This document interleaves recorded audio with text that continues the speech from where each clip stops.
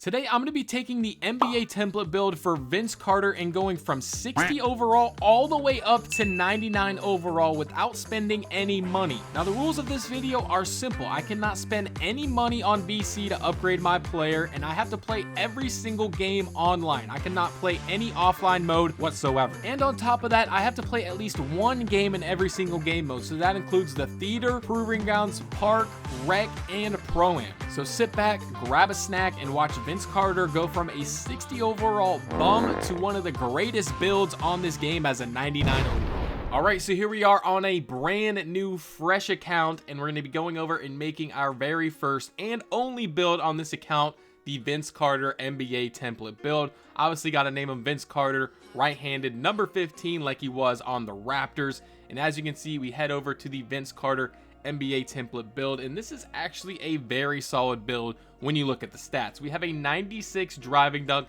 giving us Hall of Fame posterizer and Hall of Fame aerial wizard. Now, some of these badges will change once we get some cap breakers later in the video, but you'll just have to stay tuned for that. We also get an 85 three-point shot, which is very solid, 81 ball handle, 75 speed with ball, and then Vince Carter also gets an 85 perimeter defense, a 60 steal, 68 block, which is actually really solid, an 83 speed, 81 agility, 51 strength, doesn't really matter too much, and an 85 vertical, so we get a ton of good dunk animations. I'll talk more about the build throughout the video, but that's just a quick overlay of what we're working with in this 60 to 99. We have our Vince Carter template build, an inside out shot creator. So let's go ahead, create the build. We have them created, and now it's time to head to the city and start this long journey from 60 to 99, no money spent. Let's get into it. All right, so here we are in the city for the very first time. VC, need mo VC is the PSN that we are rocking in this video. You see Vince Carter is looking fresh. He's looking like a brown shirt noob right now, but as this video progresses, you will see him turn into a beast. So first things first, we got to go ahead and join an affiliation. I decided to join Rise, and the only reason I decided to join Rise is because I thought they had the best chance of getting a rep boost later down the line in the video. That could help us get some extra cap breakers, so you'll have to see if we end up getting that rep boost later down the line in the video. But we're gonna go ahead and do our very first wheel spin. This is gonna be a huge way to start off the video if we can get some VC, and we end up getting 2,000 VC from our very first wheel spin. So that's going to be a great jump start to this challenge, already starting off with 2,000 VC without doing anything, without playing any game. We're also going to do this daily pick'em. This is just a routine. I'm not going to show every wheel spin or every time I do this daily pick'em, because obviously I did this for multiple days, multiple weeks. So if I showed every single wheel spin, it just really wouldn't make sense, but I will show some throughout the video when we win some big prizes. So just know in the background, sometimes we're doing those wheel spins. But now we're going to head back over to Shakedown and talk to him one more time just to activate the season quest, just in case we can get some extra VC from those quests while we're playing. And before we play our first game, we have to head over to the track to do the race of the week to get an extra 2,500 VC.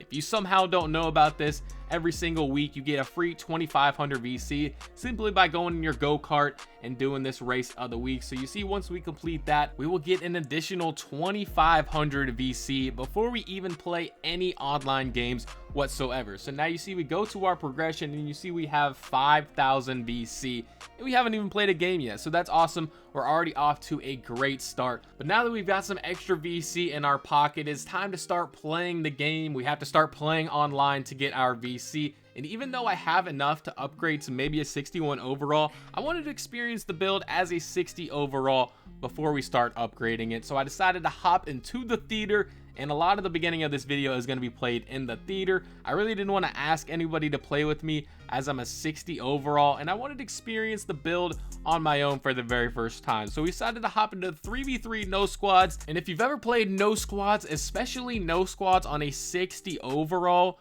you know what type of people are in the theater or whatever mode you're in.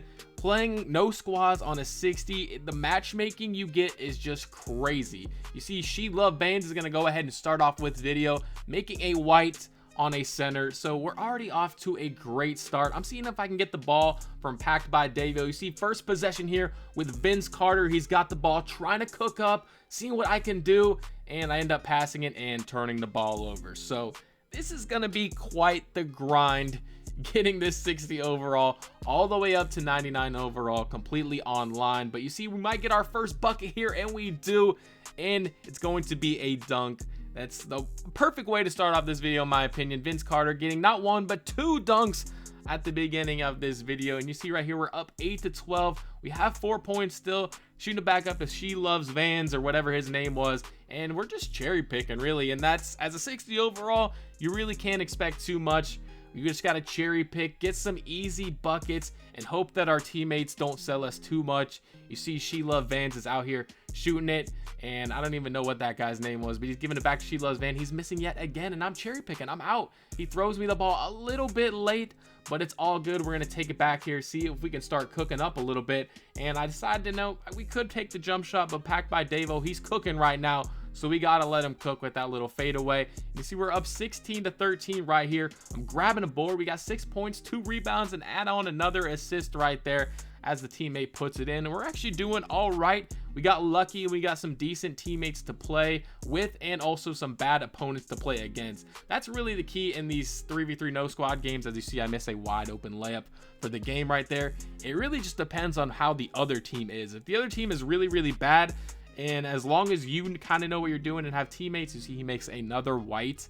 I don't know, I guess that says 2K25 for you, but it really just depends on what the other team is. Like, if the other team is worse than you, then you're probably gonna win. But you see, we actually get a pretty decent teammate right here. He knocks down the game winner right there, 22-18. We end up winning our very first game. 6 points, 4 assists, and we get 355 VC on top of that. So hey, can't complain about that too much. We are 1-0 on our Vince Carter account, and now we're just running up this 3v3 no squad, getting some dunks. And that was really just my main strategy coming into these first couple of games, especially I have nothing upgraded at all. We're just gonna get some dunks, and that was on like 3 people right there. So we're starting off very, very well in this video. Luckily, we're getting some good teammates who are actually passing us the ball, because if we weren't getting the ball whatsoever and we didn't have someone who was able to shoot, we'd probably be screwed. But you see right there, green in our very first shot of this video in the corner, wide open.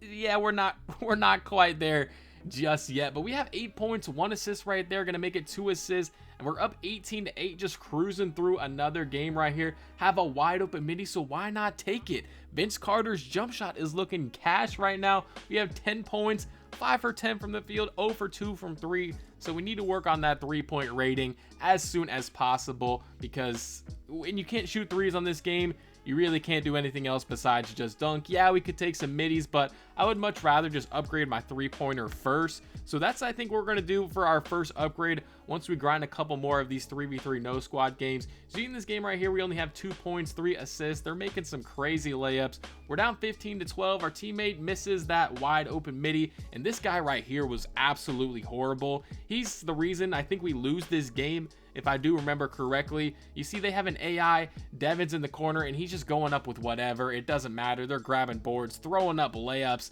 and we're down 19-14 now, and we're trying to play some defense, but that guy in the red with the red hair is just playing no defense whatsoever. We end up taking our first L of this video, only dropping 2 points, but we do end up getting 221 VC. So at the end of the day, even when we lose, we're gonna lose a lot in this video, especially when we're playing with randoms like that.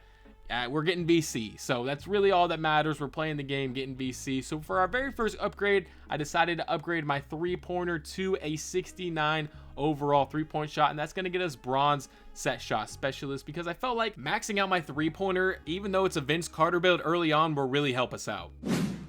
And it will especially help us out now that we're heading into the 1v1 for the very first time. I decided, hey, no squads, it wasn't looking too great, especially the last game we played, so let's go ahead, try our luck on the 1v1 court. And I actually started to find some success, especially because this was a loser out mode. You see we're making a weak 3-pointer shot. Now that we have a 69 overall, we're able to shoot a little bit, and the people in this matchmaking were really not that good at all. This guy was like a 70-something overall. You see we're down 9-5 right here, but he's leaving me wide open, and you know I'm gonna cash that out. Vince Carter's jump shot is actually looking really nice. You see I somehow get a speed boost there, a crossover, get him to jump, and we make the layup. So we're kind of cooking a little bit now on this 61 overall. Vince Carter's moving a little devious, hit him with the stop and go, and we get another free layup. Up 16-15 right here. Going ahead and shooting up another wide open three, and you know we're cashing that out. Now obviously I'm not showing all of my misses and everything like that, just showing the highlights of the game, but you see I somehow make that shot and we win our very first 1v1 game. Didn't I just ignore the shooting percentages right there? We get 366 VC, and I decided to just keep running it up. You see we're going up against a 64 overall black plaque, and if you know what you're doing, you know, obviously I'm not, you know, the craziest player as I miss another wide open layup. As long as you kind of know what you're doing and you're playing people on a 60 overall, you're going to be able to beat them like 90% of the time, at least for someone like me. And like I said, I'm not the craziest 2K comp player anymore, so you know, we're just trying to do our best out here, get these games done as quickly as possible. And that was another reason why I wanted to upgrade my 3-point shot, because I knew I wanted to play a lot of ones at the beginning of this video, because we're going to be playing easy competition, getting easy games and getting them done quickly. That's the main reason I wanted to upgrade my 3-point shot, because we can do a little both. We already have a high enough driving dunk to where we can dunk if it's wide open. You see I'm cashing out right now, shooting 50% with like a 69 3-point shot. I will take that every single time. You see we're cooking up a little bit, and in this game off with a dunk. So we're kind of cooking on the ones right now, getting another 400 VC. And these games, even though they're losers out, they were going by pretty quickly. And you see I did forget at the beginning of the video to do my workout so that I can get an extra Gatorade bar, especially at a low overall. That extra Gatorade bar and extra stamina is going to really help us out a lot. And I also forgot to do my hot zones, so we went ahead and did that. So now we have an extra Gatorade bar, and we're also going to have all of our lethal zones here. As you see right here, I only got my hot zones, but eventually once I got all of my lethals, you know how the lethal hot zone stuff works. Once we start shooting good, they'll turn into lethal zone. So we're hopping back straight into the ones. I was feeling myself on the ones a little bit, and I really wasn't losing at all. It was going really well on the ones court. You see they're just leaving me wide open. I'm a 61 overall. They don't expect me to be able to shoot, but when you got that Vince Carter jump shot on, so even when we miss, we're bringing it right back up, bringing it back up top. This guy has no defense whatsoever, and this was just kind of the comp we were playing. They really wouldn't score at all, and they would leave us wide open. You see I'm making a moderate right there with a 69 3-point shot. Come on now, this Vince Carter build is looking good. It's really looking like a Steph Curry build right now.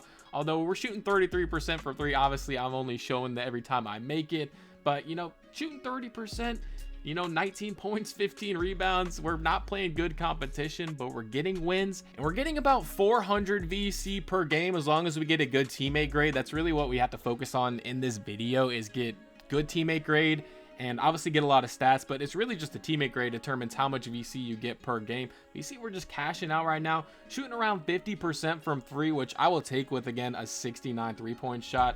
But I think my next upgrade, we're also going to do 3-point shot. My main goal was kind of just to max out my 3-point rating, even though obviously, like I said, this is a Vince Carter build, and the main point is going to be to, you know, try and get as much crazy contact dunks, finishing at the rim as much as possible, because that's what Vince Carter was known for. But we already have, like I said earlier, we already have pretty decent dunking stats to where if we have a wide open lane, we can dunk the ball. So there's really no point in upgrading our dunking right now. I really just wanted to focus on being able to shoot 3-point shots, especially now that we're playing the ones court. You see we're shooting 29% in this game, so not the best, but we win 20-6. Another game where I kind of would just let this guy shoot.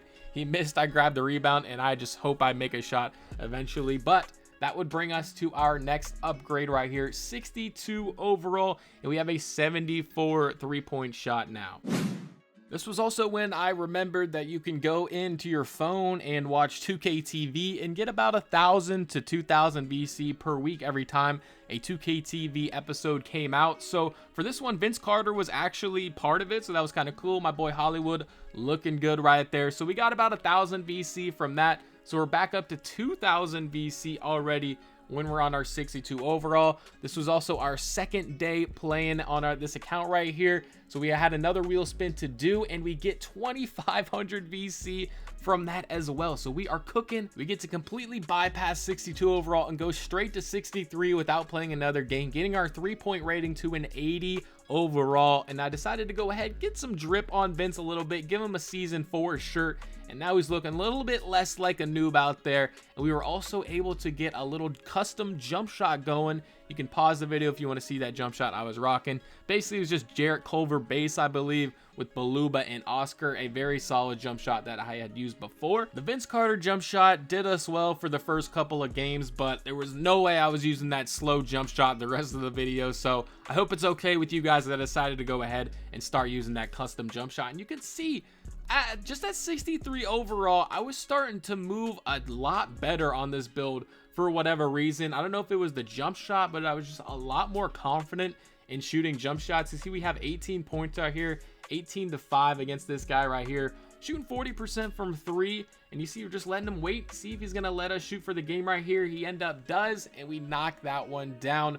And like I said, we're feeling a lot better now on this build, and we're already just like at 63 overall, and we're moving way better with our custom jump shot now. That was another reason why I wanted to upgrade my 3-pointer as soon as possible, not only to be able to get these ones games done as quickly as possible, but also getting that custom jump shot helped out a ton. I finally had a jump shot that I not only had used before, but I felt very comfortable with using even on a 63 overall. You see in this game right here, 11 points, 7 rebounds, shooting 60%. Look at that, that's from Limitless.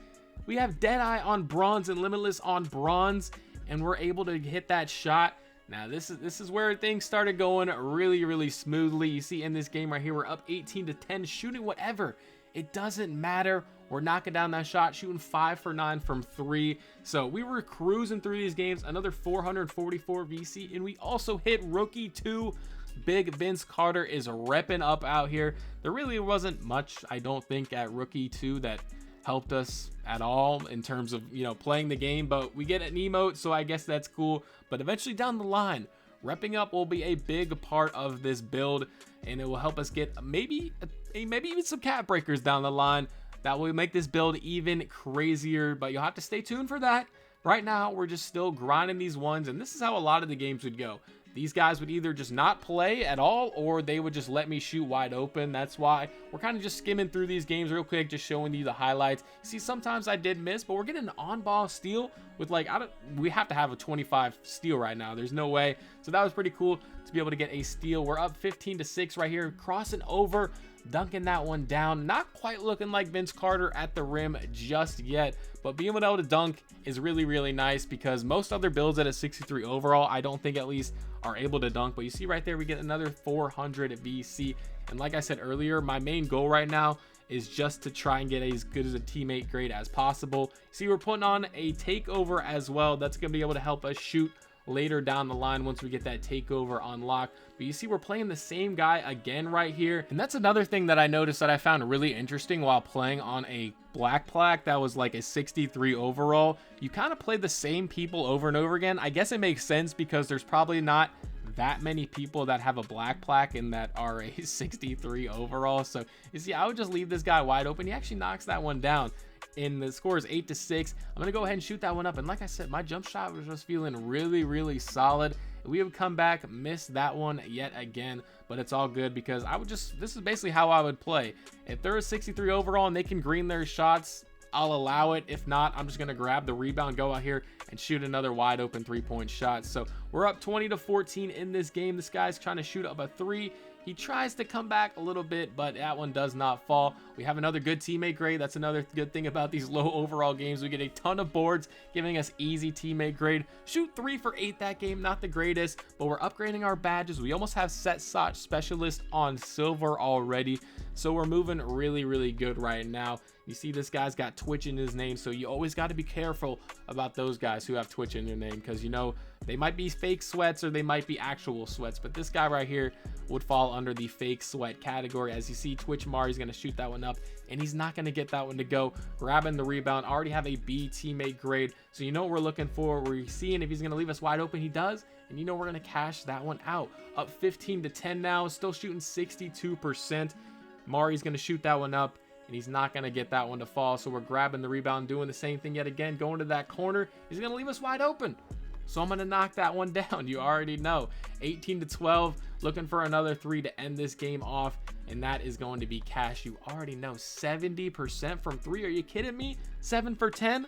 63 overall. This build is looking really nice right now, getting another 400 VC. And you see we actually start off our career going 11-1. Just had to flex that a little bit, you know, 11-1 on a 60 overall. I mean, I can't really brag about it too much because it was literally, I think, 3v3 games where we went 2-1 and the rest has been all one. So we haven't lost on the ones court just yet, but you can see the build's not quite there yet either, as we miss a wide open layup yet again. So I definitely want to start upgrading my finishing stats here soon once we start completing a couple of these games, because obviously we really don't need another 3-point upgrade at all. We're already shooting great from the 3-point line, but we do have to start working on that finishing stats, especially because this is a Vince Carter build. But you see we get a nice little stop right there going out for 3, and I loved that corner 3 shot. That's where I had one of my lethal zones. So, you know, we had to keep going over there, especially because that gives us another boost for the shooting. You see, look how I'm moving right now.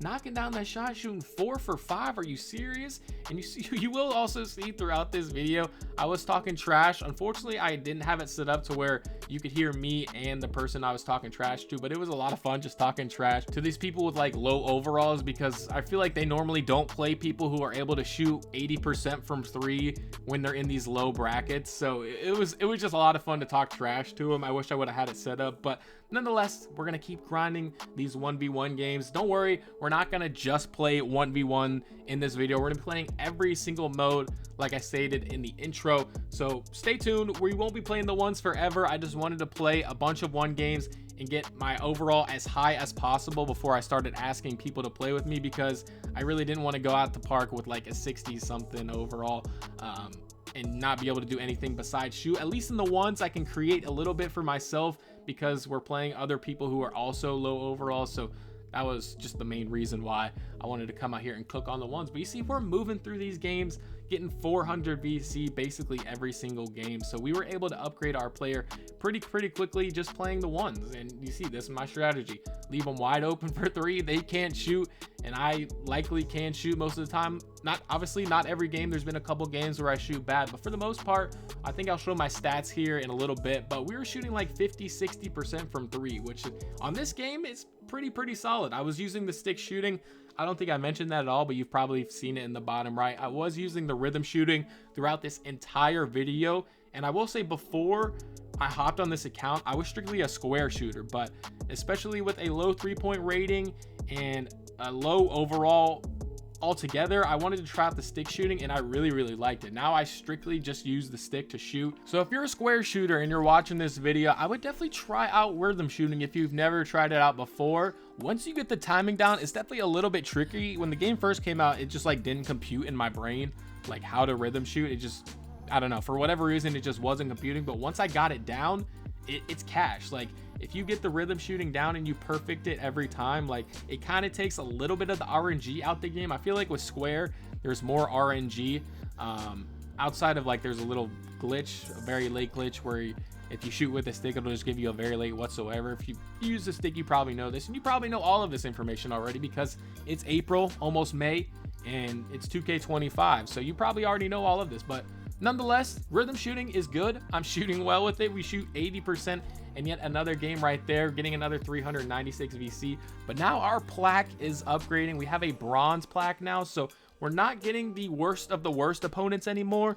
We're not quite getting the black plaques. We're getting brown plaques who are at least like 70-ish overalls, but they're letting me shoot. This guy's quitting the game. We are simply just dominating the 1v1 core right now. Like, it's kind of crazy what the record is looking like. Obviously, we're not playing the best competition, and the gameplay is not the most exciting right now, but trust me, we just have to grind this out. It's just part of the process. 16-99, no MyCareer, no anything, obviously no buying DC. We got to grind these games out. We got to get them done. We got to play the bad competition and get it out the way so that once we get to like a 70-ish overall, once we get to a 75, 80, that's when the gameplay will start looking a lot better, and it will start looking like actually Vince Carter. Because right now it just kind of looks like Klay Thompson. We're just shooting a lot of threes, getting our 400 VC, but I just wanted to get these games done. I've said this, I think, twice or 3 times already, but I just wanted to get these games done as quickly as possible. I wanted to get from at least a 60 to a 70 overall as quickly as I possibly could, and the way to do that was easily the 1v1 court. You know, you see, I just would just leave them wide open. They just couldn't shoot. So I just leave them wide open, grab the rebound, get my teammate grade, run to that right corner and shoot that shot. That was literally my strategy throughout this entire 1v1 grind. Like I said, we're not going to be playing the 1v1 the entire game, but I'm making like moderates out here.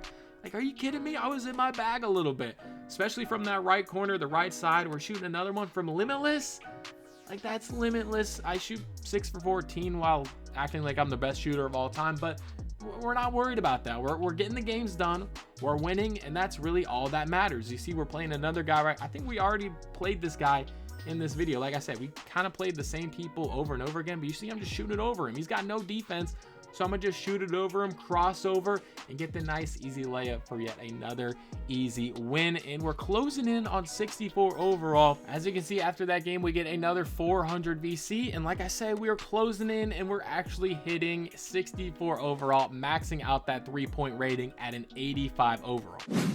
And now that we got that 85 overall 3-point shot, we're feeling even better coming out here onto the one. He's kind of in my face. It doesn't matter. We're knocking down that shot. We got one of those guys who's trying to just back down and shoot it. But Vince Carter's playing good defense, but sometimes it doesn't matter.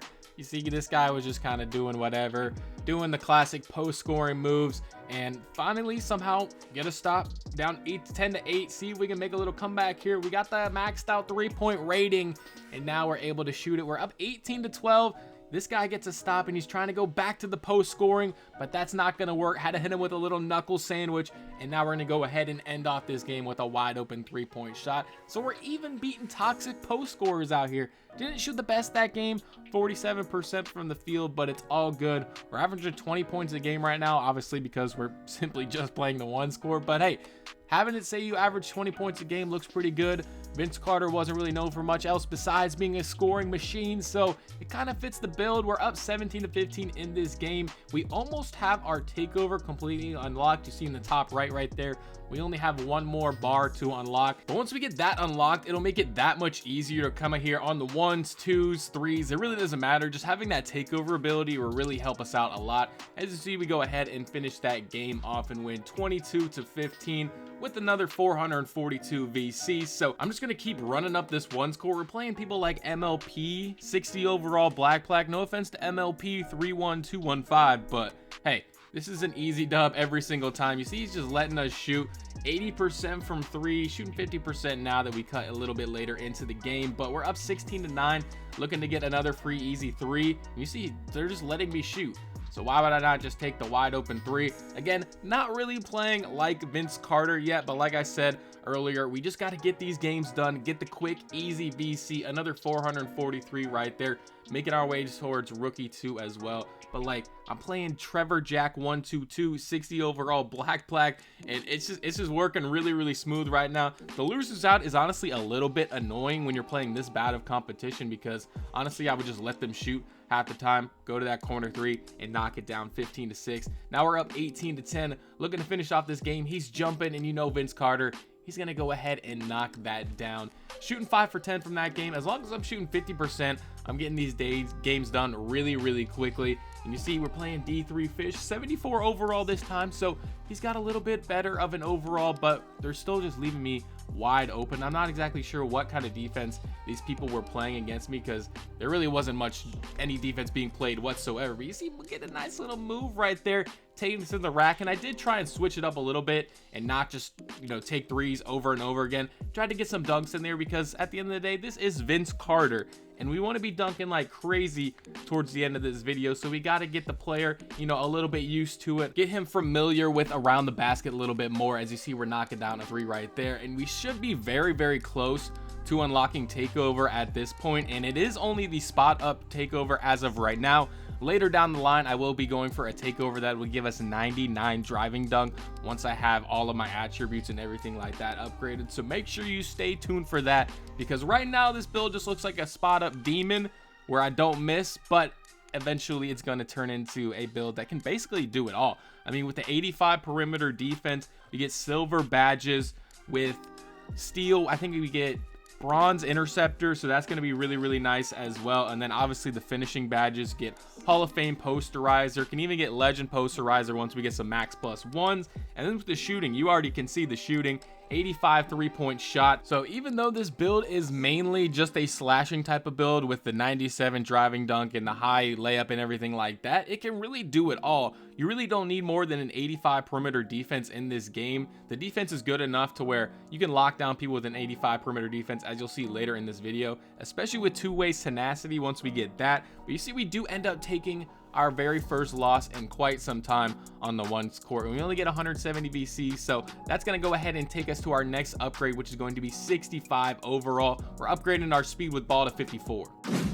All right, so now that we have our speed with ball upgraded, you know, not a lot, but it's something. You just got to upgrade something, so I decided to go with speed with ball. Obviously, we're pretty much playing the same way here on the ones, just spotting up, shooting threes when they leave us wide open, getting some blitzes as well, getting another blitz. I believe that's our second steal of the video, and then knocking down the three in his face. So I'm really loving this build right now, and it's just a 65 overall. Like I said earlier, look at that, taken off from the almost a free throw line. Okay, I'll calm down. That was not almost a free throw line, but hey, it was a nice quality dunk as a 65 overall. And I also did hit silver plaque, so we're gonna start seeing a little bit better competition here throughout the rest of the ones. I believe we only play ones for one more overall. Then we're gonna switch up the scenery a little bit. I tried to play every single, I won't say I tried, I did play every single mode in this video. So you're gonna see us playing rec, park, obviously theater, a little bit of proving grounds as well. So it's gonna get real interesting, and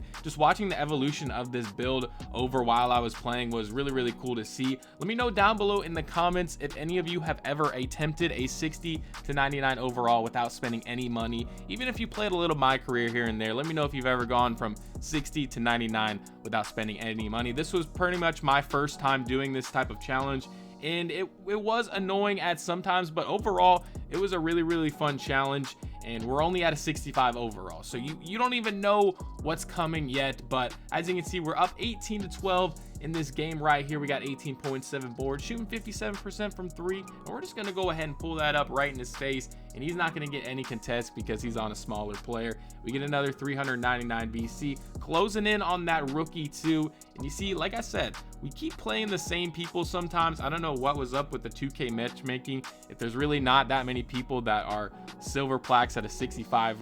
There's honestly probably not. So we're still, and he makes a white right there, and it's a late as well, so that's kind of tough to see. The amount of whites that I saw go in during this challenge, especially on low overalls, was kind of crazy. See, we end up winning that game 21 to 11, still only taking 2 L's on the ones court so far. I will throughout the video show my record shooting percentages and stuff like that, just to give you guys an update while we're making our way to 99 overall. But like I was saying, the amount of lates, the amount of whites that I saw go in, especially at low overalls, really shows the problem with this game. I don't know why they went back to being able to make whites after last year. You could only make it if it was a green. I don't know why they brought that back. Hopefully in 2K26 they bring it back to see, as we're playing the same person yet again. This is not the same game, I promise. We're playing him over and over again, it seems like, at this point. But yeah, the amount of whites, I really hope in 2K26 they don't take away the whole like normal risk shooting, low risk shooting, high risk. There's really no point in it. It should just be green or miss, and if you don't green your shot, you should miss. So hopefully they take that away. We'll have to see. But you see, we end up beating that agent guy again for I think the 3rd or 4th time, and now we're playing somebody in a Thunder mascot, and hey, you know that right corner, it's going in every single time. We're not missing from that right corner. At this point, I believe I did have my lethal zones, so you see me shooting from the right side pretty much every single possession, because that is where my lethal zones were at, on the top of the key, the right wing, and the corner 3. Obviously, I think I shot literally 70% of my shots from that corner 3 when I was playing on this ones court, especially when I was a low overall. Later down in the video, we do play more ones. I think once to get to like 80, or I think throughout like 75. I don't know exactly what overall it was, but throughout the video we go back and forth from the ones when I didn't have teammates to play with. And I will say, at least I want to say 70, maybe 60% of this video was done solo, literally just me playing by myself.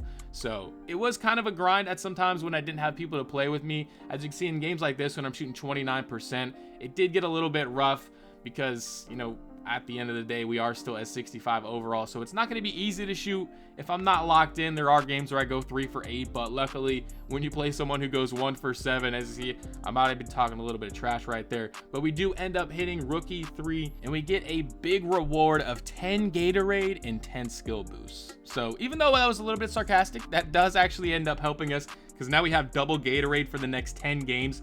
So that's going to be huge. Help out our shooting even more. Obviously the skill boosts are going to help as well. So you see we're up 11-5 in this game right here, just pulling up with confidence. That was the main thing that I just started doing, is especially once I got this jump shot down. I kind of already knew the jump shot, but for this specific player, once I got it down, I was shooting very, very well. As you see, there were some games, like a couple games ago, where I shot 3 for 8, but for the most part, we are shooting very, very good. And as you can see, it is time for our next upgrade, which is going to be 66 overall, upgrading our speed with ball yet again.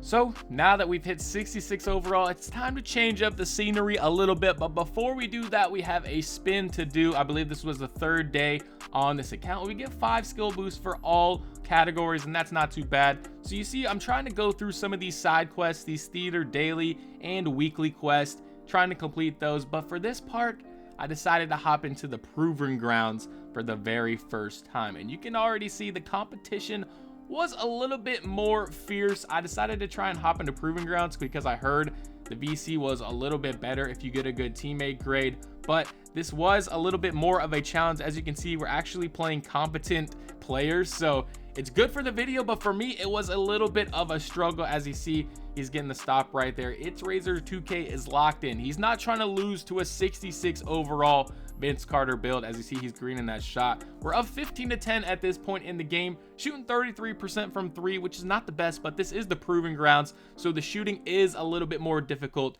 than it is in the theater. Knocking that one down, giving us 50% from 3, and we cross him over right there, get the nice easy lay and win that one 22-10. Undefeated so far in the proving grounds, but because that game took really a lot longer than the other games did in the theater, I decided, screw it, I'm going back to the theater for a couple more games, at least like till I get to a 67 overall, and then we might switch it up and start playing a little bit of 3s here and there. But the theater difficulty was just too easy for me not to play it. Yeah, the losers out was a little bit annoying, but as you can see, now we have our takeover unlocked. So we're going to be able to finish these games even quicker now that I can shoot even better after I get my takeover unlocked every single game. Shooting 75% from 3, getting another 399 VC, and we also complete the theater weekly quest, which is going to give us 2,500 extra VC. So that was huge. That's going to give us a big boost to 67 overall. And as you can see, we just kept cruising through these games, pulling up with confidence, making contested shots,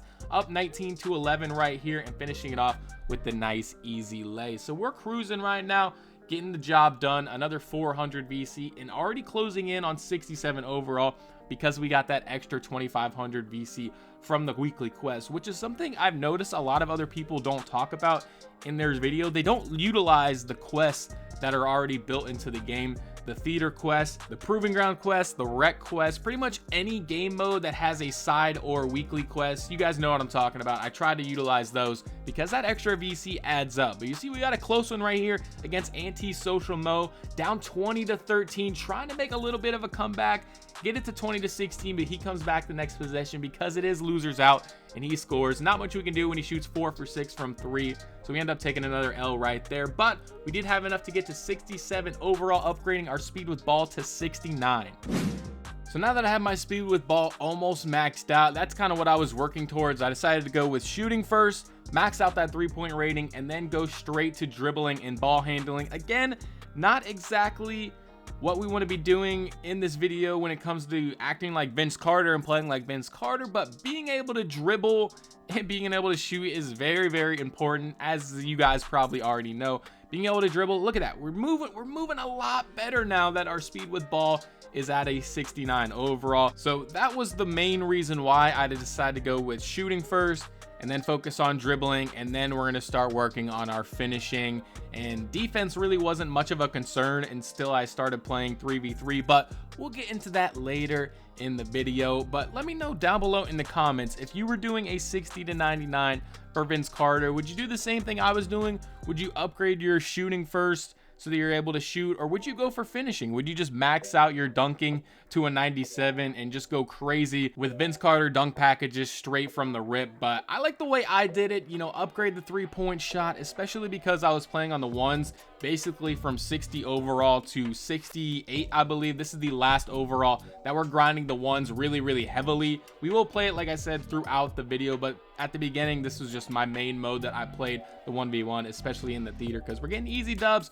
We're playing against easy opponents. As you see, we're playing a brown plaque starter 2 right here, so starting to play a little bit better competition now that we're at a silver plaque, almost I believe gold. But hey, we got that takeover, we got that double Gatorade, and we're getting these games done very quickly. That's why we're moving through these games, not even showing all of the games, just a couple highlights, couple shots from each game, just to show you that we are playing each and every game in this video. No money is being spent. But you see my baller level up there, the silver plaque, it's getting close to gold. So once I get to gold, it's gonna change the people we play a lot. Like, the difference between silver plaque and gold plaque and the people that you play is a pretty big jump, especially when you're on a low overall. As you can see, we're in a close game right here, 14 to 15, 17 to 17. He misses, and now we grab the board, shooting 38% from 3 in this specific game. Not the best, but we see we're moving a lot better and getting almost, I don't know if you want to count that as a posterizer, but it was close. He misses for game right there, 20 to 19. So Vince Carter's got to look up. He's going to go to the corner. It's the left corner this time, not the right. And we're going to green that shot. Shot 4 for 10. Not the best, but hey, we got an A- teammate grade. Got a good amount of VC and got the dub. And you see we're playing another starter 3, 71 overall. And I had to assume, I think I touched on this earlier, as you see we make a week right there. These people have to do this on purpose, right? Like, there's no way you're making and playing on a 71 overall as we make another week. Trying to make a little comeback here. Let me stop what I'm saying. But you see we miss, up 19 to 16. And Morbius here is going to go ahead and finish this game off. So we do end up taking another L, but we get 229 VC. So even on an L, that's a win in my book.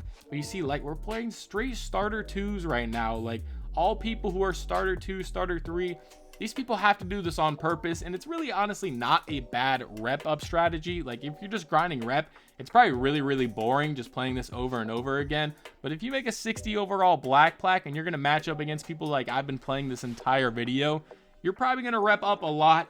And if you play this mode a lot, I could see why people do it. As you see, we're playing another one right here. This guy's a 73 overall silver plaque. So he's been on this build for a minute, and he's obviously probably, unless he's doing a 69 and an overall challenge with the Thunder mascot, he's probably doing this on purpose. But hey, it doesn't matter to me. I'm not complaining. If not John 15721 was to come out here and try and, you know, cheese some rep, I'm not gonna knock him for it. But you see, we end up slipping by him and getting the dub, 21 to 19, securing another almost 400 BC. And you see, we're starting to play a lot of high overalls now. Not really high overalls, but in terms of what we've been playing, 74 overall is a pretty significant difference from a 60 overall black plaque. There's really not that much difference at all, but you see right here, we're up 19 to 12, and he's going to leave the lane wide open for another free easy dub, 21 to 12, securing another 401 BC. And unfortunately, now we are a gold plaque. So we're going to start playing some weirdos now. Playing, I don't even know what overall this guy was, but it wasn't very high. Clearly, he has a strategy, though. He's just going to straight back you down. He's going to do what the post scorers do and make tough shots like that over my build that has absolutely no defense whatsoever on it, or any strength for that matter. But you see, slipping by him. And in a game like this, you got to play perfect. 18 to 17, he's scoring every single possession, so I have to do the same. Slipping by him again. That's why we upgraded the speed with ball. 18 to 19, you see his strategy. It's just run at the rim, so I got to try and end the game right here. Stepping back for 3. He's contested it, but it doesn't matter. Vince Carter knocks that one down, played absolutely perfect. He scored every single possession. 10 for 11, but I shot 9 for 10, 4 for 5 from 3. And with that big win, that's going to take us to 68 overall. We're going to max out our speed with ball, upgrade ball handle a little bit, and now we're at a 68 overall. And with 68 overall came another day on the account, getting another wheel spin, get 500 VC, and these are our stats so far. 92 win percentage, shooting 52% from 3, so not too shabby of a start so far. And this is what I was talking about earlier, going around talking to all of these NBA players, not only to unlock the badge perks, but to also get a free 500 VC to every single person we talked to. So there were like 4 or 5 people we talked to. So with the VC we got from talking to those people, we have those quests we can do for an extra 2,500 VC later down the line. We also did a race of the week. We get a free upgrade to 69 overall, getting our ball handle to a 63. And this was also when season 5 came out, so Rise did end up winning the overall standings, so we get a free rep boost. So it was huge that we picked Rise. We also got to drip Vince Carter out a little bit, and now as you can see, we're hopping into this mega BC bonus event. We're playing our very first event. Unfortunately, this was with randoms, but hey, this was like the perfect event for a 60 to 99 overall challenge. It's literally an event built around BC, and honestly, the arena was kind of cool. This is a pretty cool looking court. Vince Carter's moving nice out there, getting some dunks, playing threes with randoms for the first time in a very long time, getting the bump steal as well. Look at Vince Carter go, playing amazing right now. And we're kind of hooping. It's 17 to 16, kicking it out to my teammate Spen block, and he's gonna knock that down. 19-17, they shoot up the 3, and you know Vince Carter's out there cherry picking, and he's gonna go ahead and dunk that one down. So hey, first game back on the 3v3 court in quite some time. 21 to 17, 300 VC, not the best, but hey, we get one of those balls. And if you didn't know how this event worked, essentially you would win a game and then you'd get one of those balls. And if your ball matched one of the balls at the end of the event, you get VC. I don't know, it sounds kind of crazy, a lot of balls going around somewhere, but hey, all I'm worried about is getting some free VC. VC still needs more VC. He needs a lot more VC in this video. But hey, we're gonna come out here and try and get as many dubs as possible in this event, so that we can hopefully at the end get an extra VC mega bonus. Maybe we'll win like 50,000 VC and this challenge will be over. You never know. But I didn't mention it when I was talking about the rep boost, but we are a starter 1 now. We went from, I believe, a rookie 3, I think, or rookie 4. I think it was rookie 3, all the way up to starter 1. So we have 2-way tenacity now, which is absolutely huge. It really changes the way our player plays. You know, once you get that defensive stop, you get a huge attribute boost. Unfortunately, we did end up getting blown out in this game right here, but hey, I'm knocking down my shots, doing what I'm supposed to do. Vince Carter's looking nice. He's hitting shots, trying to bring the squad back, but unfortunately, the defense just was not there, as 17 points was dropped on my head. I'll own up to it. It wasn't the best defensive game, but hey, we shot decent, got an A-, 250 VC. That's really all that mattered. We're not worried about our record too much. Yes, I want to have a good record, but we're gonna lose games, especially playing with randoms on a 69 overall, making passes like that.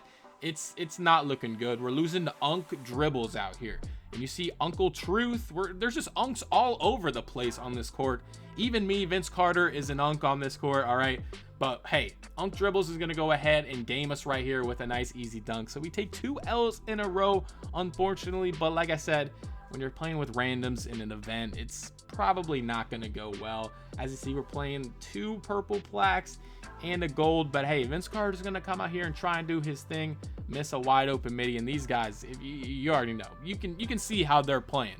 Vince Carter and the randoms really stand no chance against a team like this, and we're down 17 to 11, trying to make a little bit of a comeback. Why he's selling 10K is going to knock that one down. An absolutely crazy name to have. But we're down 17 to 14. Need to try and get a stop, but I'm just too slow. And that jump shot screams Zen. So, hey, I don't know. Maybe he was plugged. He might have not been. But when you have a jumper like that, this was before they banned anybody for cheating or anything like that. So, hey, you never know. He shot 4 for 7, so probably not cheating. But I'm going to say he was cheating because we lost. And with that, I decided, hey, that was 3 L's in a row. let's go back to where we feel a little bit more comfortable. We have a theater daily quest we can complete for 500 VC. So let's go back. We'll head back to that event once some teammates come on. But for now, I wanted to head back into the ones, especially now that they changed up what is in the theater for this specific week. It is now make it, take it. So that is huge. We don't have to worry about leaving the people wide open. It's not losers out. We can just get the ball straight back and just keep shooting and get these games done even quicker and get BC even quicker. So you see in the top left on the big board, the event is still going on. So like I said, we're still chasing that 5 million BC bonus. As you see, we win another game. You know, we're just the ones court. That's what Vince Carter does. All right, he's almost the king of the ones court at this point. I hit threes big, has no chance against Vince Carter out here. But like I said, we are going to hop back into that event in a couple of games. I just wanted to hit, I think I hit 70 overall, and then we hop back into the event. So we are chasing that 5 million BC bonus. Imagine we hit the 5 million BC. In the rest of this video, I actually just put a black screen. Hey, you never know. You just have to keep watching and see what happens. So we win another game, 3 for 7 from 3. Not the best, but hey, we're moving up on our Superstar 1 bar as well. Watch out for that rep. Keep watching that VC at the end of the game, but also pay attention to the rep. We're slowly grinding our way up to Superstar 2, Superstar 3. Another goal of mine. Obviously, the main goal of the video is to get 99 overall, no money spent. But another goal is to hit Superstar 3 so we can get an extra 5 cap breakers and make this build even crazier. We see we get another easy free dub, 22-9, another 439 BC.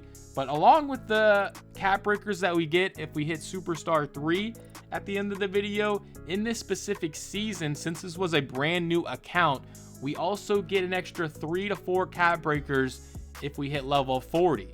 So hey, there's going to be a lot of cap breakers coming our way at some point if we end up hitting those milestones. We might not hit them, so like I said, you'll have to keep watching to see if we hit those. But we're playing 71 overall, shooting Tang here, and he's actually cooking up a little bit. 6-3, he gets that bucket, and he just kept driving to the lane, and he somehow misses that wide open layup. That was another big thing that I had to start, thinking about is, do I want to upgrade my defense, or is it really worth it when I can just go out here and go crazy and not give the ball back? And you see, cooking up a little bit, Vince Carter snatching back, hitting them with this crossover move behind the back again, and dunking that one down. I don't think I showed it. I thought I did, or maybe I don't know. I don't know if I showed it or not, but you will notice my dribble moves are looking a little bit better.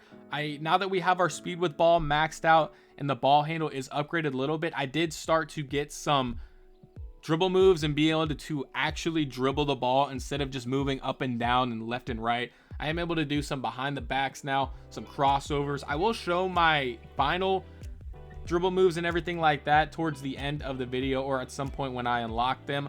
I can't remember for some reason if I showed them or not, but hey, you'll see it all eventually. Everything, every animation, all my jump shots, every single dunk, you'll see what I'm talking about towards the end of the video. But you see, we're in a close one right here, 18-20, not shooting our best, 44% from 3, but playing some good defense. I was talking about upgrading my defense, and that's probably why we need to. Making tights like that is kind of crazy, 2K, but hey, we get the stop regardless. 20-20, Vince Carter needs a bucket, trying to get to the rim. He's cutting it off, playing good defense, but hitting with the behind the back crossover and getting the layup to go. So you can see Vince Carter's moving a little bit. Ignore the shooting stats on that game, please do, because it was not good at all.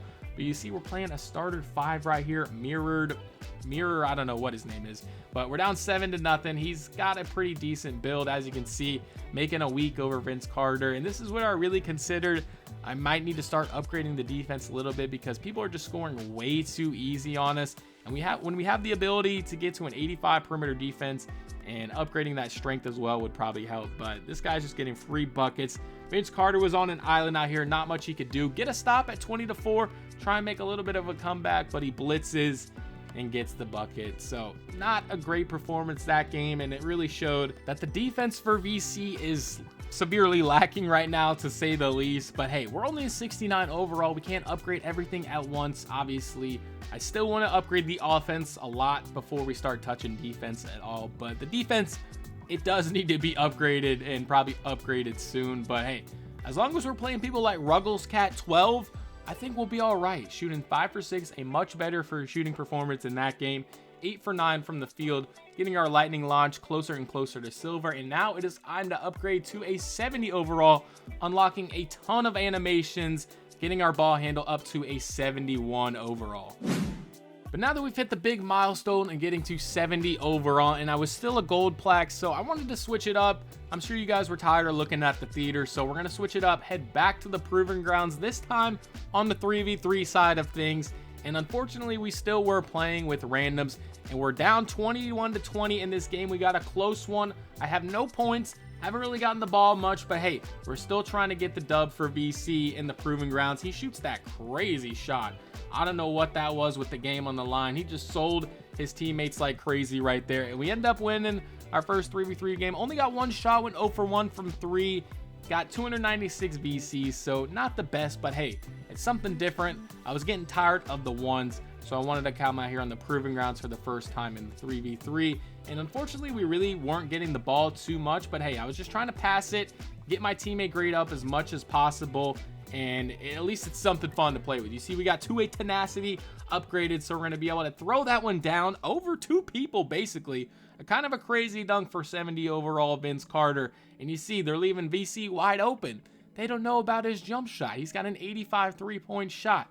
Knocking that one down 20-19, and our teammate's going to finish that one off. So, hey, we're 2-0 with these guys in the 3v3 Proving Grounds. And even though we're not getting the most VC that we were from the ones court, I was still having fun playing on the Proving Grounds because I played literally like 50 to 75 games on the ones. As you saw my record, it was really good, but it was a little bit boring just playing the ones over and over again. So it was nice to have his change of scenery. Hitting him with a nice little in and out move. He jumps, and VC is going to finish that one off. Unfortunately, we are down 19-15 in this game, but VC tips that one away, and the teammate just goes down and absolutely throws up a crazy shot.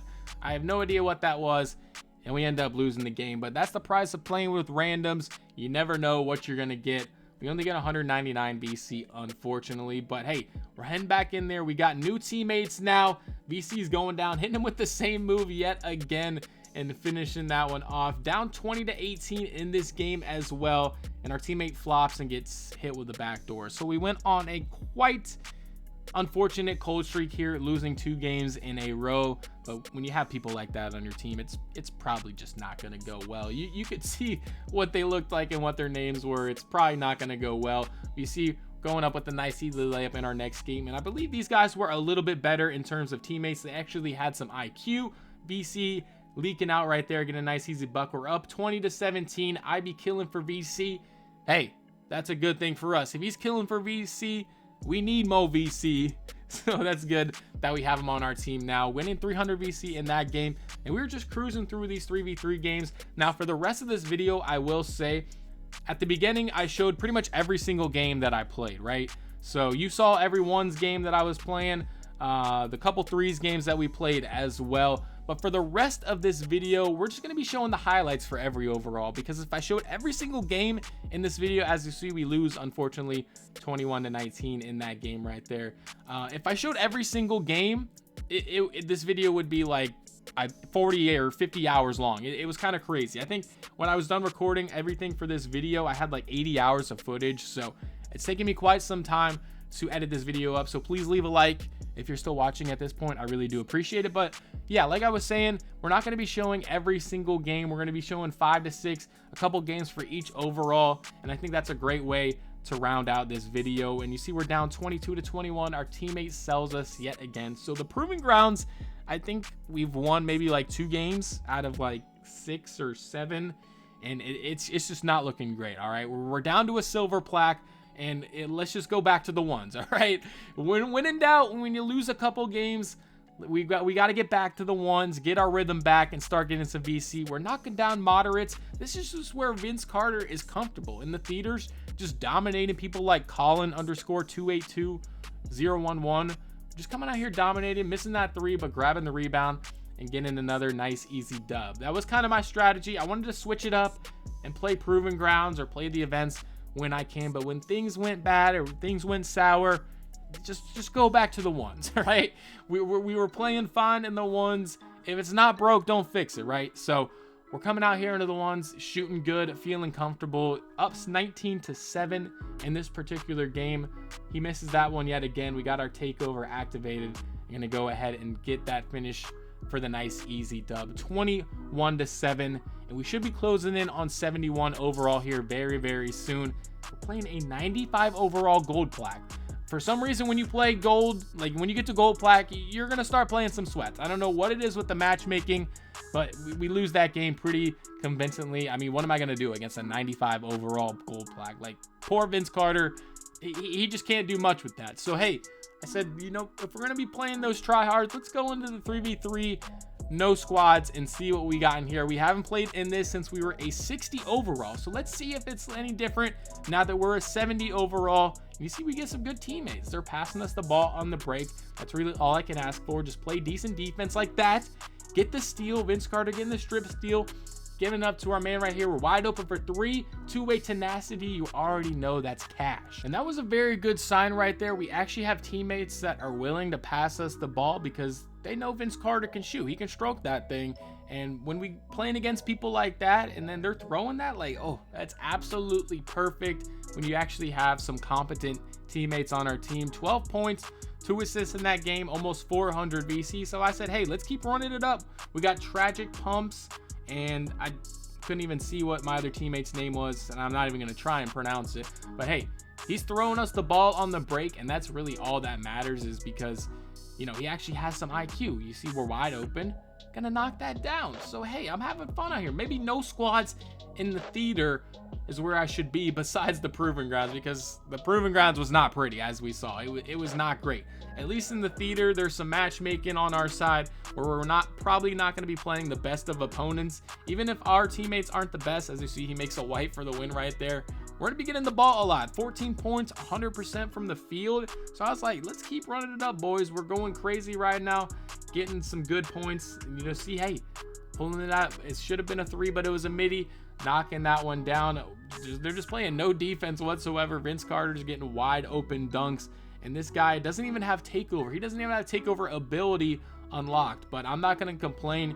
He was playing well, and just like that, we win yet another game with the squad. And after winning a bunch of games with those guys, we got enough VC to upgrade our ball handle to a 78, getting to 71 overall.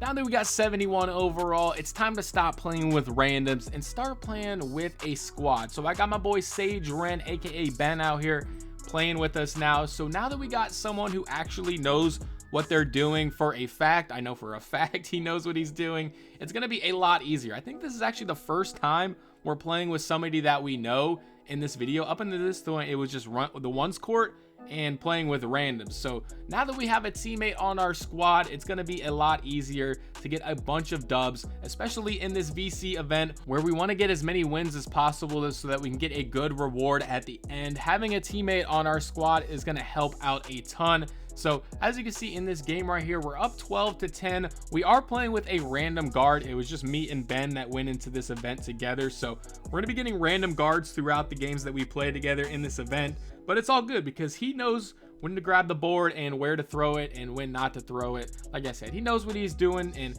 having someone on your team with a little bit of IQ when you've been playing with randoms or by yourself throughout this whole video, it was really a big help. So shout out to Ben for helping me throughout this video. But we end up winning that game, shooting 3 for 5 from 3, winning 300 VC, and we went on a little bit of a win streak. This toxic frags guy, he was kind of nice. He knew how to shoot the ball. As you see, I'm getting my assist right there, and that's really all I could ask for in a random point guard on our team, just being able to shoot the ball and not just going up with crazy shots. You will see later, I think toxic kind of got a little carried away and he started doing some crazy things, but hey, for now, he's knocking down his shots, playing his defense, and helping 71 overall Vince Carter out, because that was the main reason why I didn't want to play threes until I got at least to like a 70, 71 overall, is because I didn't want to come out here and not be able to do anything. I wanted to be able to dribble a little bit, move a little bit better with and without the ball. As you see, Ben's hitting me right there for the wide open 3, and you know we're going to knock that one down. And especially now that we have our 3-pointer maxed out, that was the main thing. As long as I'm able to shoot, that's just the main problem. As you see, Toxic's getting that steal, sees me wide open, and he hits me. I respect that. I might be a 71 overall, but he sees when I'm open. He sees I know how to shoot. So that's a big thing for me. And you see, I almost get that steal. Toxic splash this time, wide open in the corner, not able to knock that one down. BC is grabbing the board, wide open for 3 for game. And you know BC is knocking that one down. 3 for 3, 11 points, looking real nice out here, getting 435 VC. So I was having a good time in this event, playing with the homie Ben and also playing with Toxic Fraz. You see I'm hitting the back door right there. I see you, Toxic. I have the IQ as well, my friend. My pass accuracy might not be there just yet, but hey, we still know how to pass. Hitting him with the back door right there, getting that nice easy dunk. And we were moving on this core. Like I said, we went on a pretty solid win streak with the homie Toxic Frags. I'm not exactly sure how many games we won, but hey, they're leaving me wide open for 3. They don't think the 71 overall can shoot, and you are gravely mistaken if you're going to leave Vince Carter wide open for 3, especially from that right corner. That's a midi, but hey, we're still knocking it down. Up 7-12 in this game. Look at the speed on Vince Carter, though. Hang on. You saw him moving with the ball. That's why we upgraded that speed with ball second, so that we're able to move with the ball and just be able to create offensively. That was a big thing I wanted on this build, especially at a low overall. Being able to move offensively and be able to, you know, get some high quality gameplay is really what I was looking for. You see, we have 2-way tenacity, which also helps. Up 19-9 in this game, wide open for 3 yet again, and you know we're knocking that one down. 14 points, 6 for 7. BC is cooking right now. Now I will say, for some reason, I don't know if it was because I was on like a silver plaque and Ben was on a silver plaque as well, if we were getting like bad opponents, I guess. I don't know if there was really matchmaking in this event like that, or we were just getting lucky, but the people we were playing in this event were not very good, which is not really common. You guys already know in events things get kind of crazy. The comp is out of this world. Like, there's a bunch of sweats everywhere, but for some reason we were getting the easy games, and I don't know if it was because Vince Carter was cashing out, but we're up 7-0 in this game right now, getting another wide open 3. They're just not guarding me, so I'm just going to keep sparking it, keep going crazy. Up 4-12 in this game, and you see he's not guarding me. You got to respect my jump shot. It may be a Vince Carter build, but you've seen throughout this video, I can shoot with the best of them for some reason on this build, with only an 85 3-point shot, no boost or anything like that. We're shooting 100% from the field in this game. 14 points right now, up 18-6. And you see, like, I don't know what kind of competition we were playing, but I'm leaving top-notch Tito open every single time I see it. Ben's gonna hit me on the fast break, and I knocked that one down as well. 5 for 5 from 3, 17 points, an A+ teammate grade. It really doesn't get much better than that, especially in an event. But unfortunately, we did hit the dreaded gold plaque yet again, so the competition did get a little bit better. I don't know what it is. Let me know if you've experienced the same thing once you've hit gold plaque on a new build, if you've played like matchmaking type of modes. If, I don't know, once you hit gold plaque, you start playing a lot better competition. I mean, it kind of makes sense, because if it literally is just matchmaking based off of your plaque, people in gold plaque are going to be better than silver plaque, obviously, but it's just such a drastic change for when that little bar goes up from silver to gold, and like the difference that in the competition you play. I don't know. I don't think matchmaking should be in 2K like anyway. So hopefully in 26 they take it away. Probably not, but you know, I can dream a little bit, all right? So we're up 14-10 in this game. We're really not playing that much better competition, honestly, in this game at least. But you see, we leave him wide open for 3. He misses. Ben grabs the board, and I'm out on the break, dunking that one down. And you see Toxic Frag is going to see me wide open down here. Not the best catch animation, but Vince Carter is going to get the bucket regardless. Moving really, really well. I was honestly shocked. I've already said it once, but like the way this build was moving at a 71 overall, it was really surprising me. And it really just got me excited to play on the build when it's completely upgraded, because if I can shoot like that and then be able to finish at the rim, another game, 4 for 4 from 3, 18 points. If I can shoot like that and then I have a 97 driving dunk, it's going to be crazy. But as you can see, we're not upgrading to a 72. Instead, I decided to max out my ball handle at an 81 because I wanted to use the extra VC I had to get a bunch of dribble moves. So you see the dribble moves that we're rocking right now, and you see we got a ton of chances to win the VC once the event is over. So those were the amount of balls we had. And then when we go and check after the event is over, you see that we win absolutely nothing. None of the balls that we had matches the numbers that we needed. So we basically just played that event just for the VC we got in the games, but we did spin the wheel again and ended up getting 2,500 VC. So that allowed us to get to 72 overall by upgrading, I believe, our agility.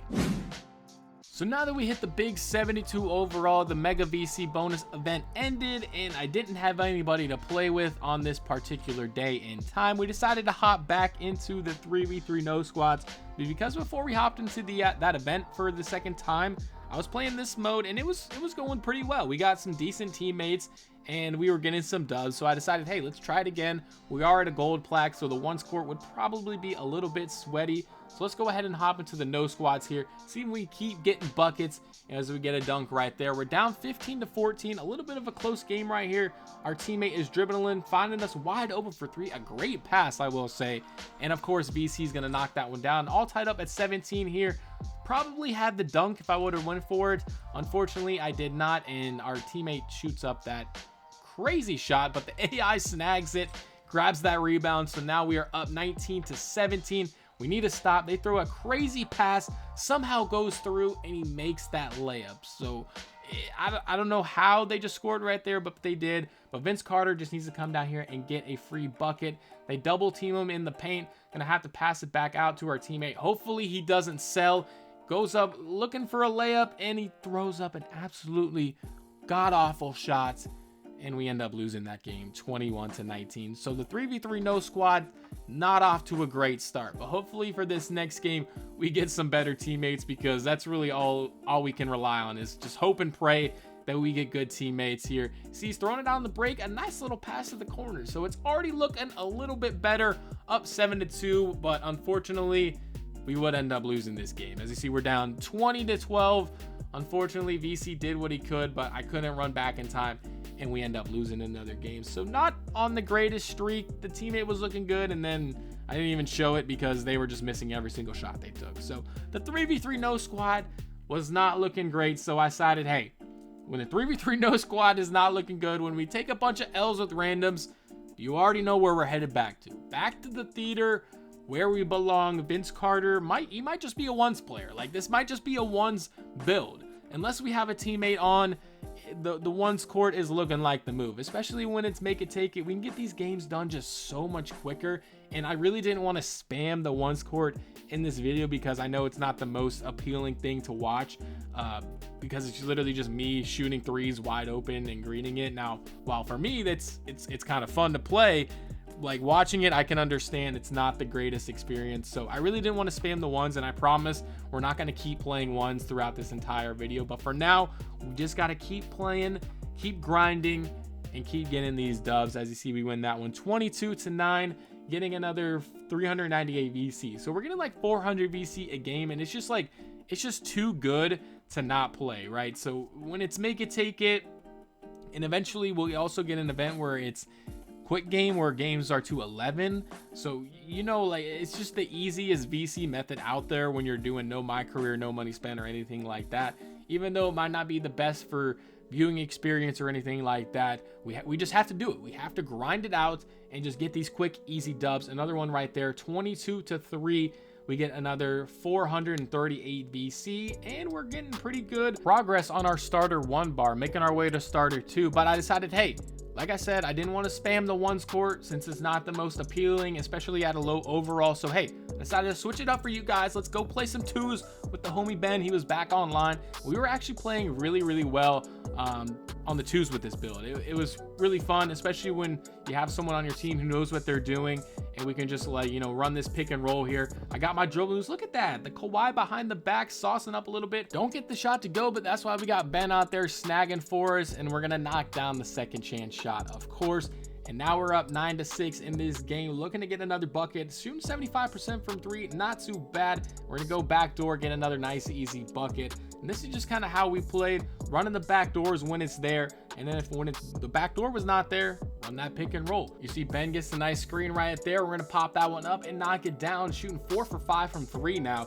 And later in the game, you see we're up 19-8. It was more of the same, just a pick and roll, leave me wide open, and I'm gonna knock it down. So that was a great game right there on the 2s for our first game, shooting 6 for 8 from 3. looking really nice, getting another 434 VC. And now this is where tragedy struck for the first time. I was doing this bicycle drill to try and complete all of the drills and get 3 stars on it, obviously to get another week of a permanent turbo meter, but I messed up, I closed app, and then I didn't even get the turbo meter anyways. So now we have to go an entire week without a turbo meter, but hey, we did get to 73 overall, so I guess we can't complain too much.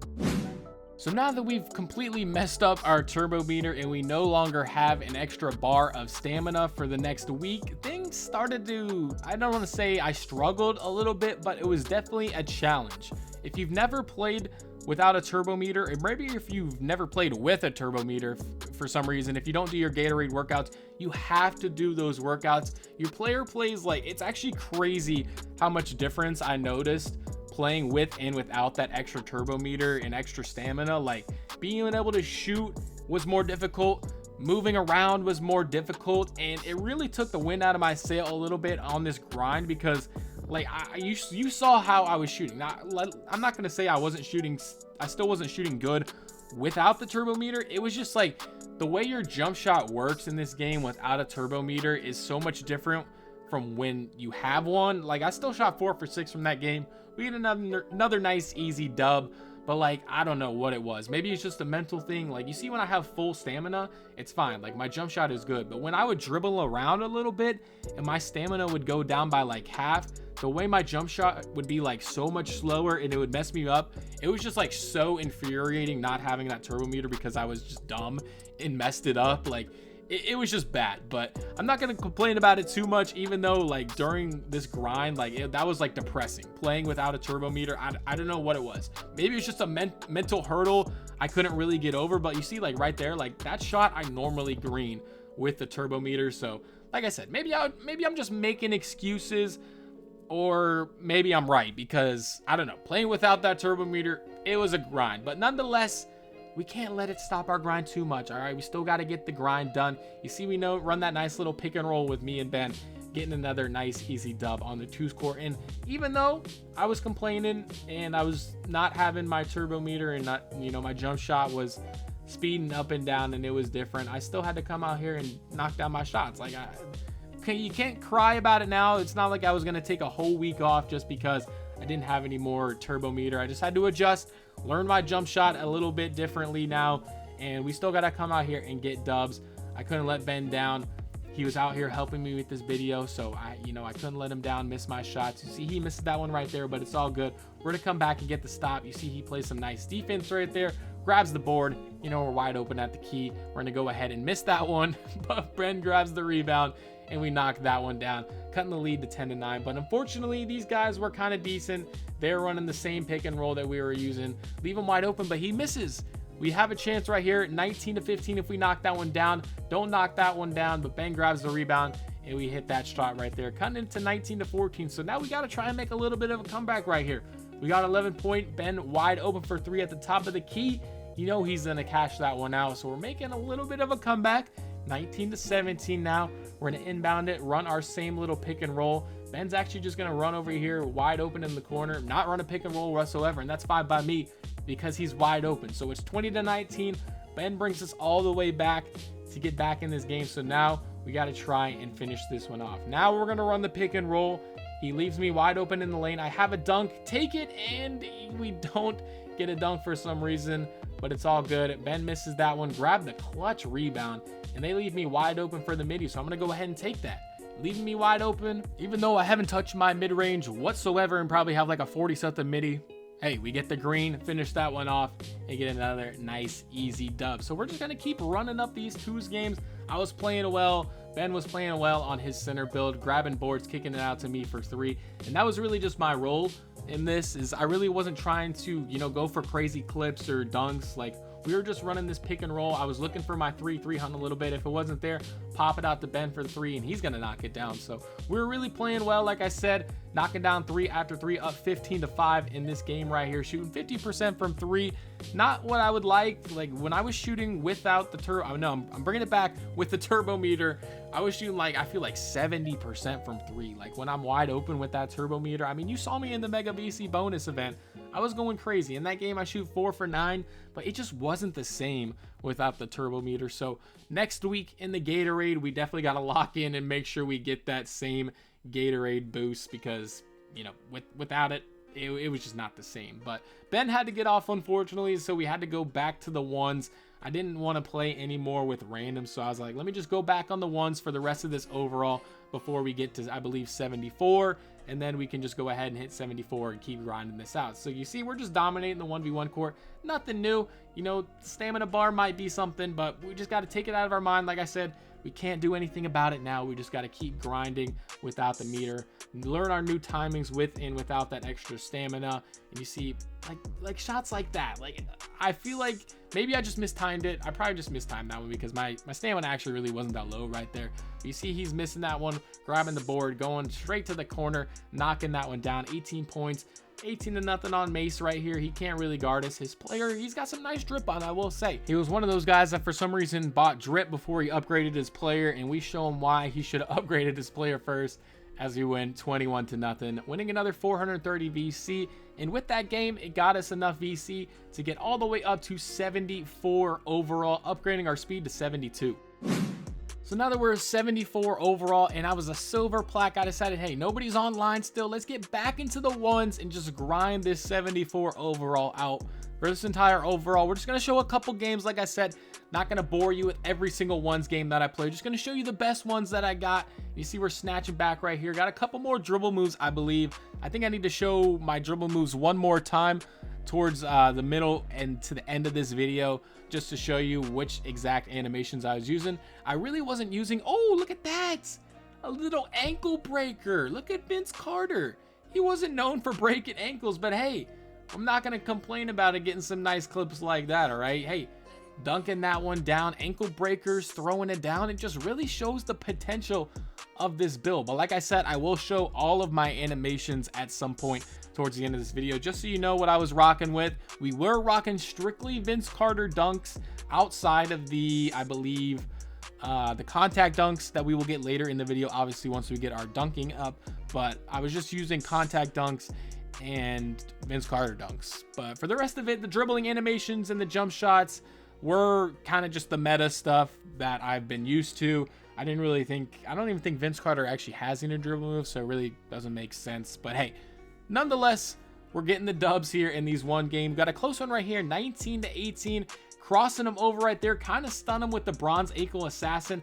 Missed the wide open layup. So that's when I knew, all right, we got to start upgrading those finishing stats. We haven't touched them at all. The base ones that came with the build have been working well. As you see, we get the dunk right there, but it might be time to upgrade those finishing stats sooner rather than later, especially because it just makes the build feel like Vince Carter a little bit more. But when we're playing bronze plaques, 70 overall Ruggles Cat, I feel like I played, like, there's so many like names and people that I thought I had noticed like while playing the ones, like, especially when I was a silver plaque. Like, I felt like I was playing the same people over and over again, or maybe just they just had like similar names like Ruggles Cat 12 or Pinkle. I don't even know what I was gonna say. Like Pinkle Dinkle 512. Like they all the names kind of sound the same when you're just playing the same mode over and over again. But hey, this is another easy dub right here. He's just leaving us wide open. 10-7. Ruggles Cat's going for the nice easy dunk. Okay, let me stop talking trash about Ruggles Cat 12. Maybe he's nice with it, and I'm just not aware of what he's got. He's got a 70 overall build here. Kind of looks like he's just trying to dunk the ball a lot because he has that finishing badge next to him. See, he goes up with that crazy layup right there, and that's not going to get it done. I somehow just dribble right through his body, but he leaves VC wide open for 3, and you don't want to do that. Even without my turbo meter, I know I was complaining about it, but even without the turbo meter, I can still shoot really, really well here. You see, getting past them with ease. Now that we have our speed with ball and our ball handle maxed out, we can really start moving around with VC. We have all the dribble moves that we need. We have the cheesy crossovers, the behind the backs. We got it all, and we're coming out here and just dominating on the ones court, shooting 80% from 3. Probably only missed one time. And with this takeover, I don't think I mentioned it, we have obviously a 95 3-pointer when that is activated. So it's kind of crazy for a Vince Carter build. And we won't obviously have that takeover for the rest of the video. Like I said, I will be trying to get takeovers where it'll get my dunk to a 99. So stay tuned for that. We got a lot of things still to look forward to. You see cooking up a little bit with these new dribble moves that we've unlocked. 5-3 here in this game right here. Just trying to get these games done, like I said, as quickly as possible. That's the goal when you're playing the one. Just look for the 3 hunt. If it's not there, take the nice easy dunks. As you see, we're up 11-6 now. Wide open 3 yet again, knocking that one down, 14-6. And you can kind of start to see what my strategy is on the ones. This is how I play on like any build whatsoever. Like I get that cheesy crossover and just run at them and just swipe it over to the left, mostly towards the left, sometimes to the right. But you see, I get the ball, we're gonna grab it, cross over to the left. Usually that's wide open, and if they step up, you have the wide open dunk. If they don't step up, you have a wide open 3. So that's kind of my cheesy way of playing against these players that aren't the best. They really don't know how to guard it. And even sometimes, I don't know how, but with Bronze Ankle Assassin, I was getting like stun animations. So we get a nice free easy dub there, another 400 VC. We actually had 2 times rep bonus for some reason in the theater. I don't know if it was like Wacky Wednesday or something, or maybe it was actually the event where if you were at Rise, you get double XP. I think that's probably what it was. You get double rep if you were with Rise, and that was for season 4, obviously. You know, I kind of like the drip that VC's rocking right now. He's got the season 4 Rise Championship little cutoff that's on, and I think it fits VC well. Obviously, he's got the bum pants on and the shoes. But there was no way I was buying any shoes, any shorts. Eventually, I did make him. Ooh, see that nice easy ankle breaker right there and knocking down the shot. Eventually, I did get him some Raptors gear to rock while we play in the park because I did want to make it feel like Vince Carter a little bit. But at this point, I did not want to spend any VC on anything outside of my attributes. As you see, we try and knock down the 3 for the win right there. Can't get it to go. Green Steve 4KT. A crazy name. VC Nemo VC's a way better gamer tag. VC snatching back right there, sending Steve to the floor, but we don't get the shot to go.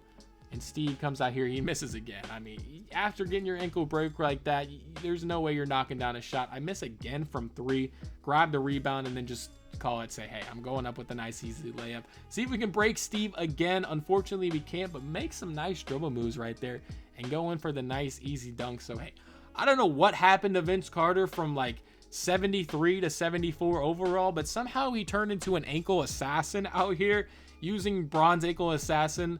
I don't know what, if that's like how this game is. I've never really gotten ankle breakers like that. I don't know if they turned it up or what, but Bronze Eagle Assassin's looking kind of crazy right now for VC, all right? I don't know if I've ever seen a clip of Vince Carter breaking ankles. I've seen him jump over people in the Olympics. That one, you know what clip I'm talking about, where he jumps over the guy in the Olympics. I've seen him pull off some crazy dunks, the dunk contest, obviously. We know him for dunking, but I don't know if I've ever seen him break ankles. But hey, I can't control what animation the game gives us. If probably the animations I have on in terms of like dribbling, but hey, you know, I'm not going to complain about getting some cool ankle breaker clips and also getting some posterizing dunks. And that just really shows like this build as like an NBA template build. It's got to be one of the best builds out there for like the NBA set template builds that 2K gives. Obviously, you can make your own version of a Vince Carter build that probably should have 99 driving dunk.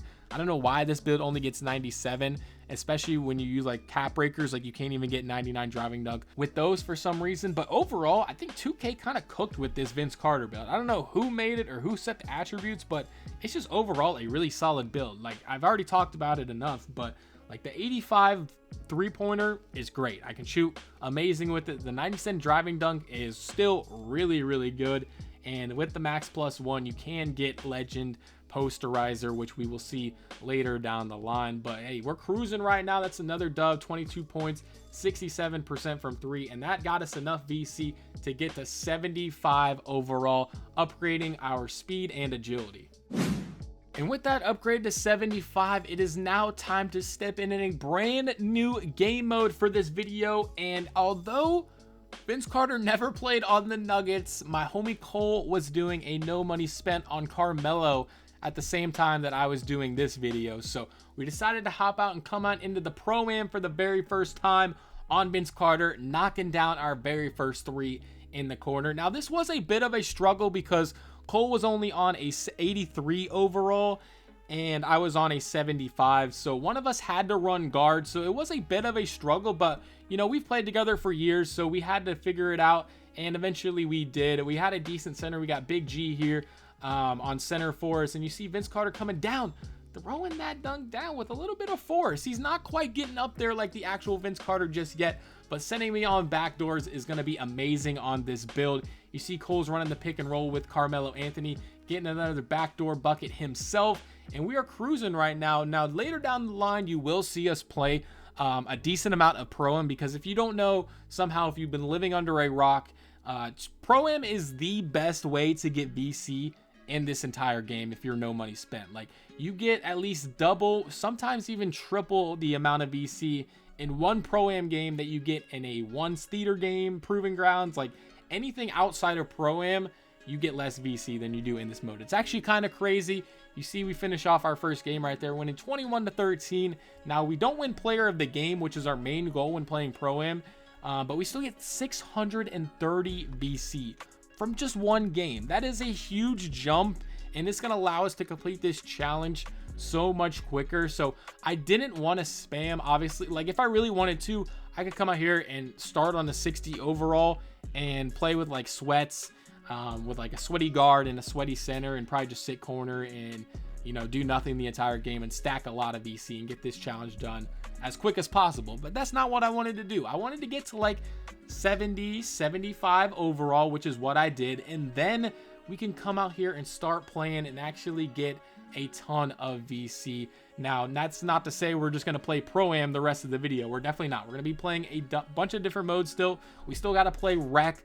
We still got to play Park. We haven't played Park whatsoever, so we still got a bunch of modes to play. But for now, we're cooking up with the homie Cole on his Carmelo Anthony build. Now, that's also a very solid build. And if you're watching this video, make sure you go ahead and check Cole. Cole the Man, you probably already all know him, but he also did a no money spent Melo build, so make sure you go ahead and check that out after you finish watching this one, of course. But we win that game 22-19, and we get 761 VC. So if that doesn't show you how much VC you get from this mode, it's absolutely insane. But we're done playing with Cole for now on his Nuggets team. Later down the line, we will end up making our own team and making it actually feel like a Vince Carter, you know, no money spent team. We're gonna have the Raptors court and everything like that, so make sure you stay tuned for that. But for this game right here, we're playing with my boy Raw, and we are also playing with Honcho, so they have their own ProAm team. At this point, I wasn't sure if I wanted to make my own team, that's why I just joined theirs. But like I said, later down the line, we will be making our own Raptors themed team, so that's going to be really cool to see. But for right now, we're just here strictly for VC. VC's making his rounds on the ProAm teams. You know, he played for a lot of different teams in the NBA. Mainly, you guys know him from the Raptors and maybe the Nets. But for the most part, he moved around a lot in the NBA. He played for a ton of different teams. So, you know, we're kind of, you know, following his career around a little bit. You know, this wasn't a real NBA team, the Nuggets. He never played for the Nuggets, but, you know, it kind of fits. Vince Carter playing with a bunch of different teams, not really, but hey, like I said, we're here strictly for business. This is just a business trip on these ProAm teams, getting some VC. You see Raw misses that wide open 3, unfortunately. They come down, shoot for the win. He misses wide open, so nobody wants to win this game right now. Vince Carter's got the ball, giving it over to Huncho in the corner. He doesn't want to shoot it. I don't blame him. He's on a big. We're swinging the ball around. Huncho's going to see me on the back door right here, though, going up for the lob. Vince Carter's not really ready to throw down the lobs just yet, but we do finish that game off and win 861 VC, and we didn't even win player of the game. You'll see just how much VC we get when we get player of the game in these ProAm games. It's absolutely insane, but we're just out here cooking on the 3v3 ProAm right now. Pass it over to my boy Raw. He's going to knock it down. Raw and Honcho also helped me out a bunch in this video. You'll see them a bunch later down the line, especially when we're playing on that Raptors ProAm team. You'll be seeing them a lot. So shout out to those two guys for helping me out in this video. But you see, we knocked down that 3. We're up 10-8 in this game right here. We only got 3 points, But, you know, my main goal right here is I was only a 75 overall, so I really couldn't run point guard. But you see, I'm running out from the corner. Huncho sets a great screen, and we knocked that one down. Up 19-16, hitting him with the snatchback, looking for Raw. He's not open, so we hit Huncho wide open in the corner, and he's looking for a shot. He's on a Dwight Howard build, which is actually kind of funny. Hits him with the hop step, and we end up getting that dub as well. So we're cooking in the 3v3 right now. 75 overall. We're getting carried just a little bit, but also creating some shots on our own, which is really, really good to see.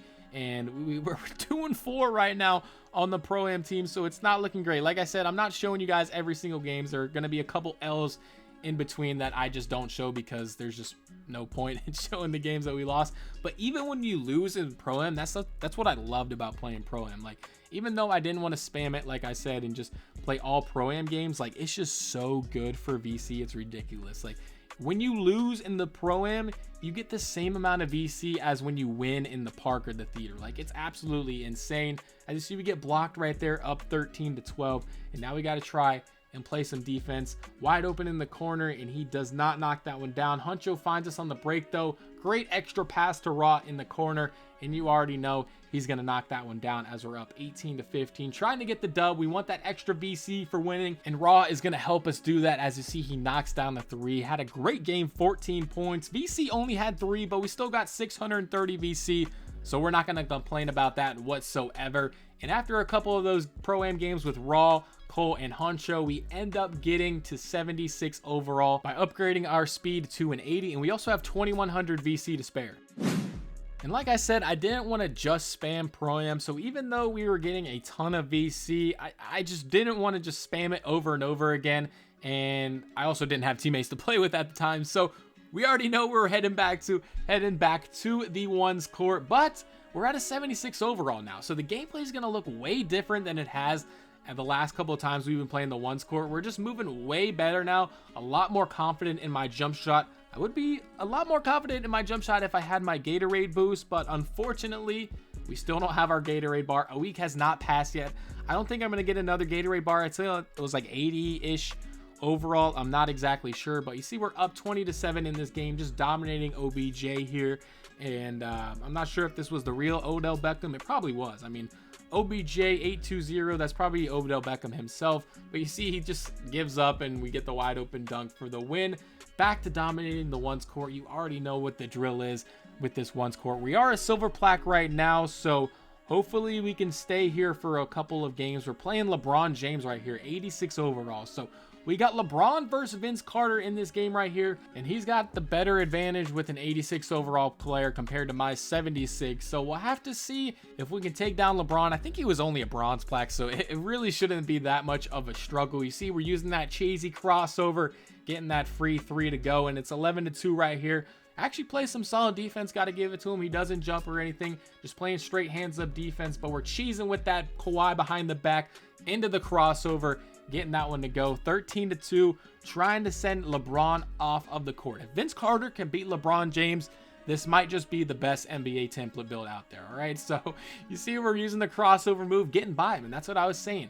They have to play up. If they don't play up, you're going to get the free 3. If they do play up, a lot of the times you get a free dunk. So if you're struggling on the ones court, you know, maybe just try and play like Vince Carter. It's a little bit cheesy. It's not exactly how maybe Vince Carter would play, but as a 76 overall, there's not much else I can do. I got to do what I got to do to get these free easy dubs. But that was actually a nice little combo right there. It wasn't anything too crazy. We get the stun animation again and take down LeBron, getting 350 VC. We're also closing in on that starter too. Pay attention, like I said, to that top right and the VC, and also pay attention to our rep level, because once we get that starter 2, I forget where you get a starter 2 at the top of my head. I know it's starter 1, you get 2-8 tenacity. I think a starter 2, I don't think it's anything like gameplay related at starter 2, but a starter 3, we do get those cap breakers. So that is kind of our secondary goal right now. You see, knocking down that 3. We got a close little game right here. It's 11-9. He's going to miss that one, grabbing that rebound. Not having the best shooting game, only 38% from 3, but hey, knocking down shots like that, you still got to have the confidence to shoot those shots. Even when you're not having the best shooting game, you still got to have the confidence to snatch back, pull it in his face, and make moderate greens. That's what you got to do, all right? Vince Carter coming out here doing his thing in this game right here. 20 points, 6 rebounds. The rebounds aren't really relevant because it's a ones game, but hey, 7 for 12 from 3, and that's another dub. 23 to 11, 441 VC, and we got that little rep bonus from our arm sleeve, I believe. We get the little like 2% bonus or anything like that. Getting another ankle breaker. I don't know what it was on this build. I don't know if it's that snatch back move that causes it, or if Bronze Ankle Assassin is really just one of the best badges in the game, because I was going crazy with the ankle breakers on this build, and I only have an 81 ball handle. I don't know. Someone will have to let me know if it's like the snatch back. It's probably just that cheesy snap. I believe it's the Zach LaVine step back. Zach LaVine, not Zach LaVine. Zach LaVine step back. Maybe that's just one of the best moves in the game. You see, he's using it as well, and he's gonna knock that one down. 15 to 6 go. We've got a close little game here against Peace. I don't know what the rest of his name was, but he misses that one with takeover, by the way. He's got deep bomber takeover, which is a really, really solid takeover to have. But you see him cheesing, spamming those moves back and forth, getting the dunk to go. So we got to try and make a little comeback here. Down by 7 to a player who kind of knows what he's doing a little bit, obviously knows how to play the game. But hey, we're using that crossover move, getting a green light, cutting the lead down to 4, 15 to 11. And you see, I'm going to do the same thing yet again. See if he can stop it. Crossover move, snatch back, and I'm shooting that thing. Doesn't matter. He's not contesting it, all right? It might be a little bit cheesy. You might call me a cheeser in the comment section, but it's really not. It's really just like 2 moves that I do. But hey, you see, he plays up, we get the dunk. That's literally just my strategy, especially when I can't do much besides these moves. I simply just don't know how to dribble that well in this game, but we got the speed to get by him, and we know how to shoot. So that's really all we got to rely on right now. Have 18 to 15 lead now. Could look for the 3 to end it. Snatching back to the corner, wide open for 3. But unfortunately, I choked and missed, and he gets the ball back, and I got to foul him. 18 to 18 now. Got to try and get a stop. He has takeover back. Takes a very questionable shot. Misses it. Now Vince Carter has a chance to seal this game away. Have a nice, easy dunk, and for some reason, I don't take that. Guess I was kind of looking for the 3 to end the game, but now the shot clock is winding down. Have no stamina. He steps up, and that was a mistake because Vince Carter flies by him and gets the nice, easy dunk. So 2018, we got to clutch up. He wasn't able to game it, but this time, Vince Carter is going to game that with the snatch back. Shoot 5 for 7 from 3 in that game while he shot 6 for 9. So that was a good competitive game on the ones court. And then we get 350 VC. So it is nice to get a competitive game here and there. But now we're playing a starter 390 overall who's also a gold plaque. So I don't know, maybe our matchmaking is not looking the greatest. So this might be one of the last ones games we play for a bit. It might be time to switch up the scenery yet again, but this whole 76 overall was all strictly done on the ones court. Like I said, I only showed a couple of the games, just the highlights, the best games that were played. And you see we're up 13 to 4 on this 90 overall, and this guy he just wasn't the best. You see he's shooting that one up. We're shooting 75%, probably 3 for 4 from 3. Why not make it 4 for 5? 16 to 4, and it was just more of the same later in this game. And 19 to 4, leaving me wide open for 3, and I just had my jump shot down. 6 for 7 from 3, 8 for 9 overall, and that's going to get us enough VC, 396 VC, to get us to our next overall, which is going to be 77. And now it is time to make a big upgrade and upgrade our driving dunk all the way up to an 85. I kind of wish I would have done this a little bit sooner, but I felt like getting our shooting, playmaking, and then speed, and then upgrading the dunk was the way to go. We get another 1000 VC from the wheel. We also get some VC from doing the daily pick'em. So that was really, really nice to get. And now that we have an 85 driving dunk, Vince Carter's going to start looking a whole lot different. Now that Vince Carter's got an 85 driving dunk and 77 overall, I decided, hey, let's switch it up. Let's go back to the Proving Grounds 1v1 and see what we can do here. See if it's any different from the last time we were playing in the Proving Grounds. I think it'll be a lot better. You see, we're just moving a lot different on this build now. That was a nice shot block, all right? You know, it was still a good move by VC. But hey, when he's taking shots like that, we'll allow him to block us and then give us a nice easy dunk. Up 9-0 in this game right here. Shooting that 3 up. Now, even though the 3-point shooting is a little bit more difficult in the Proving Grounds, I kind of preferred it once I got to a higher overall, like 77. not quite a high overall, but when you're playing good people anyway, you might as well play in the proving grounds where it's make it take it every single time. It's never changing, and once you get the timing down, it's really not that bad. As you see in that game right there, end up shooting 5 for 7 from 3. Nice easy dub, almost 400 VC. So I decided to keep running up this proving grounds. You see right here, we are playing a little bit of a toxic post score, which is definitely unfortunate for us. But hey, VC is going to try and get the dub regardless. You got to play who's in front of you. Can't do anything about it. Dom go crazy is trying to go crazy right now. Up 12-6, so we got to try and make a little bit of a comeback. See if we can get a stop somehow on this big behemoth. And, you know, he's going to keep looking for the midi. Oh, okay. I was going to say he's going to keep looking for the inside shot, but he actually shoots the midi. Misses that one. BC knocks down the midi. So now it's time to make a little bit of a comeback. 8 points so far. Shooting 40% from 3. Not the greatest, but hey, we're going to hit that crossover, hit that 3, and now we're right back in the game. 12-11. Now 14-12 a little bit later in the game. Snatching back using the newly acquired 85 driving dunk, and now you're starting to see a little bit.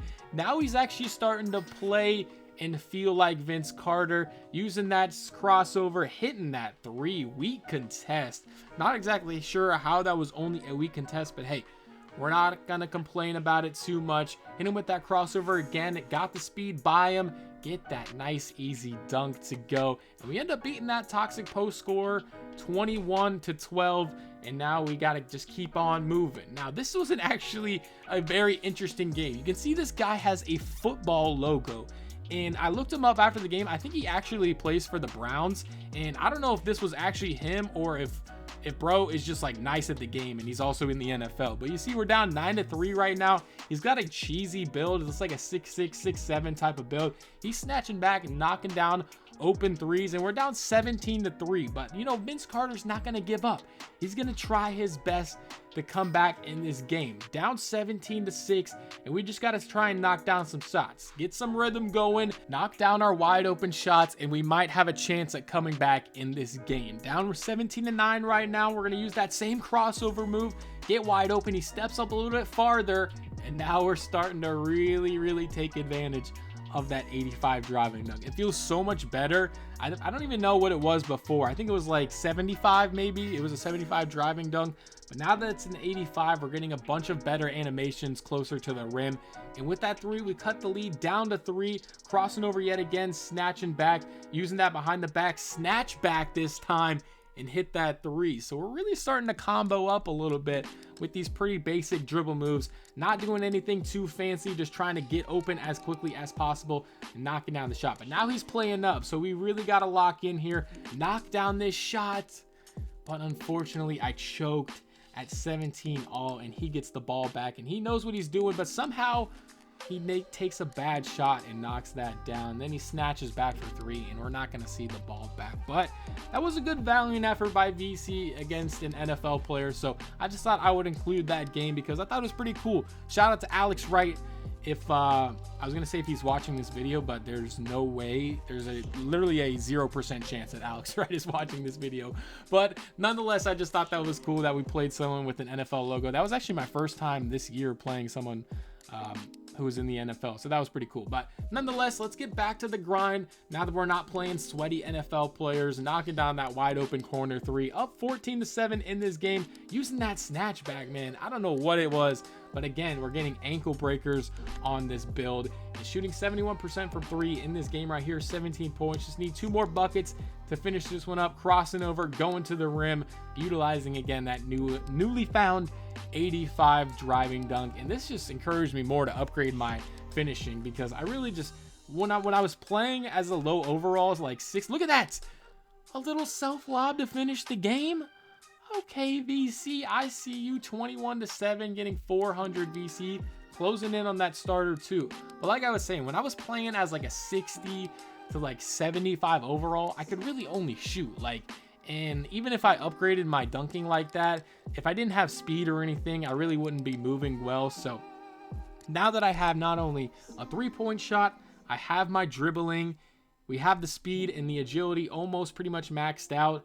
It was time to max out the finishing badges, and that's really just what started to really complete this build. And we're only at a 76 overall right now. Like, it's gonna get way better than this. So this just really, again, showed me the potential of this build and how good it really can be at a high overall. We have the dribble, we have the necessary dribble moves that we need. We have the jump shot, and now we have the finishing. Look at that.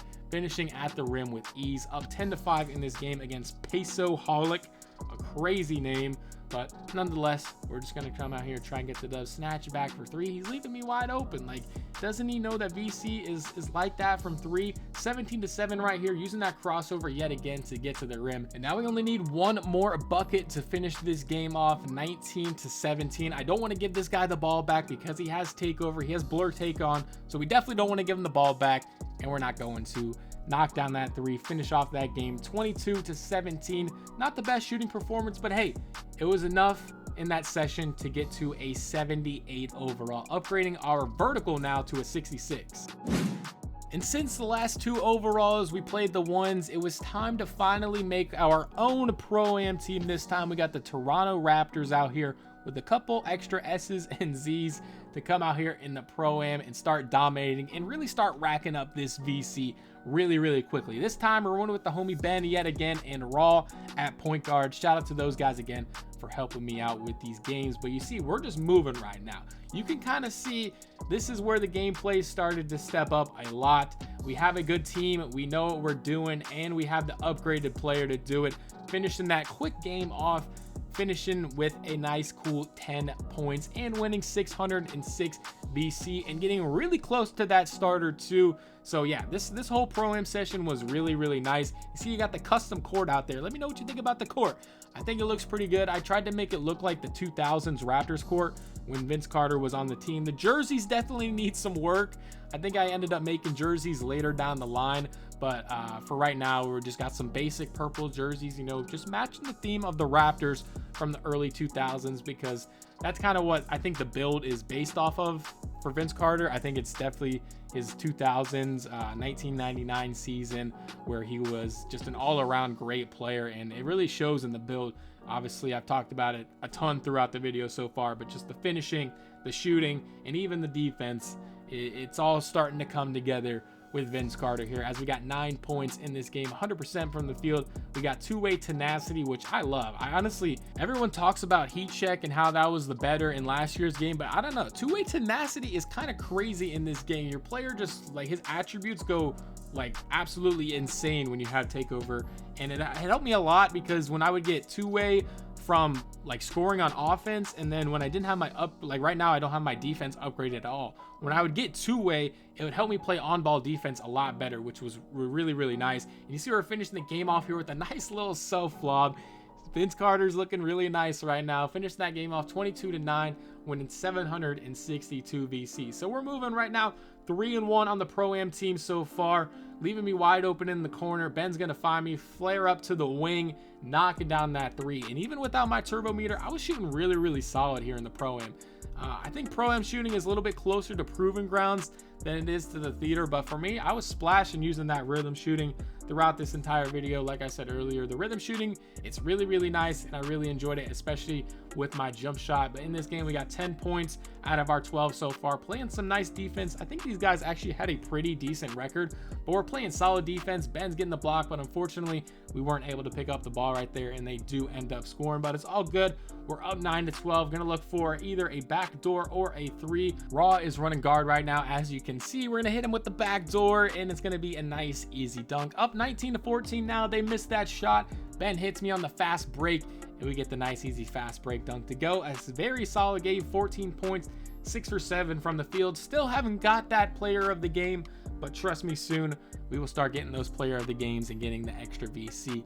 Now we're going up against a team that is 0-6, so if there's going to be a game to win player of the game, it's probably going to be this one right here. As the game is currently tied 3-3, Ross throwing me up the alley-oop, and I don't even think I had any alley-oop packages just yet, but hey, Vince Carter's getting up there. He's got that 85 driving dunk. He's ready to start slamming down some alley-oops, but as you can see, he's going to knock down that wide open shot. And I mean, when they're 0-6, we're probably just going to leave them wide open. I think that's the move. And I think they'll likely just start missing some shots. Raw hits me here on the nice little decks, so we're up 10-7 now. I got all 10 points, looking for a 12 right here. He jumps. We're gonna go to the top of the key. You already know that's cash. No need to go for the board.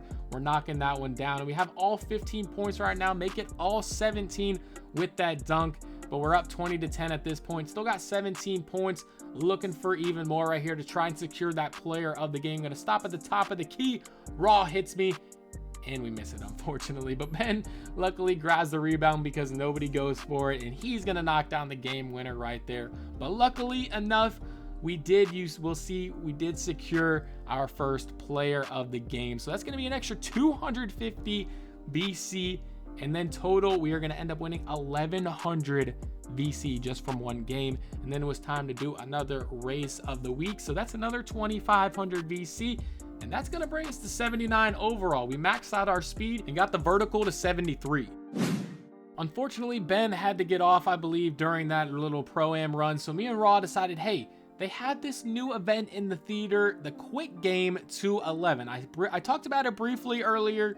The quick games to 11 on the twos was a very, very solid little event in the theater because, I mean, they're games to 11. It speaks for itself. They're quick games that we can get done very, very quickly and get like 300-400 VC. It almost makes it just as good as Pro-Am is in terms of like VC per hour.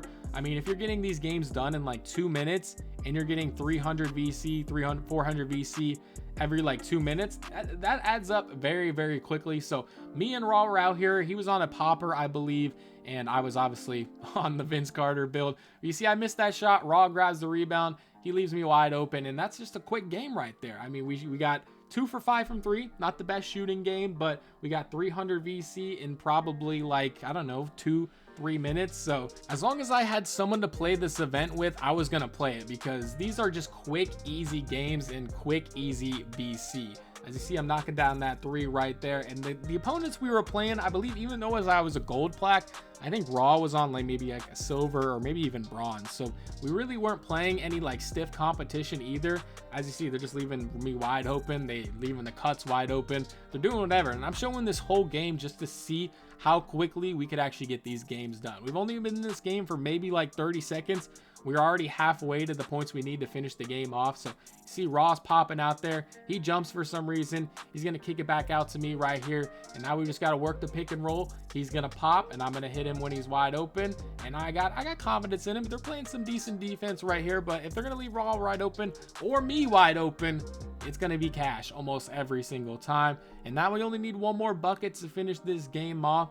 So Raw's going to go ahead and inbound it to me. And now we're just kind of 3-hunting for that last bucket to end this game off. Passing it back up to Raw. He's looking for me. Trying to hit him with a little L2 cheese. Not too much. So we decided to go ahead, just run that pick and roll. He pops wide open. And like I said, if you leave Raw wide open, he's going to knock that down almost every single time. 2 for 2 for me. 1 for 1 from him. And that's it. The game's over. 300 VC just like that. So we really started moving. So yeah, I was right. Raw was on a silver plaque. And like I said, you leave him wide open, he's going to knock it down.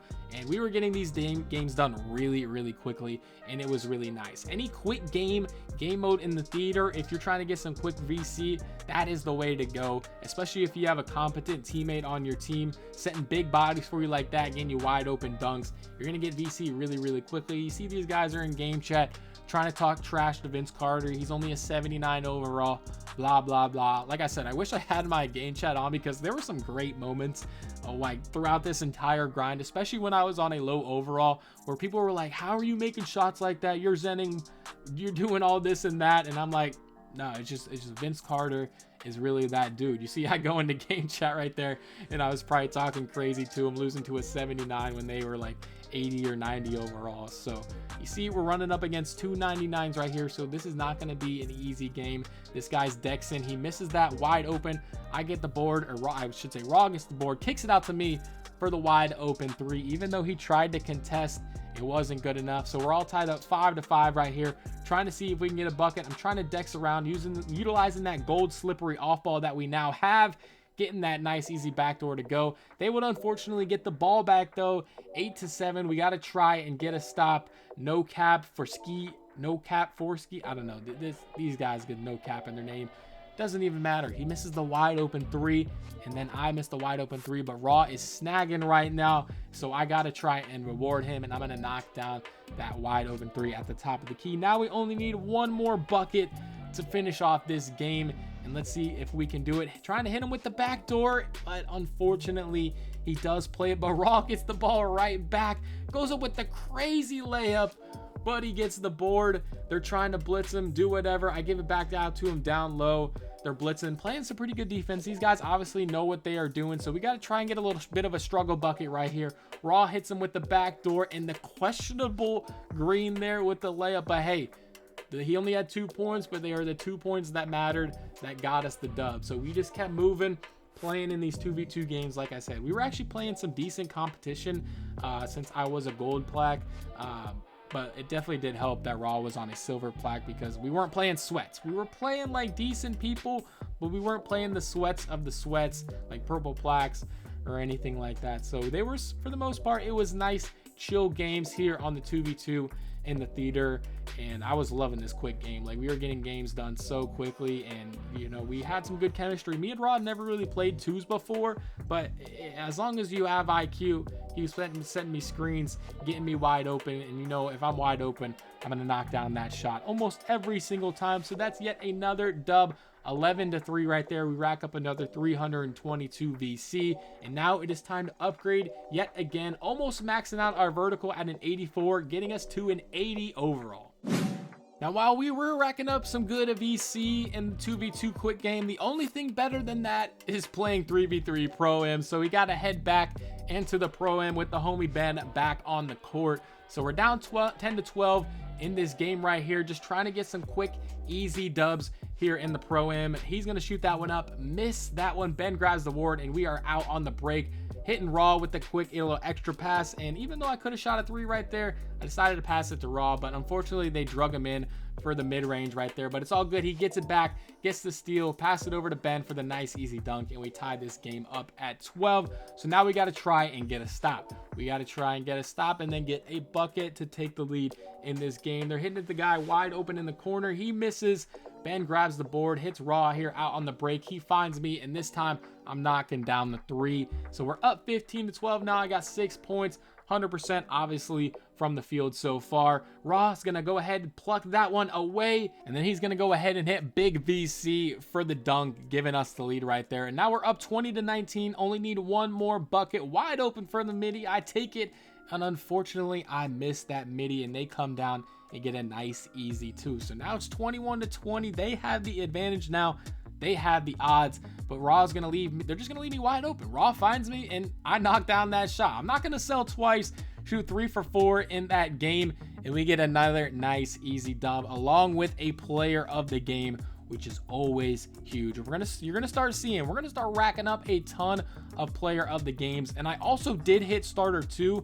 I didn't show the celebration or anything because it wasn't anything too crazy. I'm sure you guys have seen people hit starter 2 before, so I didn't show it, but we did end up hitting starter 2 on our rep level. So that's big. We're one step closer to starter 3 and those cap breakers. But here in this game right here, we only have 6 points, but we are up 16-14. So we're just trying to get a couple more stops and about a couple more buckets to finish this game off. Raw gets another great steal. Unfortunately, that guy plays some good defense, so they get it right back, but he doesn't take the easy 2, and he might end up regretting that. As you see, he tries to go for a contested midi when he had a wide open dunk the whole time, so that's not going to be good for him. Ben finds me on the nice little backdoor cut right here, and we take an 18-14 lead. 18-16 now. Shot clock winding down. Raw shoots that one up, but Ben with a great board down below, and now we only need a 3 to win this game. So I'm going to kick it to him wide open in the corner, and you know he's going to knock that down wide open, and we end up winning yet another game, winning 660 VC. No player of the game, but nonetheless, a win is a win, and we are currently 15-5 on this Pro-Am team, which is pretty solid. We play another bad team right here, and that's what's interesting about the Pro-Am is sometimes there's like no matchmaking, and sometimes there is. I don't know. I don't think there is any matchmaking in Pro-Am, which is what makes it kind of fun to play, because sometimes you play bums like this. No offense to these guys if they're somehow watching this video, but you see they're leaving me wide open for 3, gonna knock that down. But a lot of the times you either play really good teams in this where they're like 30-3, or they're like 5 and 30. They're not good at all. Which I kind of like. Pro-Am's pretty chill. It's really good for VC. And I've always kind of liked 3v3 Pro-Am, so I'm glad I was able to come out here, find some teammates for this, and make some good content around this, because playing Pro-Am, especially on a build like this, where it's kind of a theme, you have Vince Carter on the Raptors, it really feels fun to play with. And you see, when you're playing people like this, you're gonna have a great time. You're gonna get free wins. They're just leaving people wide open for 3. Me and Ben are playing patty cake right there, passing it back and forth, and now we're up 17-12. Just need 2 more stops to end this game, and against a team like this, we shouldn't have to worry about it too much. As you see, we're playing some nice solid defense right there. He's just dribbling through people, throwing up crazy shots. Jay Maurer here, you're gonna swing it over to the guy at the top of the key. I'm leaving him wide open because the odds of him making it are not very high. You see, he's trying to play defense on me, but Vince Carter's too big and too good of a shooter to not make that shot. And you see Ben once again in that left corner, wide open for 3 for the game. You know he's going to knock that down. Not the best game shooting wise for VC, but we did. I'm getting 660 VC and another dub, so can't complain about it too much. Improving the Pro-Am record to 18-6, and here we are in yet another game against the Tookie Dookies. An interesting little name for the Pro-Am team there. The boys, the Tookie Dookies, just tried to come out here, and they ran into a juggernaut, which was the Toronto Raptors Pro-Am team. But hey, I respect it. Loud Joker 420. You got to put some respect on his name, all right? He might not look like the best player. He's rocking the number 60. And his build is very, very questionable. He takes questionable shots, but hey, I'm sure he's out here having a great old grand time, so I can't knock him or roast him anything for that. But you see, we're having a good time out here with the self lobs and everything like that. Vince Carter looking really nice out here, and these guys were something else to play against. It's a free player of the game for Vince Carter, so I'm not complaining whatsoever. Up 15-4, we have 12 points so far, and I'm just trying to score as much as possible to secure that player of the game against a team like this. So Party at David's is going to go ahead and shoot that one up. These guys are crazy. The Tookie Dookies have some crazy names, but hey, shout out to them because they're giving us free VC and a free win right here. So we're just going to try and get a couple more stops, basically just leaving these guys wide open, because when they're taking shots like that, there's really not much defense that needs to be played. He somehow gets a steal right there, but leave him wide open. He's not going to knock it down, and we're wide open for 3. Cherry picking a little bit, knocking down the wide open 3. Up 20-4, 20-7 now, and they just leave me wide open yet again. So we're going to go ahead and finish that game off. 19 points. That might be our highest scoring Pro-Am game yet, winning 22-7 against one of the best teams in the game. So hey, that's an extra 250 VC, 1100 BC total, and working our way towards that superstar 3. So now we're playing a little bit of a better team here, playing the Hooters. Cheese Nuggets 11 has the boys out here playing well, and unfortunately for the boys here, it's not looking good for them. I try and go for the self flop there, kind of crazy, can't get it to fall, but Ben's gonna go ahead and get that lane steal and give us another chance to get a bucket here, as they leave me wide open in the corner. And you know VC in that right corner, he's not going to miss it very often. 13-10 right here. The boys were actually keeping it close on us. He goes for that crazy dunk, not going to fall. I'm going to be a little bit of a ball hog right there. Could have hit the extra to raw, but hey, I'm going for those player of the games, and to get the player of the games, I got to score like 15 to 20 points minimum, or else Ben's going to get the player of the game because he's at center and getting all of these boards and assists. And even when he scores, it makes it really hard for the shooting guard to get player of the game. So that's why I'm really trying to score as many points as possible. As we're up 18-10 here, Cheese Nuggets kicks it out to his homie, and now we're just looking to get one stop, pretty much just leaving him wide open. He knocks it down, but we're not too worried about that. The likelihood of us getting a 3 right here are pretty strong. As you see, I'm trying to dex around a little bit, trying to get open for 3, but they leave Ben wide open in the paint, but somehow he misses a wide open layup, but it's all good because he kicks it back out to me for 3, and VC knocks it down, giving us 13 points. Unfortunately, it wasn't enough for player of the game, but that's all good because we get 700 VC, which after a couple more games is going to give us enough VC to upgrade the mid-range, standing dunk, and the driving dunk a little bit. And we also progressed through the season pass, getting one of our max +1 badges and a couple other rewards. And this is a current look at the record: 113-53 in the city and 28-16 in the Pro-Am. Now it is time to take our talents to the park for the very first time in this video at an 81 overall. We're playing with the homies Hollywood 2K, and once again, Cole the man on his no money spent Carmelo Anthony build. I believe he was at closer to a 90 overall, so we both progressed a lot since the last time we played on our no money spent accounts. You see he's hitting me in the corner right there, an absolutely terrible pass because I still have very low pass accuracy, but it's all good because we're down 16-8 in this game. But Cole's gonna go ahead, find us a 3 right there, cutting the lead down to 16-11. Now it's 18-13. These guys have a chance to win the game. They miss it. I'm out on the break. Hollywood's gonna go ahead and find me right there, so we're cutting it to 18-15. Slowly getting back into this game. Cole hits Dom on the nice pop right there. Unfortunately, he does miss, but I'm grabbing the board, hitting him down there, getting him with the dunk. So it's 18-17 now. We just need one more stop. At one point, I think it was like 18-11. So these guys have had multiple chances to win this game. They're a little bit nervous now, though. They had a big lead, and now they've blown it to where they are only up by 1. They need to get a bucket right here. He's wide open. It was kind of my fault, but he misses the wide open 3.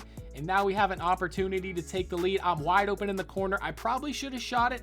I also had a drive right there, but it's all good because we find Hollywood for the nice easy dunk. Now we just need one more stop to complete a very solid comeback in this game. They're trying to look for a 3. We're switching on the pick and roll, switching everything, not allowing them to get a 3, playing great team defense. He spins out of that and somehow passes it.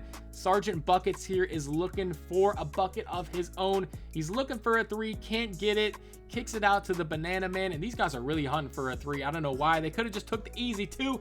He misses, and now Cole's down there for the nice easy bucket, but he's gonna find me instead on the 3-point line, and you know BC in the clutch is gonna knock those shots down as we make a nice little comeback there and win that game 22-18. So a great little game there for our first part game, and we kept running it up with the boys here. We were going on a little bit of a streak with the no money spent players plus Hollywood on his nice popper. So you see Cole's hitting me there with the nice easy back door as we get another bucket there. Down 3-2 so far in this game. I'm not going to say that guy's name because it's kind of an insane gamer tag to have, but either way, we get a stop right there. Hollywood's going to throw it down to me, and I'm going to go ahead and take that nice easy dunk to give us a 4-3 lead. Later in the game, up 12-11. We're playing some nice defense, and in this 3v3 game, this is where I really realized I probably need to start upgrading my defense, because I'm playing a lot of Pro-Am now, and we're not so much just on the once court where I can just leave the players wide open and they miss wide open shots. We got to start upgrading the defense to not only help myself, but also help the teammates that I'm playing 3v3 with. So here they are trying to make a comeback here. They can't hit a shot. So we're up 19-11. Just need one more bucket to finish this game off. Hollywood's going to hit me. I'm going to go ahead and swing it over to No Money Mello. He's looking for the game time shot, but he hits me on the backdoor lob instead. A nice little play right there, and we get another dub here in the park. And we were moving along really well in the park, but unfortunately Cole had to get off, so we decided to come out here. Me and Hollywood still wanted to run it up. He actually had a Kobe no money spent account that he was working on at the time, so we decided to come out here on his Pro-Am team. He had a nice little West Virginia themed court that he didn't want to give up, so I said, hey, I'll remake the Raptors court later. It's all good. Let's just run up the Pro-Am and get some nice easy DC for the both of us. As you see, he hits that crazy shot right there. I don't know how that was open, and I don't know how he greened it, but it's all good. And this was actually the first time that I started to run a little bit of guard on this build. So for up until this point, I really wasn't playing point guard whatsoever. I wasn't really bringing up the ball. We usually had Raw or someone else play Pro-Am for us, and he was the point guard. But this time I was actually playing a little bit of point guard, and it was actually working out pretty well. But it also made me realize that I needed to work on my pass act kind of soon, because the passes I was making, I mean, that's a good pass right there, a nice little extra pass from our center right there, but unfortunately not able to knock it down. But it's all good because we're gonna come back. We're still up 9-5. Find me wide open for 3, and you know VC's knocking that down. But yeah, like I was saying, I definitely noticed my pass act needed to be upgraded soon. So the next couple of things that we need to work on are pass act and defense. We got our finishing up to an 87 driving dunk, which outside of maxing out our driving dunk is a pretty good spot for it. So we don't really need to work on our driving dunk for a little bit. We kind of need to start focusing on some other things that really aren't good for, you know, the content and the build that we're trying to do in terms of, you know, getting crazy plays. But the pass hack and the defense will really help out a lot. As you see, we end up winning that game. 15 points, 5 for 6 from 3. So you already know what that means. It's going to be another player of the game, getting a bunch of VC, 1200 VC in that game, which is really, really solid. As you see, we're 13-4 going up against an 8-44 team. I don't know how those guys were a gold team at one point, but they're 8-44. They have LeBron on the backboard, so I got to respect that. But this is a team where, again, we got to try and get player of the game. When you're playing teams like this and we're not playing sweats, getting that player of the game, getting an extra like 400 or 500 VC makes a big difference. So you see we're getting a block right there. We're not really too worried about these guys as they have a wide open three. He doesn't take it. I'm just leaving him wide open. I'm saying, hey, you want to shoot that? Be my guest. Go ahead. I'm going to go ahead and cherry pick and get a nice easy dunk, giving us 5 points right there. 5-4 at this point in the game. I'm going to go ahead, snatch back right there. A nice move for Vince Carter, snatching back, getting the three-pointer to fall. We have 8 points at this point in the game. Looking for another three. He's going to leave me wide open in the corner, and you already know that's cash. Playing really, really solid right now. Up 17-14.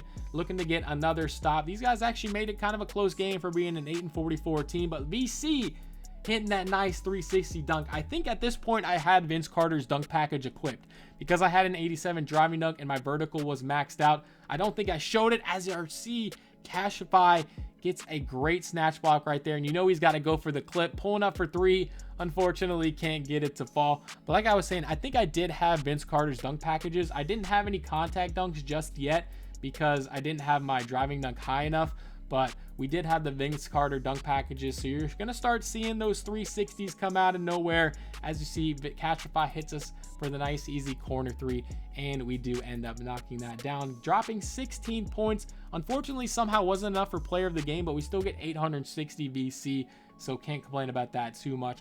Going up against a pretty decent team right here, down 8-5 early in the game, but we're going to hit Hollywood for the nice easy three, and Kobe knocks that one down. Kobe, Hollywood, you might hear me talk about them both in the same light, but they are the same person. Just know that, all right? So you see they get that dunk right there, 15-12, and now we're looking for a bucket. We need a bucket right here, preferably a three. Snatch back, knock it down, 15-15, 17-15 now as we get later into the game. J Print shooting that one up, not going to get it to fall. We are cherry picking. Could have hit the extra to Hollywood, aka Kobe, in the corner, but decided to just take the nice easy dunk. We only have 5 points right now, probably not getting player of the game, but now we're just focused on getting the dub. Got to play some good defense. Like I said earlier, when I score and I have that two-way tenacity, I can play some solid defense, as we do right there. Get a stop, grab the board, and now we need to get a bucket. Wide open for three, probably could have taken that, but unfortunately did not. Gonna hit Cashify instead for the wide open midi. And now we got the lead, 19-17. We just need one more bucket, and Hollywood's gonna go ahead and finish this game off with the nice easy layup right there, and we win that one 21-17. A solid game for VC. No player of the game, but hey, 700 VC, can't complain about that. And after that session, it's going to get us enough VC to get to an 82 overall, upgrading our pass accuracy and our steal. And here's also a quick little look at our badges, mostly bronze and silver, but we also have gold aerial wizard that we're working towards that Hall of Fame. And now it is time to step into the recreational center, the rec center, for the very first time, playing with the homie Cole yet again. This time he's still on his no money mellow account, and we decided to say, hey, let's go ahead and see what we can do here in the rec center. Just the two of us going here. The rest of the people are randoms, unfortunately, but we were playing pretty decent. Not too many highlights from the rec in this game. As you see, I only got 4 points at halftime, and we are down 3. Unfortunately, but honestly, I was just trying to get some buckets, trying to have a good time with the homie Cole. Really weren't worried about VC too much. We were just trying to have some fun on our no money spent accounts in the rec center, and like I said, I wanted to get some rec gameplay for this video. So this was definitely not the best games in terms of stats, but hey, we had a good time, and that's really all that matters. As you see right here, this guy's going up for the nice easy dunk, giving us the lead before halftime, and it's in here in the third quarter. Still only have 7 points, but I'm finding Cole up there for the wide open midi, trying to get us back into this game, cutting the lead down to 3.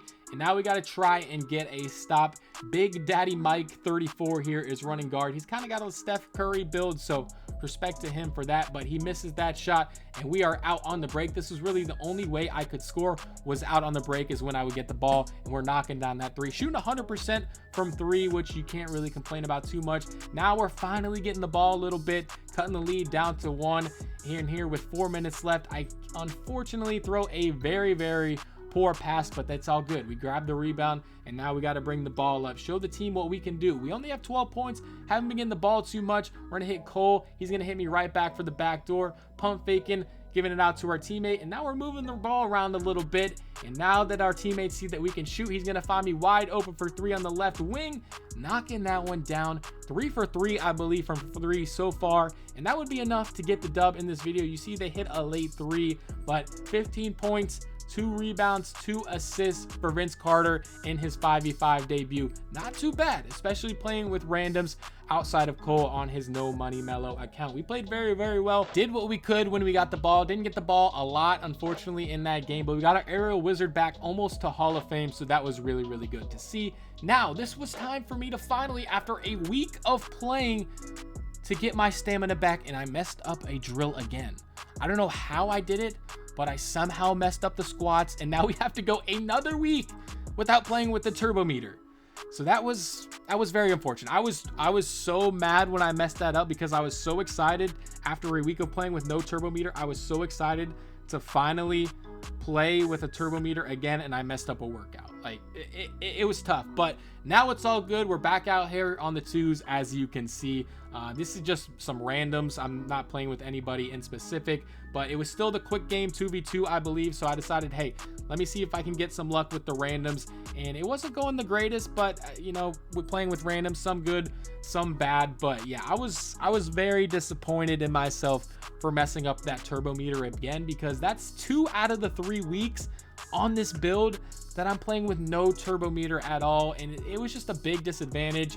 And I didn't play much this week. I was still playing a lot, still grinding to try and get the 99 overall as quickly as possible, but it definitely did hinder the grind a little bit, because like I said, I just played so much better and felt so much more confident when I had that turbo meter, and when I failed that drill, it was very disappointing. But enough crying about my turbo meter. After the next week, all I had to do was play 4 of the drills. It didn't even matter if I got 3 stars or not, because I ended up unlocking Workout Warrior, but you'll see that later in the video, and we just have to stop worrying about it. We can't go back and change it now. Just got to play with what we got.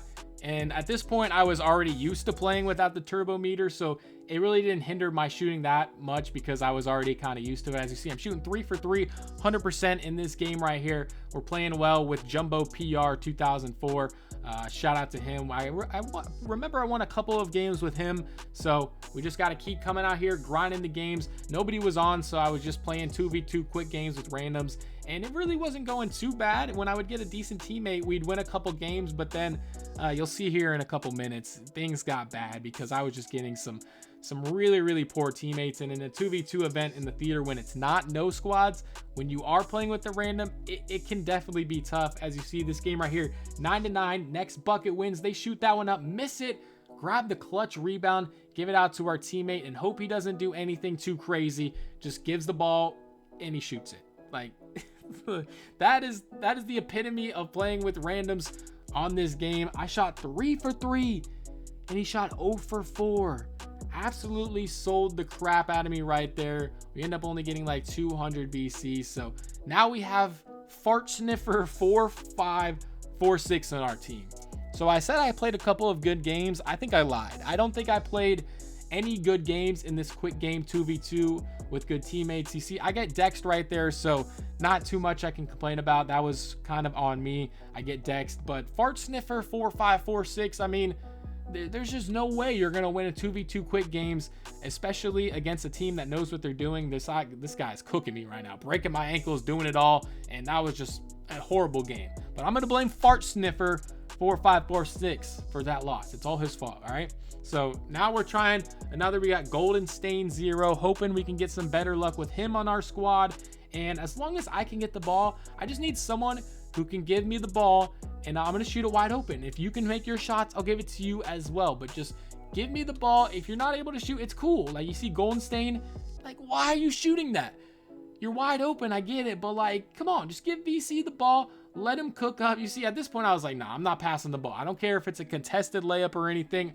I'm going up with whatever to try and get these games done, because it's just not going right here. Golden Stain shooting that one up, and he misses again. I'm grabbing the rebound. I'm not even passing it out or nothing, because I'm tired of it. All right, these randoms were really getting on my nerves. I finally found some teammates to play with earlier, and now I'm back to playing with randoms, and I remembered why I hated it so much, because of people like this who are just not the greatest at the game. I'm not going to try and roast them too hard, not trying to act like I'm the greatest, but like, come on, I like, you got to knock down your wide open shots. All right, see, I didn't even pass it to him. He was wide open. I didn't care. Dropped all 12 points, absolutely carried him to a victory. Luckily, the team we played wasn't very good, and after those grueling games, we get enough BC to upgrade to an 83 overall, upgrading our mid-range.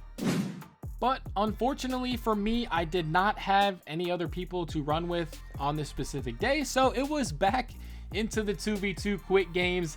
But luckily, I did start to find a couple people who actually knew what they were doing, and they were just giving me the ball and allowing me to create and make some shots and just try and help Vince Carter win as many games as possible. As you can see, we're playing with this guy right here. He unfortunately misses the game-winning shot, so I was a little bit worried, but I think this guy actually was pretty decent, if I remember correctly. As you see, he's gonna hit me right here wide open for 3, end up missing that, so I guess I can't complain too much because I'm missing wide open shots as well. But you see, the teammates, or the team that we are playing in this game, were not the best. He's gonna hit me again, and I'm not gonna miss twice per game, so we're gonna go ahead and knock that one down, win 13-0, and we're starting to get our momentum back a little bit. And this guy right here, Wanna Tickle Me, I think this was the guy that I actually ended up winning like a bunch of games with. Crazy name, Wanna Tickle Me, but hey, he was kind of hooping out there. I can't hate on him too much for the name. It might be a little bit goofy, but he was kind of doing his thing. All right, you see, he's hit me on the back door, and once I saw that, I was like, all right, he's got a little something. He at least knows what he's doing. And a lot of the times I was having trouble with, they were matching me up. I was playing like center, like they would match me up with another guard. So it was really just luck of the draw when I was playing this 2v2 by myself, because if they gave me a center, there was probably a good chance we were going to win, as long as he didn't completely sell me. As you see, we're hitting a 3 right there, knocking that one down 8-6. So now we only need one more bucket. But yeah, I don't know why they were matching me up with guards. I didn't show any of those games because I'm pretty sure we lost every single game that I played with another guard on my team. But hey, Wanna Tickle Me here, he's kind of cooking right now. He's hitting me when I'm wide open. I'm also cooking, score all 11 points right there. And as long as we're getting buckets, he's on a 74 overall black. I don't know how I matched up with him in the first place, but hey, he might be bringing down the matchmaking down a little bit, getting us some easier dubs to complete. So, and we're making moderates, so we're kind of cooking right now, getting some easy dubs, and that's really all I needed out of this 2v2 mode. The games were so quick. I was so mad that I didn't have anybody to play with, but luckily, Wanna Tickle Me kind of saved the day here with giving us a good teammate. And you see, hey, nice dunk right there by BC, and that gives us a 7-0 lead in this game. So we only need 4 more points to get up out of here with another easy quick game. Wanna Tickle Me, go ahead and put that one in. So we're up 9-0 now. Just need one more bucket to finish this game off. I'm gonna go ahead and hit the homie Wanna Tickle Me right here. An absolutely great name. I can't even make fun of it. It's a great gamer tag to have. Everybody shout out to Wanna Tickle Me. He was out here hooping. You see, I actually sell right there and missed the wide open shot for the win, but it's all right because these guys were not the greatest. And I go ahead, Dex to the corner right here. Wanna Tickle Me hits it, and I'm wide open for 3 in the corner. Another quick, easy dub. And after that session with Wanna Tickle Me, that's gonna get us to an 84 overall.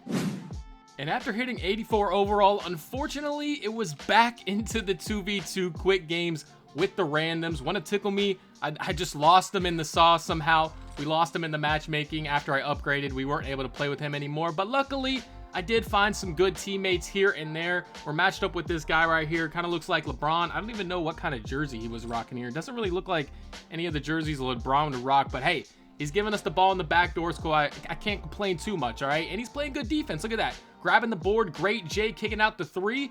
And that's another quick, easy dub. I was just trying to get these games done as quickly as possible. You see our rep is going up pretty quickly as well. Already 21% to that Superstar 3, or Starter 3, sorry. I keep saying Superstar 3, but hey, we're trying to get that Starter 3, playing with Mr. Certified 0 here now.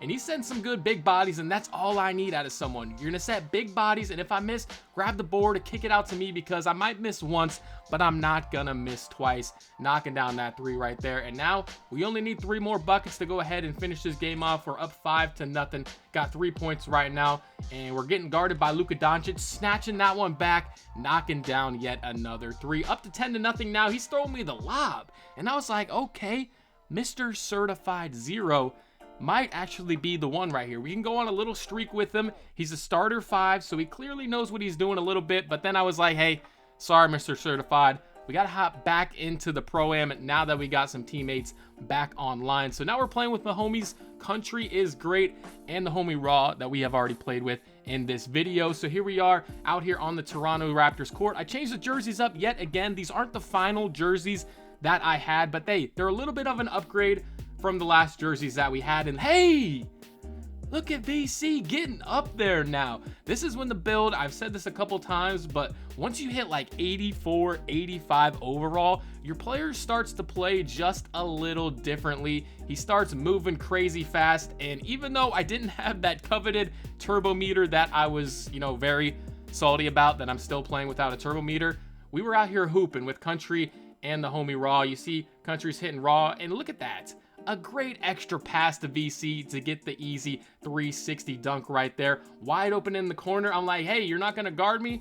We're going to go ahead and green that shot. Up 14-4 now, and we were just rolling through these games, playing some bad competition, and that's all I needed to try and get my players of the game, because every time I'm playing Pro-Am, I'm going for that player of the game. Sometimes, the center might get it or Raw might get it if he has to go off. But for the most part, my teammates were being really, really nice to me and helping me get the ball and getting as many points as possible so that I could secure that player of the game. Look, wide open in that right corner.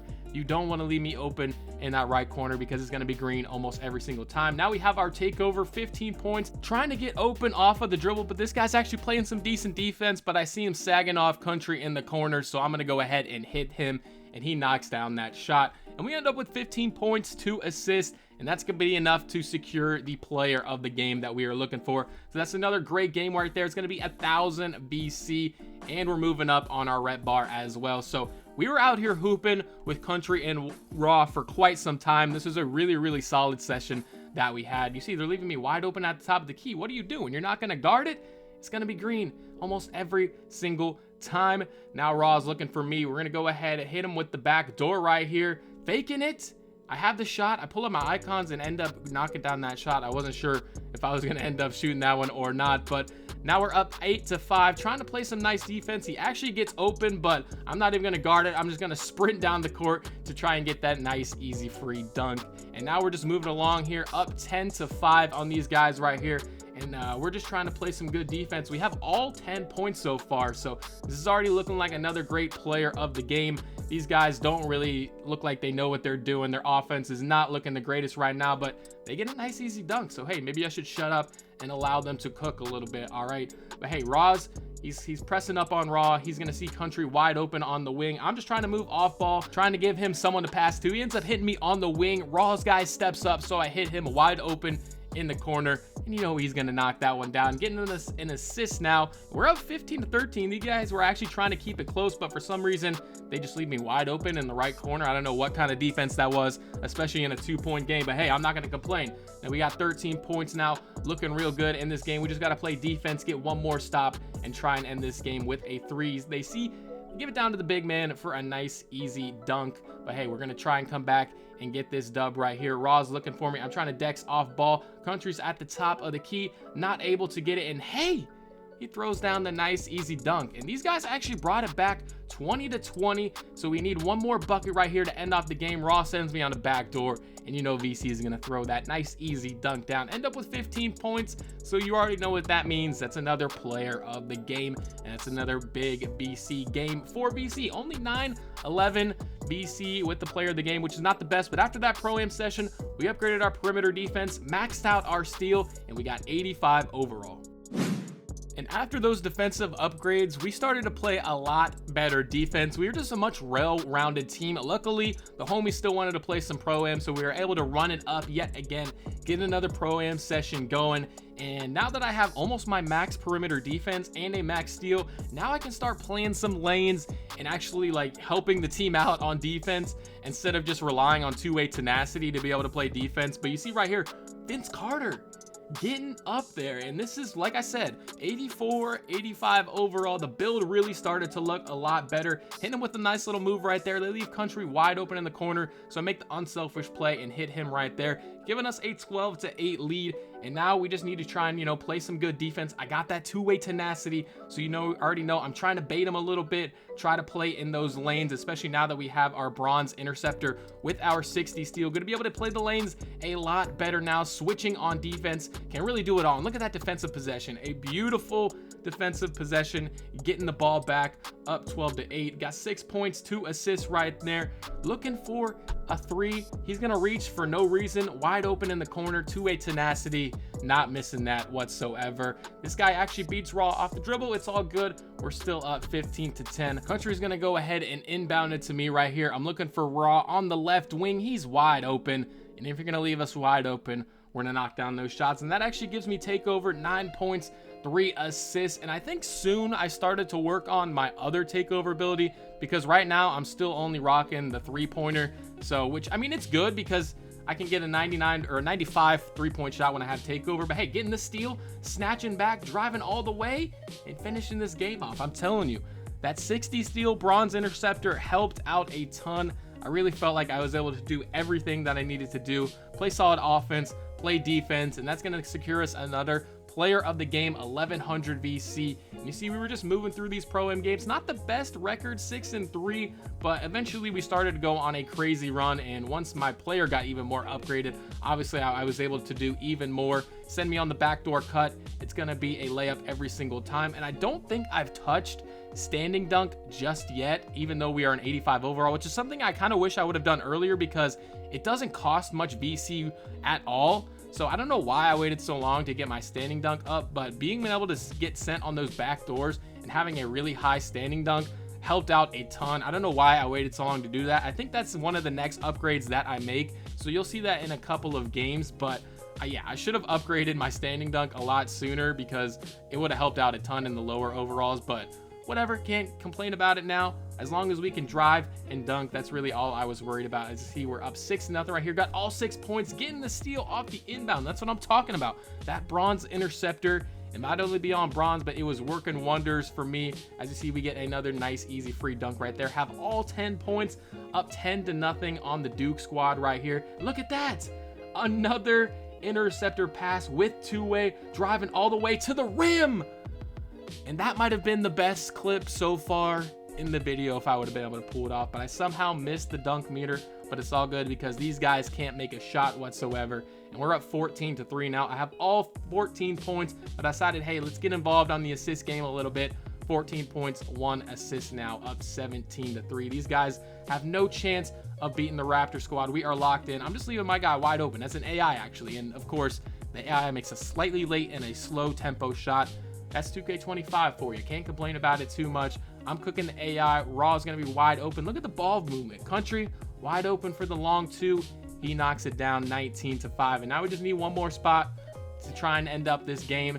We're going to basically just leave him wide open, because why not? I'm going to leave the AI wide open in the corner. They're calling for it. He wants to shoot the shot, waste our time some more, just dribble around, just trying to blitz him, double team, and just trying to get the ball so we can end this game off. He ends up shooting a midi. Of course, doesn't make it because he's not the greatest. I'm cherry picking yet again. Ended up with 16 points. Not the most crazy exciting game. Most of the points were just cherry picked, but hey, we get player of the game, and that's all that matters.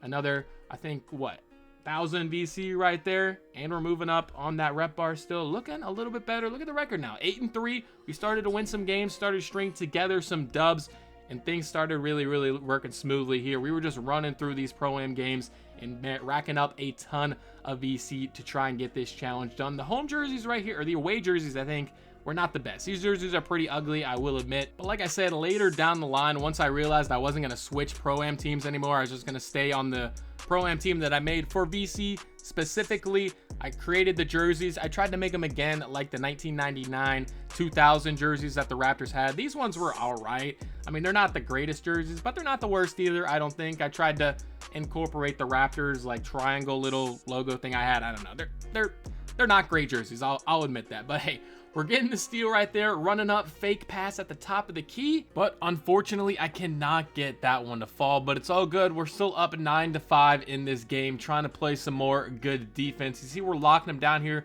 switching up. I actually leave my man wide open for 3 and he knocks it down. So now it's 9-8.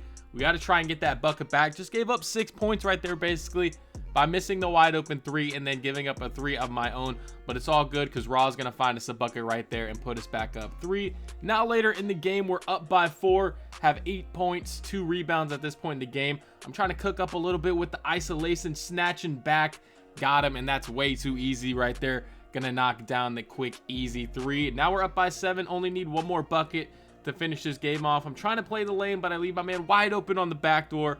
But Country gets the nice block right there, looking like Barack Obama, I believe. So shout out to Barack. He's on the court right now, passing us the ball right there at the end of the game, giving us the nice easy dub, 22-13. And you already know this could be another player of the game. So we're gonna rack up another, I believe, 914 VC. Not the best because I didn't get a good teammate grade, but hey, I'm not going to complain. It's still 900 VC in one game, and that's all we're worried about, obviously, in this video is how much VC we can get. So hopefully in this next game, I can get a higher teammate grade. As you see, we're down by 5 right here, but Country's going to knock down this 3, aka Barack Obama, and now we are down by 2. Got to try to play some good defense. These guys actually have a pretty nice court. They got the Ohio State theme going on, and it actually looks really, really solid. Their jerseys look good as well, so that actually motivated me to fix up our jerseys very, very soon. As you see, knocking down that 3 to give us a 1-point lead. Now they are up by 1, miss a wide open 3 though, and you already know we are out on the break,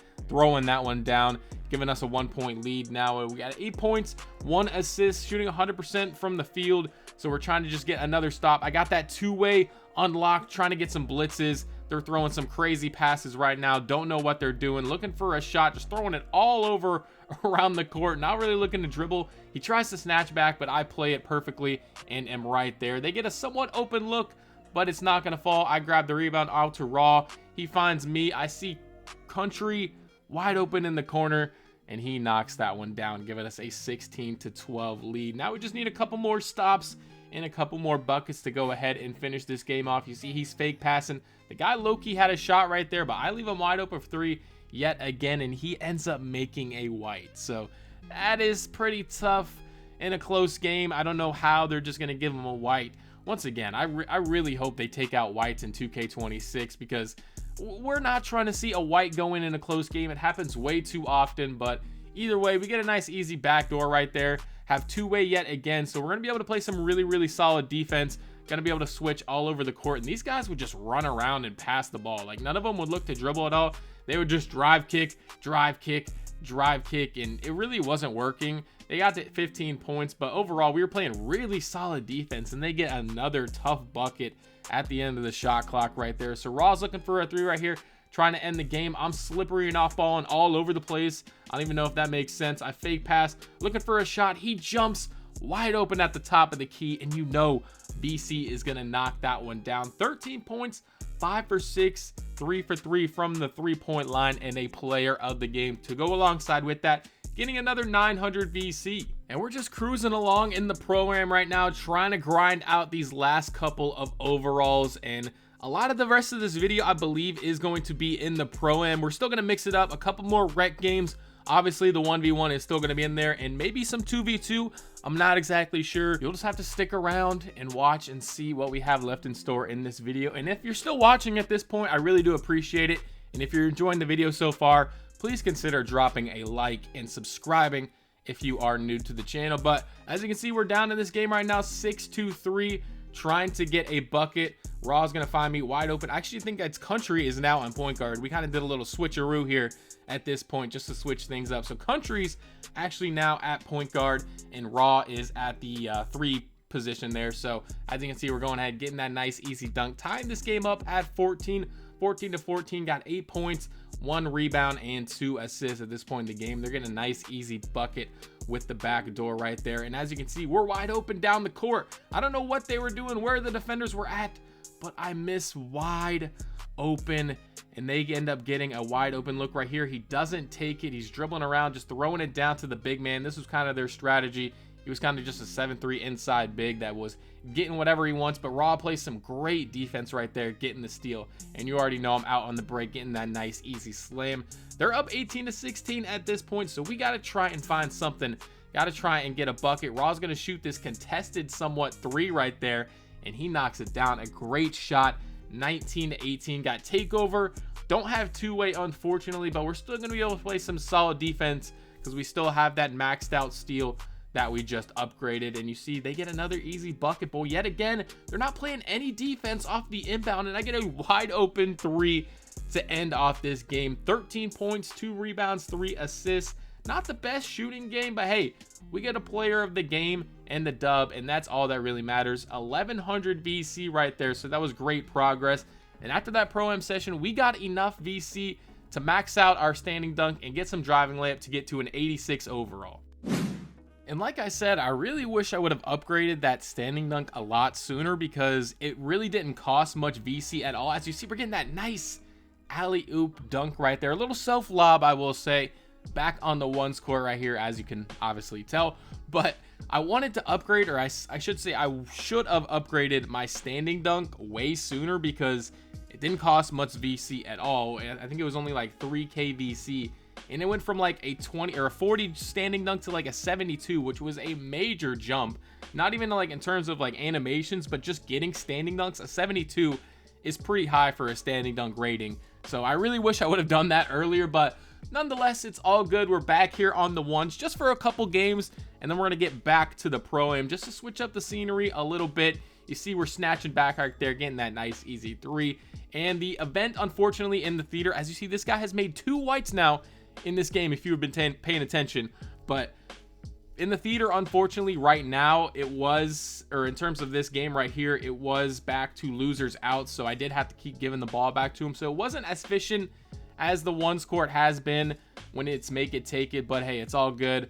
We're still getting easy dubs out here. I think I was a silver plaque at this point after losing a couple games in who knows what mode, but we're up 11 to 9 right here, just trying to get a nice easy dub. Going to the right corner, you know we love doing that, knocking down that green right there. And now we're up 19 to 9, just trying to finish off this game. He's playing some decent defense, shooting 62% from 3, so not too bad, but not great as well. And you see we're going to slip by him right there and get the nice easy dunk. Pretty good shooting game, 8 for 11, 5 for 8 from 3. Another 440 VC, 30% to superstar 3. So we're still chasing that. And you see we're back to a gold plaque, unfortunately. So now we're playing some comp, a 99 overall, but we're not a low overall anymore.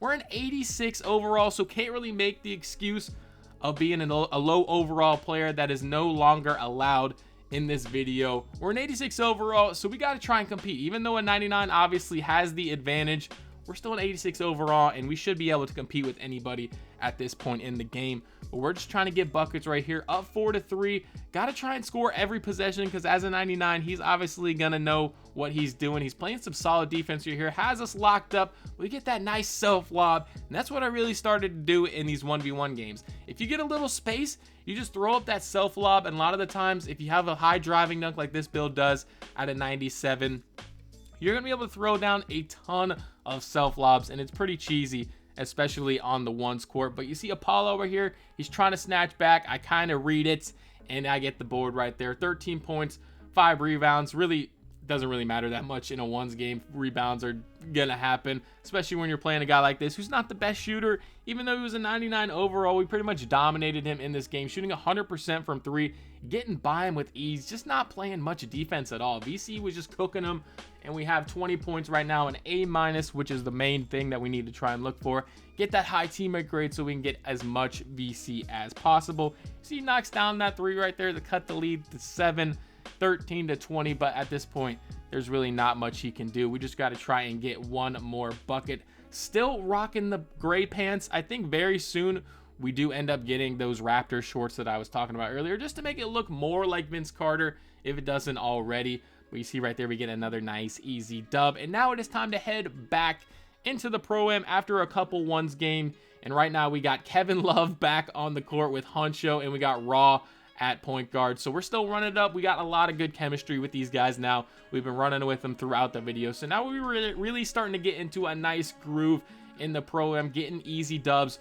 over and over again, not losing too many games, and that really helped us start getting some VC very quickly, and we're really improving our Pro-Am record. But like I said, we still got to upgrade those jerseys at some point, because these ones, they're not bad, but they're just also not great. But I don't even know what kind of court these guys were rocking right here. It's really kind of insane, the court that they had, but it's all good. We're still gonna come out here, try and ignore that, get the dub. Hunter sets a nice screen right there off of my snatchback and get a wide open three. Now we're up 10-6, swinging the ball around. Kevin Love wide open in the corner, pump fakes and gets a bad release on that shot, but it's all good because I'm right there for the board. Grab the rebound, pump fake like 3 times, they all run away. We knock down that 3. I love doing that when I'm in the corner. As you see, we get that nice easy back door right there. I love doing that in the corner when there's like 3 people on you. It doesn't, like, okay, that sounded kind of crazy, but nonetheless, it doesn't happen very often when there's 3 guys on you in the corner. But when you pump fake a couple times and they all just run away, it makes for a great clip. So you see, we're up 17-11 right now, trying to finish this game off. Raw's looking for a wide open 3. He has it, doesn't take it, but Huncho's going to kick it right back out to him, and now he has a wide open 3, and you already know he's going to splash that, unlocking his deep bomber takeover. So he might look to shoot a crazy shot right here, which I couldn't be mad about. If you ever use deep bomber takeover, you definitely want to use that whenever you got it, especially if you have heat check or something. You got to bomb that thing from deep, but Huncho ends up getting the rebound. I'm saying, hey, I'm screwing it. I'm taking it myself. Missed the wide open layup, but thanks to that new acquired standing dunk, we finished that game off, and that actually helped us get player of the game. I don't know if it was that rebound at the end that helped us get it there, but we do end up picking up that player of the game, only getting 800 VC because our grade wasn't the best, but it's all good. Playing a pretty decent team right here, 9-3. They got a decent record, so we got to lock in, try and play some good defense. Miss a wide open 3, so that's a very, very solid start. Huncho tries to hit me, gets a weird catch animation, but hey, look at that standing dunk. It's looking really, really solid right now. Just knowing that once I'm under the rim, I don't really have to rely on my driving dunk anymore. We can just stand dunk. It sounds kind of crazy and stupid, but having that high standing dunk on a build like this really, really made things a lot easier, especially on the offensive end, obviously. But anyway, we get left wide open in the corner. Miss once, but not going to miss twice as we go ahead and tie up the game right now. Now it is tied up 10-10. Raw's trying to look for a shot. I'm going to hit the back door on him with that slippery off ball on gold. And now we have bronze rise up, and I think that's going to go up a lot more than just bronze, if I'm not mistaken. So that's going to be even better once we get our rise up to silver, maybe even gold. I can't remember exactly what badge level that goes to, but it doesn't matter. We're grabbing that board, running up right here, looking nice with the speed, snatch back, knocking down that shot. And I don't know what it was with this build, but once I finally upgraded to, like, I think I already said this, but an 85, 86 overall, the build just moves way faster and just way cleaner. I don't know what it was. I don't know if that's a thing 2K implements, is once you get to like an 85 overall, because maybe that's where you start, your player actually starts to play like an NBA player. I don't know. But once you hit 85, 86, your player just starts moving way faster. I don't know. Someone may need to do a 2K Labs experiment or something on that. But either way, we finished that game off right there. 16 points, 4 for 6 from 3. Not really a prime Vince Carter game, but hey, they're going to leave me wide open for 3. I have to knock down those shots. Another 900 VC in the bank. And after that Pro-Am session, that got us up to 13,500 VC. And now we're able to max out our strength at a 51 to get to 87. And lucky enough for me, the boys wanted to keep running it up. So we're back out here on the Pro-Am, still running it up with these trash jerseys. I promise they're going to change very, very soon. We're down by 1 right here to this team. I believe it was like 3-9. So we got to step it up a little bit. We're up by 1 right now. I got that two-way tenacity, so you already know I'm playing those lanes, going for the steals. Raw's playing some solid defense, though, at the point guard position. We both kind of contest right there, and they get a nice easy tip in basket. So we're down by 1 yet again, but it's all good because we got Victor Wembanyama on the court right now. Huncho's got just all types of silly builds. Like, they're not really even silly builds. He's got like silly players, but you know, hey, I'm not gonna hate on it. He's got Victor Wembanyama, Kevin Love. I think he had someone else out there as well throughout this video, but hey, I respect it. I love all of the NBA player builds. At the end of the day, we're using Vince Carter right now, so any NBA player build in this video is acceptable and even encouraged. As you see, Raw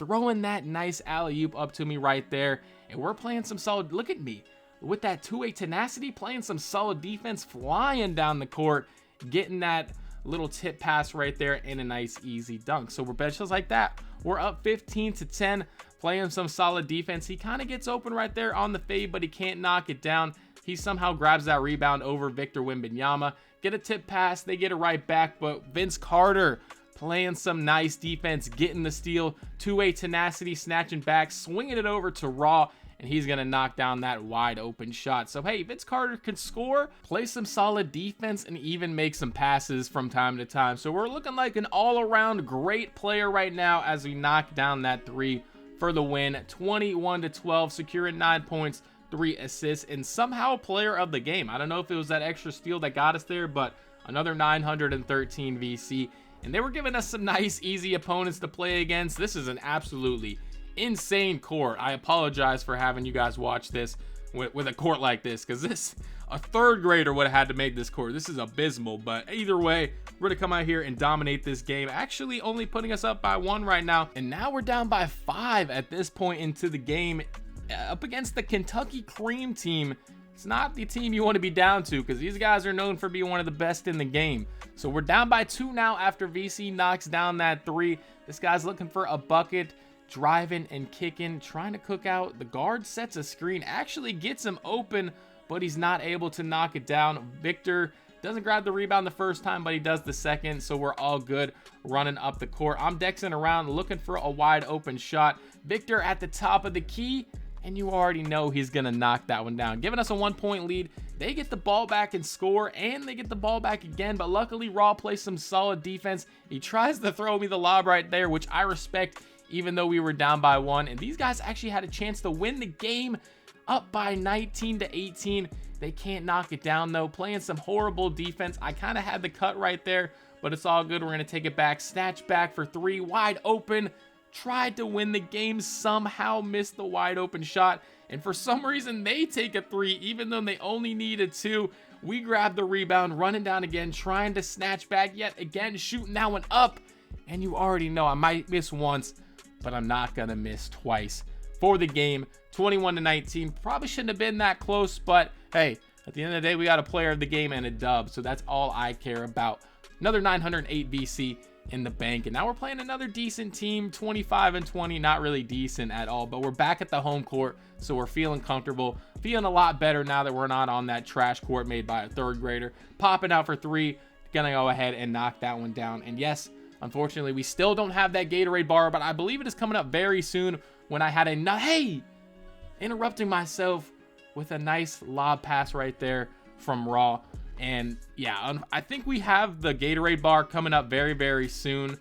I really didn't even grind that hard this week. Obviously, we played a lot of Pro-Am without the Gatorade bar, but once we get that Gatorade bar, just trust me, the gameplay gets so much better. My shooting gets a lot better. Just become a lot more confident as a shooter, even though right there, cooking up a little bit. I just have to be careful with the moves I use. Don't use too much stamina and just knock down my wide open shots. But we're down 16-19 now after he makes that moderate shot. So we got to try and get a bucket right here. Raw gets open and he greens that shot, a great shot. So it's 19-19 now. We got to try and get a stop. Got to lock in, got to communicate. They're setting a screen. I'm stepping up, showing a little bit. He ends up passing it to my man. Now I got to play defense. Raw's playing great defense on a small guard. He gets clipped on the screen. Huncho picks up. I also pick up, leaving my guy wide open, but he misses for the game. He was way too nervous, and now we just need a bucket. So I'm going to go on the back door for the nice, easy slam, and we slip away with a win right there. Was a little sus towards the end, but we get 500 BC, and we walk out with the dub. So now we're playing another team that's 1-1, so these guys should be a nice easy dub. Off the inbound, Huncho hits me there, a great pass. 10-10 at this point in the game. Raw gets the blitz steal on him, and you already know where I'm at. I'm out on the break, going down, and get a somewhat good dunk. I don't know, that was kind of weird. I don't know how that happened, but we're getting the inbound steal as well. Looking for a pass to make, find Raw wide open for 3. And you already know he's going to go ahead and knock that one down. Only have 5 points at this point in the game and 1 assist. So we need to score or get something if we're going to have any chance of getting player of the game. This guy's name's Zen, wide open in the corner. Obviously his Zen was not working, as we're going to get the self lob off of the fast break. And now we're up 17-13. He's leaving me wide open for 3. And you know I'm going to cash that one out. Up to 10 points now. Trying to get that player of the game. Trying to sneak it in there. Trying to steal it from somebody. Raw's open at half court, not able to knock that one down, but Huncho is there, and he's going to find me on the backdoor cut, getting the nice alley-oop bucket to go right there. And we ended up with 12 points, 1 assist. Was that enough for player of the game? Yes, it was. We end up stealing that one somehow with another 911 VC. And after that session, that got us enough VC to upgrade our driving dunk to a 92, getting all of these dunk animations. We have elite contact dunks, and now it's looking even crazier at an 88 overall. And you can also see the record at this point, not looking too shabby. So now that we've been spamming up the 3v3 Pro-Am quite a bit in the recent games, I decided, hey, there's an event going on. Let's go ahead and see if we can get this deep end vent and see if we can get to 35,000 score. Now, unfortunately, I did have to play with randoms yet again. And if you don't know what the deep end event is, it's basically ruffles from previous 2Ks where there's a 4-point line. There's no threes. As you see, I'm wide open in the corner. There's no 3-pointers. It's all 2s unless you are behind that 4-point line. And playing this with randoms was quite the journey. As you can see, we're up 8-0 right now. It's looking decent. We're up 16-0 in this video, or in this game, I should say. And that's simply because the team we were playing in this specific game was very, very bad. And a lot of the games that I played in this, I got very lucky, because this squad that I ended up winning a couple games with, my main goal was literally just hop in here, get to like 35,000 score, whatever I needed for the 10,000 VC for the event, and then get out of here, because playing this with randoms was absolutely insane. You see I'm wide open on the break. It took them like 5 seconds to pass me the ball, but hey, we're up 20-0, got 6 points, got a B+, and in these games specifically, I'm not going to get much VC at all because of my teammate grade, but hey, I get the blitz steal right there, hit the big man, and the only good thing about these guys is we had 2 bigs. As you can see, Main Key and Dre Day are silver and brown plaques, so they're not the best. But in the next game right here, we're up 16-14. They're looking for a 4-point shot. He's not able to knock it down. And the gameplay in this was just not the best. So that's why a lot of these games I tried to shorten up as much as possible, as he somehow makes that 4-pointer weak contested. But we have 2 points, 2 rebounds right here. And this guy, like, look, I don't even have to say anything. What is that shot? Why are we taking that contested layup? Luckily, this guy takes an even worse shot when they're up 18-16, and Dre Day here as the center decided to start running point guard or something. And this guy right here, A-Town Finest, he actually was kind of decent. As you see, he steps in and makes that clutch 4-point shot. And now it's 20-20. We got to try and not lose this game, because if we lose, we are out, and we somehow, some way, win another game. So we've got a decent amount of points so far in this event, but we still need like at least 2 or 3 more games to unlock that 10,000 VC for the event. And luckily we played some more very, very bad opponents. At this point we're down 10-8, but look at VC from the 4-point line, knocking that one down. Now it's 18-18. We need to try and get a bucket. We have 6 points at this point. Dre Day looking, we're just throwing it down low, hoping for the best, just mashing down there in the paint. Some good old classic mashing down there, putting us up 20-18. And a lot of these games were just like, I'm not showing a lot of it because it was just either our centers were just mashing like that in the paint, or the opponent was just shooting up crazy shots like this. And I was trying my best to cherry pick or do whatever I can to get easy buckets for us on the fast break. Luckily, finished that one off for another dub, 8 points, only 263 VC. But like I said, we're not here for the VC for the individual games. We're trying to get that score high enough to where we get 10,000 VC for the event, because that would be a very solid boost to our VC and try and get us to the next overall, which is going to be 89. But at this point in the game, it's 4-4, getting a nice blitz, not able to complete the steal though, unfortunately. As you see, this guy right here with the crazy orange hair, he has a guy wide open on the wing and he doesn't pass it to him, and you already know I'm cherry picking this time, looking for a 4-point shot. He leaves me wide open, and come on, that's big VC out there with bronze limitless range. That's actually pretty crazy that I was able to knock down some 4-point shots with only bronze limitless range and an 85 3-point shot. But I think my takeover was also helping me out a little bit, which was really, really nice. He's shooting up a terrible shot when they're down by 2 points. This guy takes 5 years to pass me the ball, but luckily with our high standing dunk now, we're able to get a good animation right there and put us up by 4 points. So we only need one more bucket to try and finish this game off. I got two-way tenacity, so you know I'm looking for a blitz steal, looking for something, trying to get us the ball back. They, for some reason, pass it all the way back to the center. This is just some crazy gameplay going on right now. I'm trying to blitz them, but unfortunately, I cannot get the steal. So now they got to try and inbound it, and I see my guy, he's at the 4-point line. I'm trying to blitz him. I bait him a little bit, get the steal, going up for the self lob, finishing that game off all by myself. A nice solid game, 22-16, 12 points with 2 4-point shots in one game. Hey, I will take that every single time, especially in an event like this. And now this is the last game that we need to unlock that 10,000 VC for the event. They're jumping, and I'm getting a little confident now, pulling up from deep off of the dribble, another 4-point shot. And I don't want to say at this point I was carrying these guys, but hey, VC was out there hooping. These guys, like I said, weren't the best. It's kind of hard to tell in the chopped up gameplay that I've been showing, but you should see a little bit what I mean with the way that they were playing. Look at that. Playing great, solid defense, have the two-way. You know we're just going down, wasting no time, getting a nice, easy bucket. And this was actually a kind of an easy game. I can't knock them too bad. They were playing some solid defense, and towards the end, they're throwing to me on the break, so maybe I was being a little bit harsh. These guys actually might not have been as bad as I was saying. They could have been a lot worse. Like, the opponents we were playing were way worse than the guys I had on my team. So I actually got really lucky that I found these randoms and we were able to get these dubs. As you see, we're finishing that game off with a nice 360 dunk, 22-10. And with that win, I believe that was our 5th win of the event. With randoms, we get to 37,000 score for that event. So now we have to wait until the event is over, unfortunately, to get that 10,000 VC.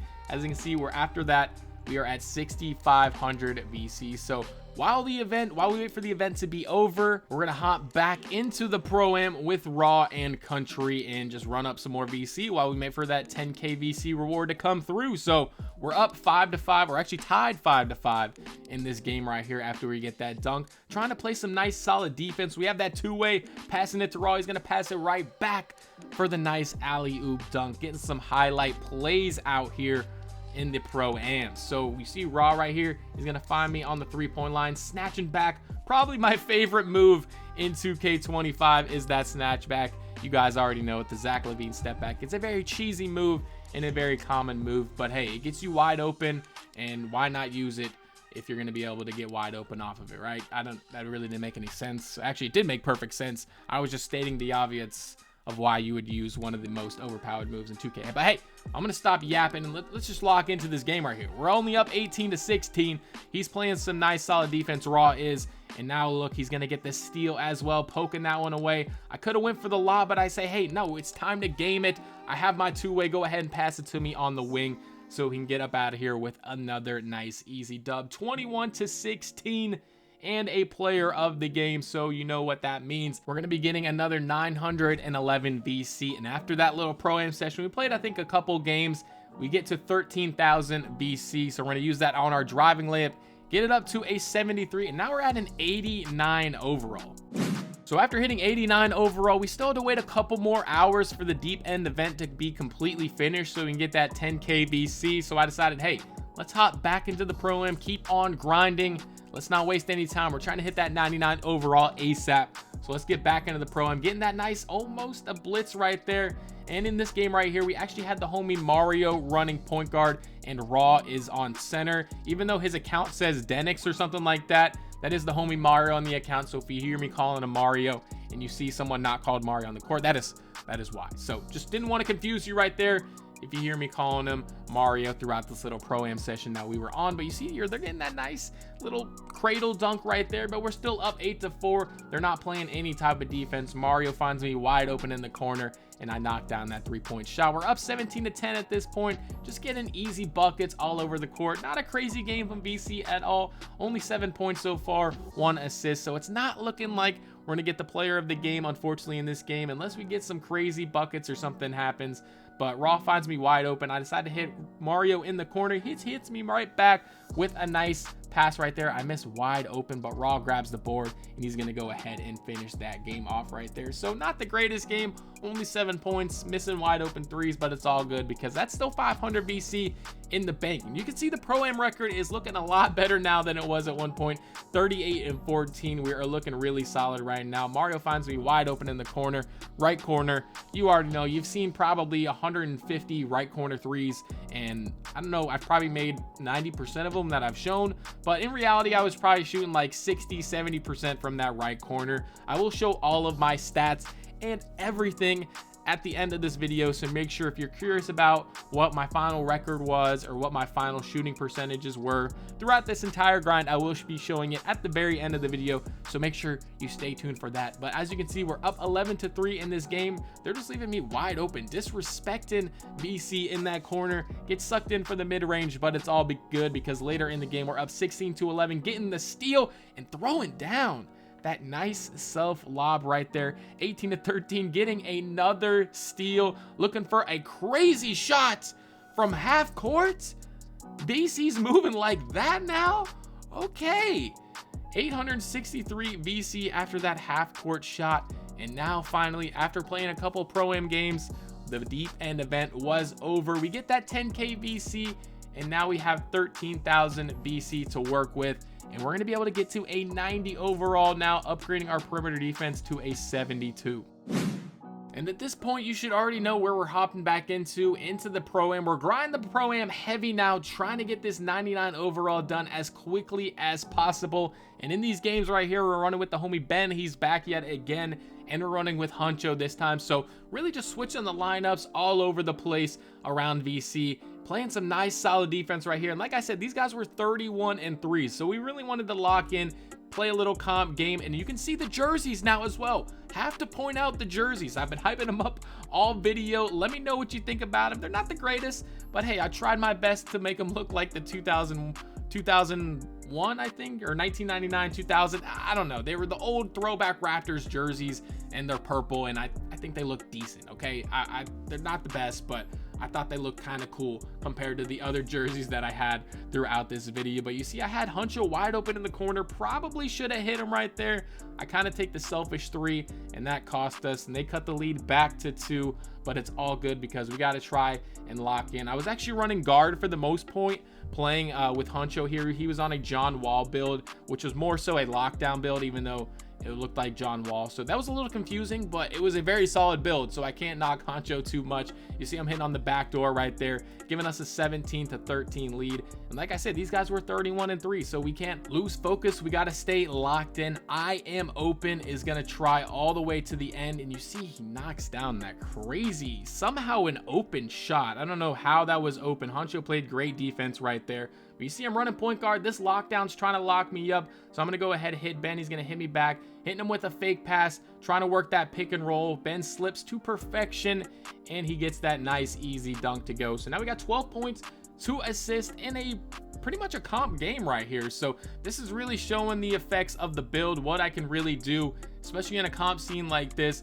They knocked down another 3, 19-19. We need a clutch bucket. Get him with the crossover move right there. I probably have a wide open shot, maybe a little nervous, decide not to take it. I tell Ben to slip, he does, and we get the nice easy dunk right there against a pretty competitive team. 21-19, and a player of the game, 12 points, 3 assists, and that's going to be 1,000 VC right there. And we're also almost 50% to starter 3, so we're really moving along here, almost at 99 overall, only 9 more overalls to go, and we need 50% to get that coveted starter 3 so we can get some extra cap breakers. But hey, look at VC, he's out here hooping, and I was really starting to have some fun on this build, and I was actually having some success running point guard. So that was really fun to see, and I was having a lot of fun playing at this point in the video. As a 90 overall, doesn't really get much better than that. Obviously 99 is better, but once you get to like 90, 91, 92, 93, all of those, they're all pretty much the same at this point. I had everything upgraded that I really needed, outside of a little few things like pass accuracy, perimeter defense. For the most part, the offense was all the way there though. As you see, we're knocking down a nice shot off of the screen, putting us up 16-12. I think these guys actually also had a pretty decent record. Not 31-3, but they weren't 3-31. So they weren't any slouches. We still had to lock in and finish this game off 16-12. They actually, I just realized I was actually talking like these guys were actually decent at the game while they have John Pork on their jerseys. So maybe they weren't the best. Maybe I was gassing them up a little bit, because if you have John Pork on your jerseys, you're probably not the most confident, or I don't even know what I'm trying to say. But we're wide open for 3 in the corner, knocking that one down. 11 points, 1 rebound, and 3 assists, and that's gonna get us the dub and a player of the game. And look at the jerseys. I think they look nice. All right, I'm gonna keep talking about the jerseys because I spent like 15 minutes making them, so I'm gonna keep talking about them, and hopefully they're not as bad as, maybe they're worse than I think they are. They're really not that great when you really look at them. But either way, we're up 8-7 in this game. This guy's got a temporary gamer tag because he got banned or whatever on his other gamer tag. You already know what that means. Ben's grabbing the rebound, throwing it down to me. We're getting that nice easy dunk. Up 10-7 at this point. Huncho's looking for me, finds me on the back door. A nice pass animation right there. I really actually liked his John Wall build that he had out here. It was more so a lockdown, like I said, but when I would get two-way, I'd say, hey, I'm just gonna stay on the guard because I can keep up to him. The build feels really fast when you have two-way. He kind of breaks my ankles right there somehow. I reach, he has a wide open 3, but I'm just gonna leave him open. Ben's gonna grab the rebound, and I get the nice easy breakaway dunk. And we're up 14-7 at this point, really just cruising through all of these Pro-Am games. Outside of a couple games, we really weren't playing anybody that crazy. You see, I get the steal, try and throw the lob to Huncho. It doesn't work, but Ben finds me on the lob myself, getting that nice little switch hands dunk. I don't know what that dunk was, and I think I just had the elite alley-oops on and elite contact alley-oops. I don't think I had any crazy like dunk or anything like that, like park dunks or anything like that. I don't think I had any of the crazy alley-oops on, but I was still getting some nice animations. I was really just worried about the contact dunks. That's all I was worried about for this build, especially when I didn't want to spend BC on anything crazy. But after that Pro-Am session, we get to 13,300 BC again, trying to max out the perimeter defense. We get it to an 80 and a 91 overall. And now, yes, we are back in the Pro-Am, but this is going to be the last Pro-Am session slash gameplay in this video. I know we spanned it a lot. I really didn't want to spend that much time in the Pro-Am because I know it can get really repetitive, but it's just too good for VC not to play a lot of. So this is the last Pro-Am gameplay in this video. Luckily for you guys, if you're tired of watching the Pro-Am gameplay, but like I said, if you're still sticking around at this point in the video, I really do appreciate it. Much love to you if you are still watching the video right now. But hey, we're trying to cook up. BC spinning around, throwing shots up there at LeBron on the backboard. I gotta respect a court like this. You got John Pork on the court. I'm throwing down 360 dunks, and you got LeBron on the backboard and a little corn guy on there as well. Hey, I can't hate on a court like this. It's kind of comp, I'm not gonna lie. When you have jerseys like mine and you have a court like this, I'm probably gonna take their court over my jerseys that really aren't that good. But I'm gonna stop talking about my jerseys. They're not that great. All right, I know they're not anything too crazy, but regardless, we make a week right there. And you can also see my takeover at the top right. This is when I started to try and get the, I think, poster machine takeover, where you get plus, I would have a 99 dunk basically. I can't remember. I think I show here in a couple games what exactly the takeover does, but nonetheless, we knocked down a 3 right there. Up 18-16 at this point. Kick it out to Ben, wide open for 3 in the corner. He misses that one. Gonna go ahead and kick it out to Prim, who is actually a new teammate we had. So shout out to Prim for playing a couple games with us. But you see, we're trying to snatch back, find Ben wide open in the corner yet again. And this time he's gonna go ahead and knock that one down. 11 points, 3 rebounds, 2 assists, and a steal is gonna secure us player of the game almost every single time, and also 1,000 BC. And somehow I didn't have my posterizer at Hall of Fame. I only had it at gold at this point. So that really shows that, you know, I wasn't playing any Park or, well, I was playing Park. I wasn't playing any MyCareer or anything like that. For some reason, you haven't believed that I just played online this whole entire time. I didn't have I only had posterizer on gold with a build with like 97 dunk for most of this video, which was kind of unfortunate. But eventually, I think soon I do get Hall of Fame posterizer and start using it a little bit. You'll see we start playing a little bit Park here soon, also heading back into the rec, and then we'll really start showing what this build is all about at a high overall. But for now, we're trying to grind out this VC, trying to get out of the trenches, which is 3v3 ProAm. And hey, just like I was talking about it, started using that dunk meter a little bit. I don't know, up until this point, I really wasn't using that dunk meter a lot. But now that we got gold posterizer, trying to get it to Hall of Fame, started to actually get some contact dunks. Also, that takeover, you see we only have one more bar to unlock until we get that new poster machine takeover. So that's going to be crazy. You can kind of see it right there. I think I get vertical upgraded, and as well with, I think, speed alongside the driving dunks. I'm not exactly 100% sure on that, but either way, we're beaten. I'm not going to say their name. You can see what their name is. It's kind of crazy. But hey, Ben's going to hit me on the back door right here. Getting up. Just looking crazy athletic now on this build. Winning that one 21-11. Not a great shooting game. But hey, we got some nice posterizer dunks. And that's all that mattered. Now we're almost kind of closing in our way to Hall of Fame posterizer. These guys right here are 0-2. But we are down 8-0 at this point in the game. So now we got to try and start making a little comeback. I hit Prim right there, wide open for 3 in the corner. So especially on the home court, 8-0 against the 0-2 team is kind of crazy, but we're leaving him wide open. He very lates that shot, and now just like that, we're looking like we're making a little bit of a comeback here. A crazy standing dunk animation. Probably could have hit Prim right there, wide open in the corner, but decided to take the nice easy dunk, getting the steal, and now we're starting to get some momentum back. 8-5 now, turning them over. And we just got to try and score again. That's really all we got to do. They're leaving Prim wide open in the corner. It takes a while for Ben to pass the ball, but I think that was more of a 2K thing than him. He hits Prim right back, wide open in the corner. Not able to knock it down, unfortunately. But BC, look at the hustle. Running back on defense, getting the stop, and now we're running up, trying to tie this game up, stopping and popping, and knocking down that 3 right there. So we're on an 8-0 run right now. These guys were up 8-0, so we had to lock in. We've tied it up at 8-8. Ben's getting the steal, and now we just have all the momentum on our side, getting that nice easy dunk to go right there. Up 10-8 now. We just got to keep locked in. You know, these guys might be 0-2, but they were showing a little fight. They were up 8-0, but we can't allow that. Look at that. A great steal by VC, and now we're on the break. Probably could have taken the dunk, but I see Prim wide open in the corner, so you know I'm going to pass it to him, and he knocks that one down. And at this point, we were kind of chilling. These guys had their little legacy run, and now we're kind of running away with it. Up 17-11 now. Running the break, throwing lobs, doing what we can, getting nice, easy. Okay, I miss a wide open layup somehow, but it's all good because we get the board and pass it back out to Ben. It probably actually helped us out because we got a free board and a free assist out of it for that player of the game. And we're up 22-11. We basically went on a 20-3 run to finish this game off. They're wide open in the corner with takeover. He knocks it down.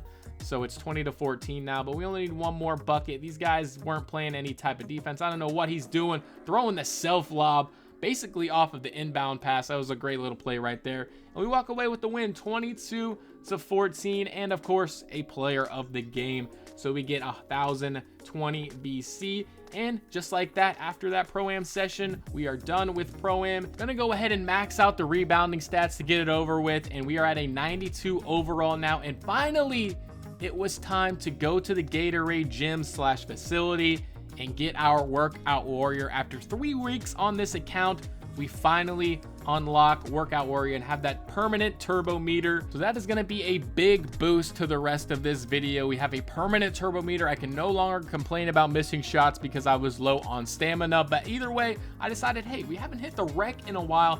Let's go ahead and hit the random rec and see if we can get a nice easy game right here. There is an event coming up where we're going to have to play in the random rec, the top 5 event, I believe it was called. So we're gonna have to play random rec eventually anyway. So I decided, hey, let's get a nice easy warm-up game for when that comes along. And we're actually doing pretty decent in this game right here. Again, it's random rec, so not gonna get the ball a ton, but my main goal was to try and just play solid defense for the team and when I can, cherry pick and just get nice easy buckets. At this point, we're up 23-15, have the ball on the wing, a little isolation, stepping back, making some nice plays, hit him on the pass, and get an assist out there. So that's really what you got to do in the random rec.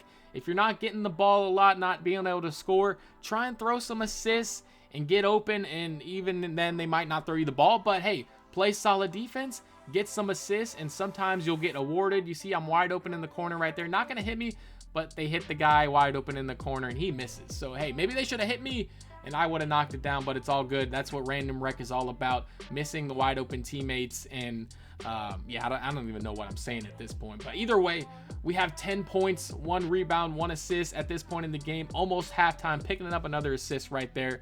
We're up 35-19, pretty much cruising through this game, having a grand old time in the random rec. You never have a bad time at random rec, right? It's always great. You always get good teammates and it's always a fun time, right? Right. Okay. So yeah, it's definitely not like that. Again, I don't know even what I'm saying at this point. I've been recording it for so long, but hey, we're going to go ahead and pick up our 12th point of the game before halftime. And this game was pretty much a blowout. There wasn't really much to show outside of me getting a couple fast break points here and there. You see, he actually throws me a lob, which I appreciate. I appreciate a random teammate throwing me a lob here and there. We got 16 points, 3 rebounds, 3 assists, shooting 40% from 3. Gonna improve that shooting percentage right there with a 3, and now we're shooting 50% from 3 and up 70-28 at this point in the game.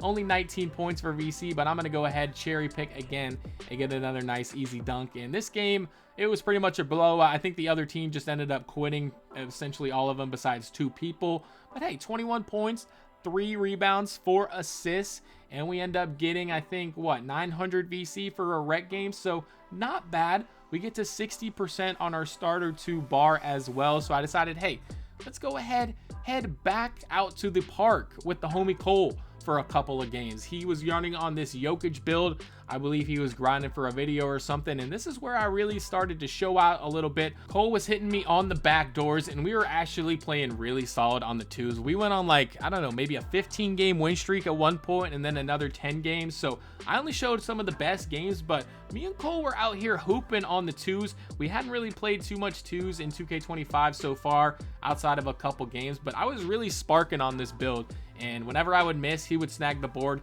kick it back out to me, and we were working really well together. As you see in this game, I got 11 points, all 11, just trying to dex around, get wide open for 3, and I was just shooting it. Like, I got that Gatorade bar, and I felt like I was Steph Curry or somebody. You see, I'm trying to hit some deep bomber shots, even though I put on my 3-point takeover again. I can't remember why I did that, and I didn't just keep working on the other takeover, but I think I do eventually finish that takeover off. But you see, we end up winning that game 22-0, and we were just out here hooping against probably not the best competition.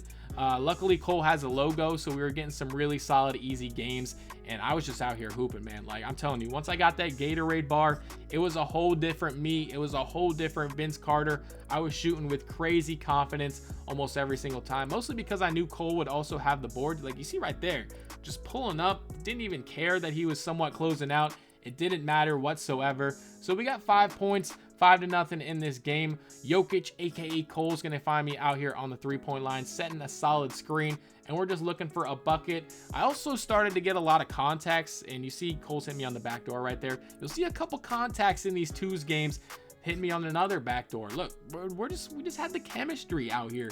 9 points, 1 assist. We got the 3-point rating going up with our takeover, so you know, if I need to, I'm gonna spark that thing. You see, we're just dexing around, going for the back doors, throwing lobs, just making highlight plays out here. Up 4-16 at this point. I see Cole on the outside, but I go in for the nice meter dunk. This was also when I started meter dunking. I don't know why.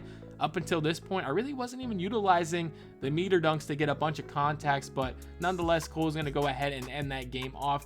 15 points, and we're on a 6-game win streak, just running through these games, getting a bunch of VC. You see, the opponents we're playing, they were not the best, to say the least. All right, no offense to them, but they were just not the best. But that's all good, because that's why I decided to come out here on the park. We haven't really played much park at all in this video outside of the games with Cole and Hollywood that we played. We really haven't played much of the park because when they have theater and randoms theater, I felt like that was just much better because in the park, it's either going to be sweaty or you're going to play competition like this if you're playing with someone with a logo. That's really the only time you're gonna get easy games out here on the park. It's usually actually really sweaty, and I really don't like the way the parks look in this game, so that's really why you didn't see me playing here much very often. But I decided, hey, we got to get at least a little bit of park gameplay in this video. So here we are, dominating the twos right now, 20-0. I'm just shooting whatever. I'm telling you, I'm shooting that thing with confidence every single time, especially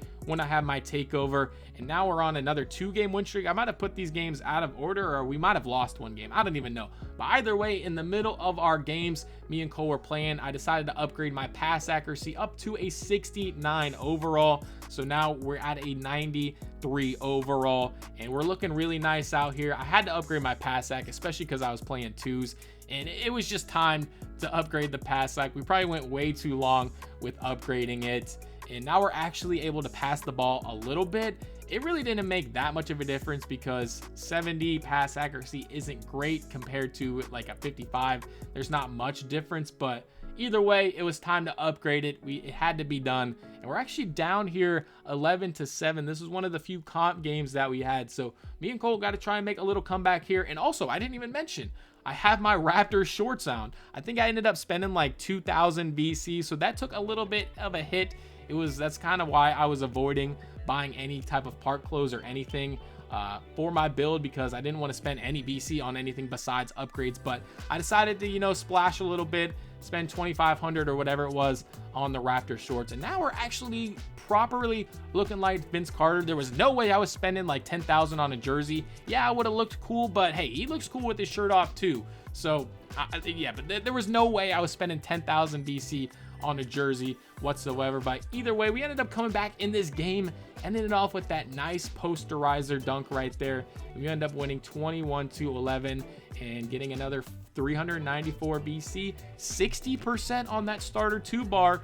Keep watching it. I think we had double rep in this park event or something. Maybe not. I think it might have just been my little sleeve that I had on, but either way, me and Cole went on, I think we, like I said earlier, like a 15-game win streak at one point.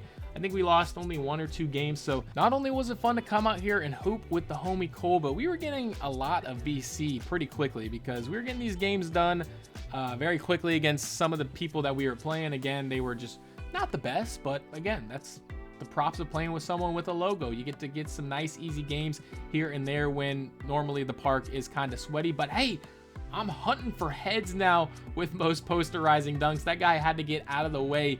He was scared to meet VC at the rim, but we're up 11-0 in this game, and I'm going to keep looking for those posterizing dunks.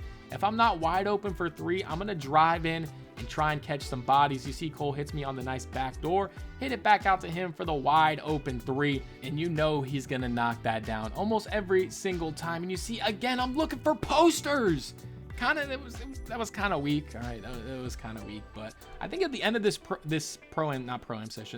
session, I think I ended up getting that posterizer on Hall of Fame that I was talking about. So being able to grind this on the twos with Cole was really nice because I really wanted to get that Hall of Fame posterizer to really start going crazy with this build with the posterizing dunks. But hey, if I'm wide open for 3, I just have to take it almost every single time. On another 6-game win streak, another 435 BC, and we just kept moving along with these games, finding new people to play against. You see, we got the fireball now, kicking out to Cole, wide open in the 3. He's gonna knock it down, and we're up 3-0 in this game, trying to get some posterizing dunks. That's really what I was looking for. I keep talking about it because they're gonna keep coming here, and he's sending me the nice screen, but if I'm wide open like that, it's going to be splash literally every single time. We're up 11-2 now. Cole's got his takeover, so maybe he's starting to look with some posterizers with Nikola Jokic. Not really. I'm just stopping and popping for 3. I keep talking about I'm going to get some crazy dunks, and then I'm just shooting 3s over and over again. But hey, I was just trying to get these games done as quickly as possible, and when the opportunity arose, like right here, okay, I thought I was going to get a posterizing dunk right there, but nonetheless, it was just another nice, easy layup, and we finished that game off. So hey, it's all good. 21-2. We're on a 14-game win streak. I told you we went on a crazy win. You didn't believe me. We went on a crazy win streak, and then Cole, unfortunately, had to get off. So before we could hit our next overall, I decided to run a little proving grounds. And unfortunately, I did forget to show my overall proving grounds record at the end of this video because the new season started.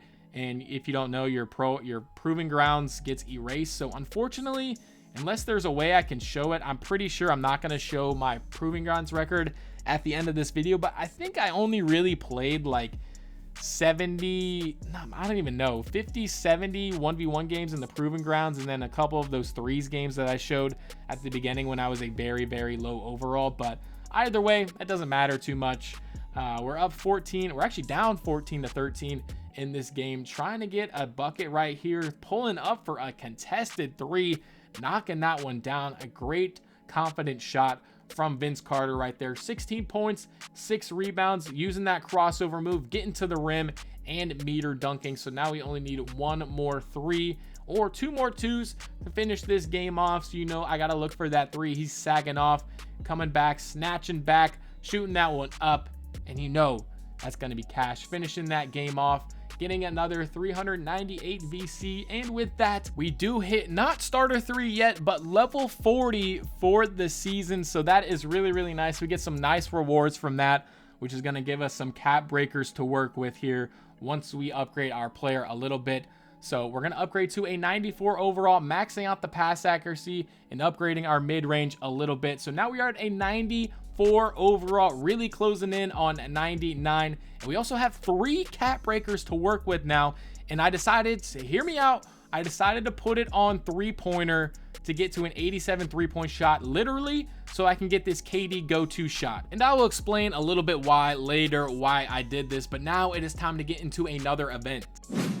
And the event this time is going to be the Basketball Gods event, but we're not running with randoms this time. We're running with Mario again, who we've already ran with in this video, and we're also running with the homie Peaks. Now, let me explain why you watch some of this Basketball Gods gameplay, why I decided to upgrade my three-point shot on a Vince Carter build, and essentially, you need an 87 three-point shot or a higher midi to be able to get the Kevin Durant go-to shot, which helps you dribble on these 6'6 builds like crazy. Like, I don't know if a lot of you have used 6'6 builds. Some of you probably already know this, and this might be like simple, like why I did that, but I really didn't want to. But having that KD go-to shot, there's just like certain moves you can do with that to be able to like dribble better. I don't know why. It's literally that only go-to shot that helps you dribble a ton on a 6'6 build. So it really was just about me being able to dribble better on this Vince Carter build. That was really it. It wasn't because I needed a higher three-point shot. I shot perfectly fine. It was simply because I wanted that KD go-to shot animation, and that was pretty much it. So if you want to be mad about it, maybe I wasted 2 cap breakers on it, whatever. I don't care. I did it because I wanted to, and we're gonna have more cap breakers later down the line to upgrade some actual things that will make the build play like Vince Carter. So if you're mad that I did that, too bad. You probably don't even care at all. But either way, let's just hop into these Basketball Gods games with the homies Mario and Peaks. And this event was actually very sweaty. Like, it's Basketball Gods. Obviously, it's gonna be sweaty. And we needed to win, I think, 6 games to get the max amount of VC for this event. I can't remember if it was 10 or 15,000 VC. Very similar to the deep end event. You couldn't lose. If you lost your streak, and you had to start all over again. So you see, we had a lot of close games. Peaks was running guard, and I was just trying to do what I can to help out the squad, because in a game like this, you're running against meta lineups. Obviously, my build's not the best because I have to play the 2-guard/lock on a non-lock build. So it's going to be tough, but luckily Mario and Peaks are very good at the game, so they were helping us out. We finished that game off with 11 points, 3 for 6 from 3. Not the greatest, but not the worst either.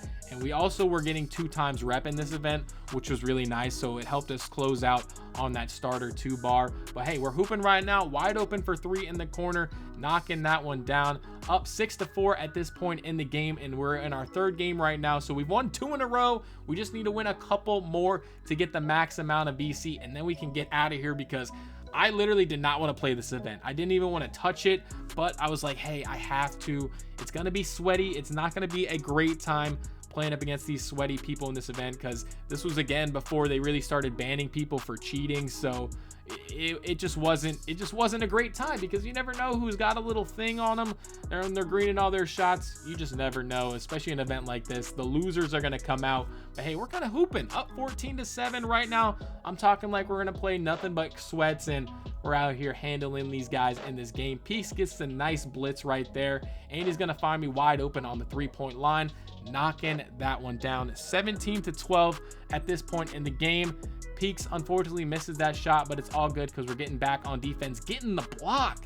Haven't seen a lot of blocks out of Vince Carter just yet, but look at that. Had the two-way activated, and we have 15 points now in this game, really dominating, and Peaks is going to go ahead and look for the wide open shot right here to end this game off, and he does. So that's going to be 3 wins in a row for the boys. We're up 433 VC in that game as well. And you see, we're not playing any like crazy competition, and you know, we're up 5-3 in this game, just trying to get, I think, what, 3 more wins. We have 3, looking for 3 more. Mario's getting the nice steal right there, hitting Peaks for the wide open 3, and we are cruising in this game right now.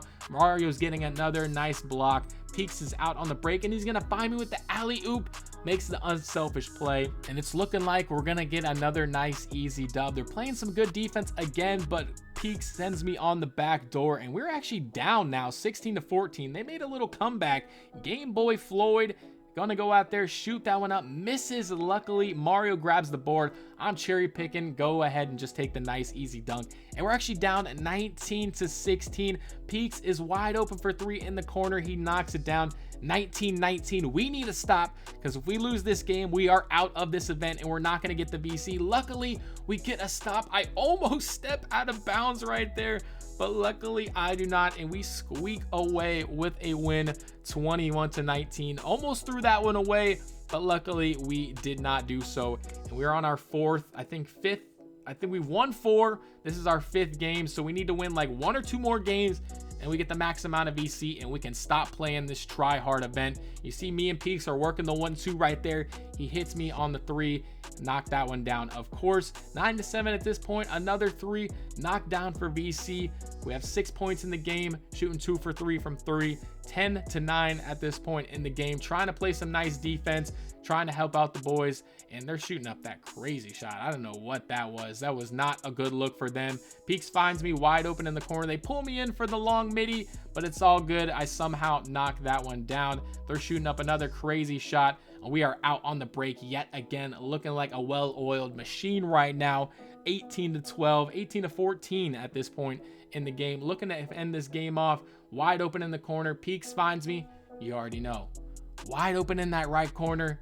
It's gonna be green almost every single time, and that is our 5th dub in this event. And now we just need 1 more, but unfortunately we did not end up getting that 6th dub. We end up losing straight away. It wasn't really a great game. I didn't even have a single point. I shot 0 for 2 from 3, and we win 5 out of the 6 games that we needed. And at that point, I was not trying to play anymore. We played the event like for a couple hours, so I was like, screw it, I'll take the 5K VC, go do a race. Also get 1,500 from the wheel, and after getting the VC from the event, we end up with 23,000 VC, so we max out our driving dunk to get to 95 overall. And with the leftover VC that I had, I knew it was time to buy the elite contact dunks. Every single elite contact dunk we can get, we got it now on the Vince Carter build, and also decided to upgrade the free throw to a 66. And the reason I upgraded the free throw was because it was time to go into another event. I ended up not really playing much that week, so another event on the weekend came around, and it was time to play the top 5 event, which is inside of the rec center, which is why I upgraded my free throw, because I wanted to be able to at least attempt to make a free throw with the 66 if I was able to. So hey, we're here in the rec center, the top 5 event, playing in no squads, random rec, as you saw me walk into the random rec. So here we are playing in this event, and basically, okay, I was gonna try and explain the event to you, but I'm out here getting posters. We got Hall of Fame posterizer now, all of the elite contact dunks. So now we can really start going crazy. You see, I even had to save the clip. That was such a crazy dunk.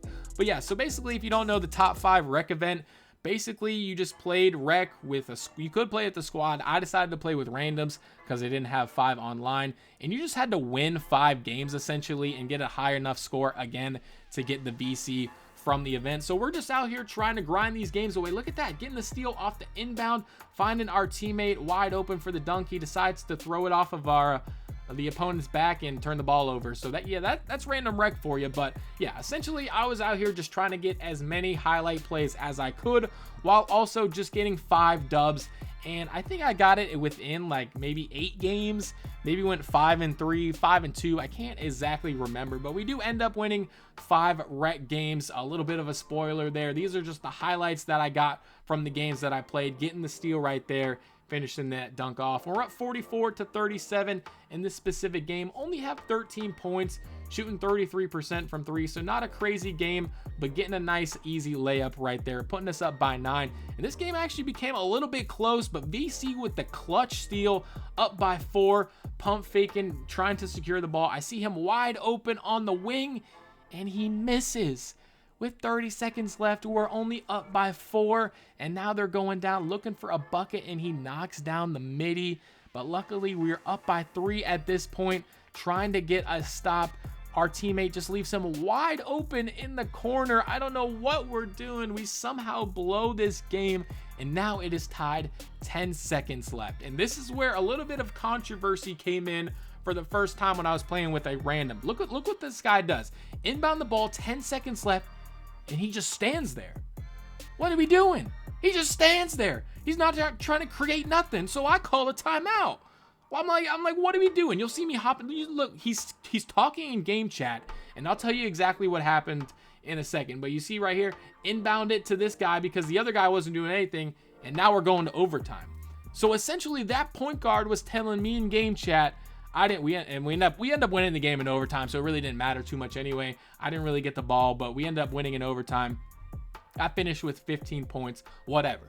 But that point guard, he was trying to tell me that he made the right play right there. Like, he was waiting for somebody cutter. I don't even know what his like mind was thinking, but you see, we already have 2 wins in the rec right now. We need to essentially just win 3 more. But yeah, I don't know what that point guard was thinking. I have no idea. He tried to tell me in game chat that he made the right play right there, but that's just a random rec for you. You know, with 10 seconds left, I guess the right play is to just not try and create a shot as the point guard. It's to just stand there and not try and create a shot and go for the win. I don't know. Sorry I had to go on that little bit of a rant, but I just thought that was absolutely crazy. But hey, at the end of the day, that's the random rec for you. Those are the teammates you're going to get most of the times. But I was just trying to get them out here and get my 5 dubs and get out of this event as quickly as possible. I normally don't mind playing random rec, but I was just getting some bad lucks. Like I said, I didn't even show all the games that I played because it would just not be pretty if I showed all of the games that I played in this event. But either way, we're up 16-7 in this game right now, looking good in the second quarter, up 19-12. The team we were playing against wasn't the best, and like I said, I was just trying to get some nice, easy, fast break points, doing what I can to get my teammate grade up so I can get some good VC while playing in these games. As you see, VC. Okay, the nice posterizing dunk right there. That Hall of Fame posterizer is looking nice now, and we're actually starting to look like Vince Carter. It's been 4 hours of gameplay, and we're starting to finally get some posterizing dunks, and it's looking nice, and it feels nice to finally start playing like Vince Carter. Look at that, getting another wide open 3, knocking that one down. 18 points in the first half for Vince Carter. So I'm hoping in this game right now, our teammate gets to steal another spot up 3, 21 points at halftime. Vince Carter is going ballistic right now. They're shooting up some crazy shots. They have confidence in me now. And I'm getting another nice, easy layup now. We have that layup upgraded, so we're not missing those any longer. And we're just feeling really, really good right now. Getting another 100 BC for that player of the half. 23 points, 2 assists, 2 rebounds at halftime, 100% field goal percentage. Really feeling good right now. Wide open in the corner. I don't know what my guy was doing. I just was not getting guarded this entire game. You see, wide open again, looking for the lane.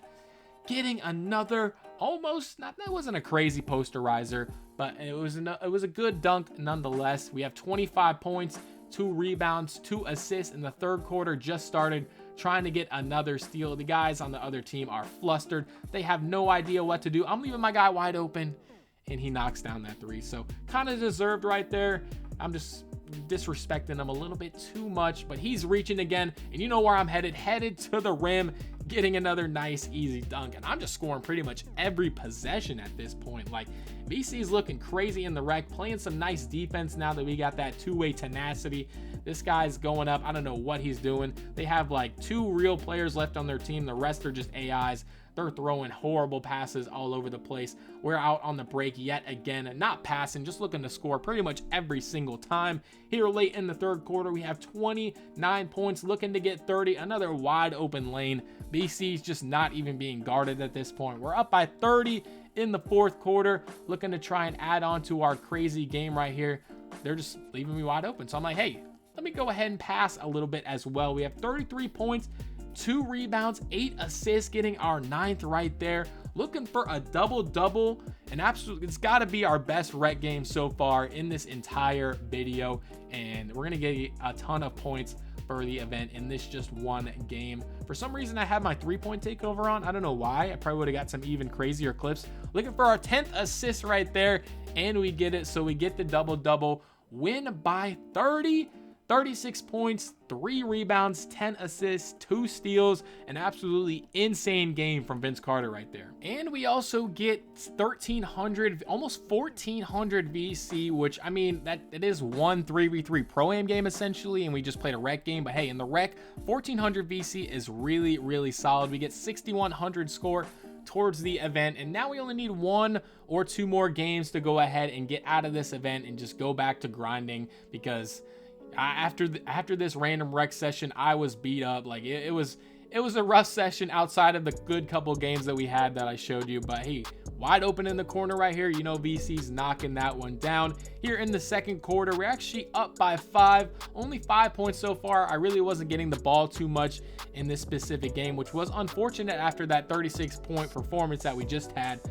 We unfortunately weren't playing with the same teammates, but hey, we're up 47 to 35 in the second quarter, looking to get another nice easy bucket. Could have passed it out to the guy, but I decided to be selfish. I only got 9 points, so you gotta get what you get when you can get it. So we're trying to get another stop right here, shooting that one up, missing that shot.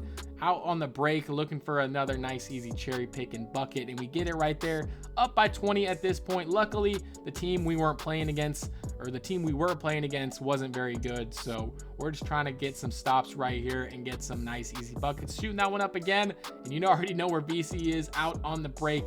Unfortunately, the point guard was a little bit selfish right there, but I guess I can't be too mad about it because we were doing the same exact thing to him just a couple of minutes ago. But VC trying to get the inbound steal right there, can't get it. So we just got to play some nice, good, solid defense right here. Up by 22, just trying to get some extra buckets here, trying to get the teammate grade up a little bit before this game ends. You see, we're playing some nice, solid team defense right here. They're passing it all over the court. They actually get an open look, but it's all good because VC grabs the boards, throwing it up to our teammate, and now we're looking for a bucket. He has the wide open mid. He misses it, unfortunately. VC at the top of the key gets it and goes back down and punishes that guy under the rim. And now we have 15 points, 1 rebound, 1 assist. Not a crazy game whatsoever, but we find ourselves wide open on the 3, putting our team back up by 20. And that would pretty much wrap up this game. 18 points, 2 rebounds, 1 assist, winning by 16. They actually hit a 3 at the end there, so we only win by 13, but it's all good because a win is a win. And now we are pretty much done playing this top 5 event. We have 918 VC from that game, only 1% from starter 3. So we end up getting all the 5 games that we needed, as you can see, from that event. And now that we are so close to starter 3, we only needed 1 game to play it. So I decided, hey, let's go ahead and hit in the proving grounds. Why not, right? Play a little 1v1 in the proving grounds. Dominated this guy. You've seen enough 1v1 gameplay in this video. You don't need to see another one. It was just me sparking these threes over and over again like I do. 22 to 10, an easy dub. And just like that, we get 439 VC, but more importantly, we hit starter 3, which is going to unlock 5 more cap breakers. that we can use on this build. And I really didn't expect to hit starter 3 at all in this video. And we also had enough VC to upgrade to a 96 overall, upgrading our mid-range to a 71. And then we also ran into some unexpected luck getting 2,500 VC from the wheel the next time we logged on. I don't know if it was the starter 3 or what, but we also got a bunch of picks right on the daily pick'em. So we ended up getting like a free 4,000 to 5,000 VC just by logging onto the game the next day. So getting another 600 VC right there. And then the event was also over as well. So we ended up getting 10,000 VC from that. So we got a free upgrade to 97, upgrading our layup to an 81. So that was really nice. We actually got a free upgrade by not even playing any games. And then you also see right here, I needed 9 more games of getting an A- or higher to get another 2,500 VC from one of the quests in the theater. So I decided, hey, let's head back into the theater, dominate some 1 games, get those A- grades that we needed, and then we can go ahead and get even more free VC, anything that we can do to get to 99 overall as quickly as possible. And I was pretty much just dominating. You already know how we do on the ones court. I was also working on another takeover. I don't remember what takeover I was working on, but for some reason I didn't complete the poster machine takeover. I don't even know what I was thinking. I was just so drained from doing the 60 to 99 overall. Sometimes I would get on the game and I wasn't even thinking. I was just completely focused on getting VC. So if I don't end up finishing that takeover, I do apologize. I did want to get that done, but we ended up getting 400 VC from that Proving Grounds game. So we were just in here grinding away in the Proving Grounds, trying to get that quest done so we can get another free 2,500 VC added to the bank. And we only need 2 more overalls until this video is done. So, you know, it's kind of poetic. We are kind of finishing this video off in the ones because that's where the journey all began, in the ones court, and we're pretty much just dominating right now. If you go back and look at the video, or if you just remember, if you've watched this video all the way through, how we were playing at a 60 overall compared to now, I mean, pulling up from deep with bronze limitless range, being able to finish at the rim with plays like that, Euro stepping our way to the rim. It's just being able to play on this build from 60 all the way to 99 every single overall. It really just made me appreciate the grind that much more while I was playing at a 99 overall, because obviously usually when we play 2K, most of us just start at an 85 overall and you're already pretty well off. You already kind of know how your build's gonna play. You can test around with it a little bit, but I mean, playing from a 60, whew, it was a grind, and it was just really worth it. But we're not done yet. We still have 2 more overalls that we need to get, but after that game I ended up getting all of the 7 games that I needed, so we got free 2,500 VC. So we're already on our way to 98 overall, and I decided, hey, let's just run it back again. We're going to the ones court. Let's run back the 2v2 no squads for old time's sake. Didn't have anybody on, and yeah, it was not going well. All right, I remembered why quickly I stopped playing this 2v2 no squads, because it was just not pretty. Let's just say that. You see, I'm hitting the guy wide open for the mid-range and he missed, and we're down 20 to 13, wide open for 3. He greens it. All right, so maybe I was talking a little bit too much trash, but as you can see, it was losers out on the 2v2 court, so this just wasn't a great event in the theater. But I did play a good amount of games in this. A lot of the games just looked like this where I lost, but we were getting like 200 VC a game. I grinded it out. Didn't want to show you too much of it because it was just a lot of losing and not great gameplay. But nonetheless, after that 2v2 session, we max out our driving layup and get our close shot to a 60, and now we are at a 98 overall. And to close out some of the final games, we are heading to Old Town. The Old Town event was going on when I was at a 98 overall. I think I waited actually a couple days just so I could get some gameplay on this court, because I love these courts. If you watched me back in 2K15, I doubt anybody from 2K15 is still watching any of my videos, but hey, if you are and you watched me hoop on this court back in 2K15, I love you so much and I really do appreciate you. We're up 3-2 in this game right here, and I was just having a great time. Even though I was playing with randoms yet again, I was having a great time on this build. These guys were actually pretty decent. that we had on our team. We won a couple games, and if you don't know, all you have to do is play, or I don't even know if you have to win. I think you just play one game in Old Town and you get 5,000 VCs. So that was great. It was a great jump start to 98 overall to get us to that coveted 99, snatching back, playing great. And this is where the build was really complete. I mean, 98 overall, all I had to do was upgrade my close shot, which really doesn't do much at all, and maybe like post control. But for the most part, this is what the maxed out Vince Carter template build looks like. It's an all-around, well-rounded build. Can play solid defense, obviously get crazy poster animations, run down the court with ease, and yeah, it's just a great build. So I'm really excited and proud that I did this Vince Carter build. It might not be one of the craziest NBA names out there, but it's an overall really solid build. As you see, we end up winning that game 15-9. And also, don't think I forgot, as you see, we get that 5,000 free VC right there. Don't think I forgot about those cap breakers that I had on this build. I want you guys to let me know down below in the comments, what would you put those 5 extra cap breakers that I have on this build? I think it might actually be 5 or 6, because we had one extra one from when I hit level 40. Let me know down below. Should I put it on speed? Should I can't max out my dunk any more than it's already at. It's at a 97 driving dunk. That was the max, even with cap breakers. I could put it on. For some reason, a Vince Carter build can't get 99 driving dunk. But let me know down below in the comments what I should put my cap breakers on, and I might even make another video with this build, maybe some random rec or something like that later down the line. But let me know. But let's go ahead and get into these last couple of games. At this point, we got 4 points, and we are up 8-5, looking to secure another dub. Look at that, playing some solid defense. Bronze interceptor is kind of crazy, kicking out to the guy on the 3-point line. I didn't remember what his name was, but he was out here hooping.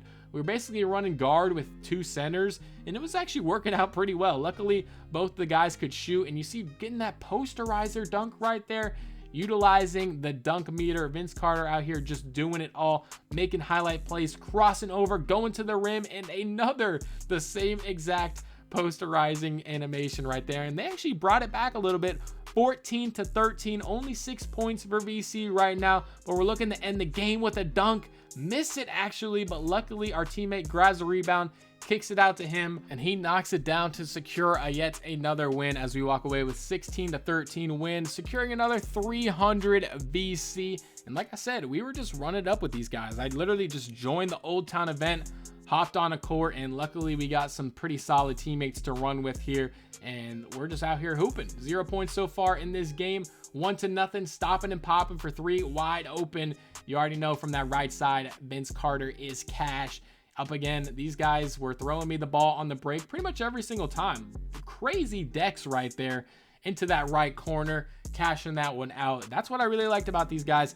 They actually had some IQ. The one guy in the spacesuit outfit or whatever that is, mocap, whatever it is, he wasn't the greatest. I think he ended up quitting maybe in this game or later down the line. I think he actually, yeah, you see he's an AI right there. He actually did end up quitting, or he lagged out. So we didn't get to streak forever with this squad, but it's all good because we just need a couple more games to get the BC done for this challenge. So you see right here, there's that KD go-to. That's what I'm talking about. I didn't really get open off of it right there, but it's just a really solid move. If you've ever dribbled on a tall build, you know what I'm talking about. But nonetheless, the AI is knocking down wide open shots. That's how you know things are going well for us right now. We're almost at 99 overall, and we're dominating out here on the court, making this guy go up with crazy shots. I don't know what that was or what he was thinking. I'm going to go ahead and show him how it's done, though, and hitting our guy right there for the nice, easy pass, making the high IQ play. 6 points, 3 rebounds, 2 assists, almost an A+ teammate grade. So you already know we're going to get a bunch of BC for this game. You see the guy in the Raptors mascot. I don't know what he's doing. He's throwing me the ball wide open on the break, throwing the self lob. BC out here making highlight plays like Vince Carter would do in real life. And at this point, they're giving up. They've seen enough. Vince Carter has dominated the court enough, shooting that one wide open in his face and knocking down the contested shot. 15-2, an absolutely dominating game. 440 BC. And just like that, our time at Old Town unfortunately had to come to an end because we only needed 1 or 2 more games. And I decided, hey, we started in the theater. we gotta end the video in the theater on the ones court. This is where Vince Carter's no money spent 60 to 99 overall started. So I figured, hey, let's go ahead and end it off here as well on the ones court, so we can really compare and contrast how the build has looked from a 60 to now a 99. Well, not a 99 yet, but basically a 99 overall. Can really just compare if you go back, like I said earlier, and look at the beginning and how I was playing to now. It's just a world of a difference. Obviously, a 60 overall is going to play a lot different than a 99 overall.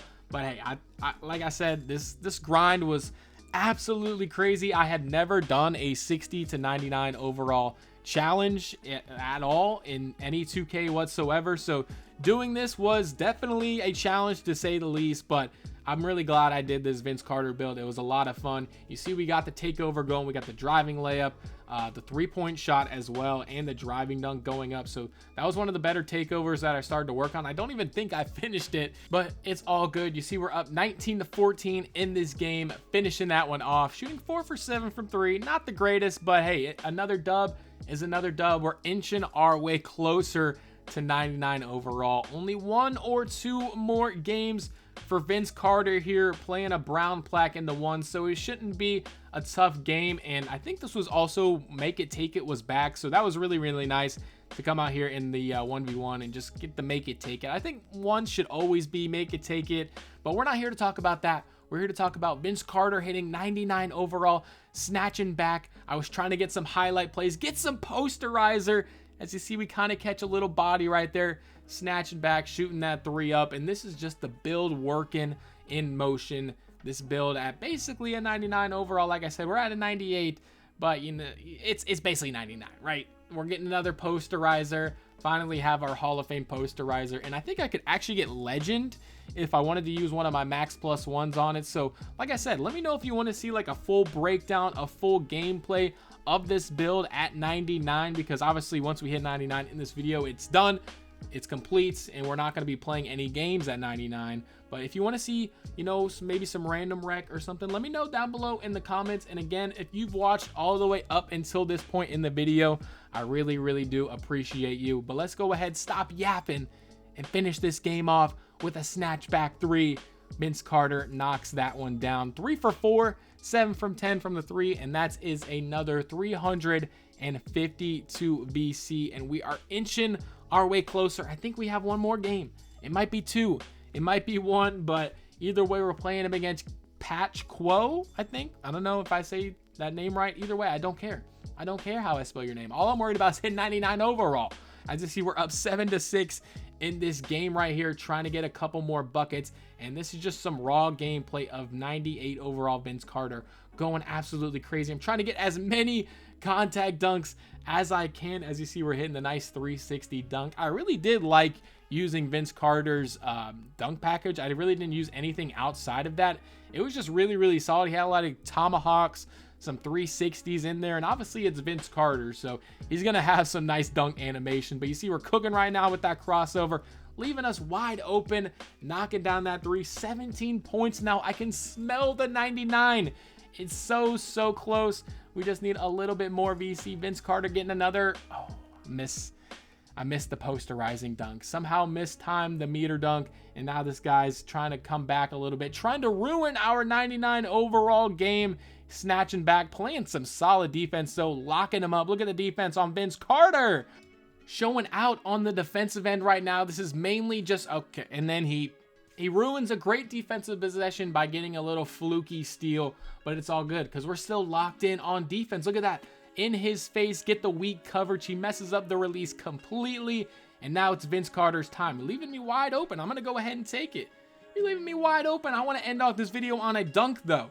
We gotta try it and get a dunk for the final basket of this video, sizing him up, crossing him over, using all the dribble moves that we've acquired, going to the lane, and the nice easy left-handed slam. Not anything too crazy, but we win 23 to 6. Shifty shooter on silver and 396 VC, and that is going to get it done, ladies and gentlemen. That is going to get us enough VC, walking out of the events in the theater right there, smiling, upgrading that post control, and upgrading that close shot. 13,400 VC, and that's going to be enough to get it done. We're going to have 300 VC left over, but that is going to be 99 overall. And this video is finally done. Vince Carter has done it.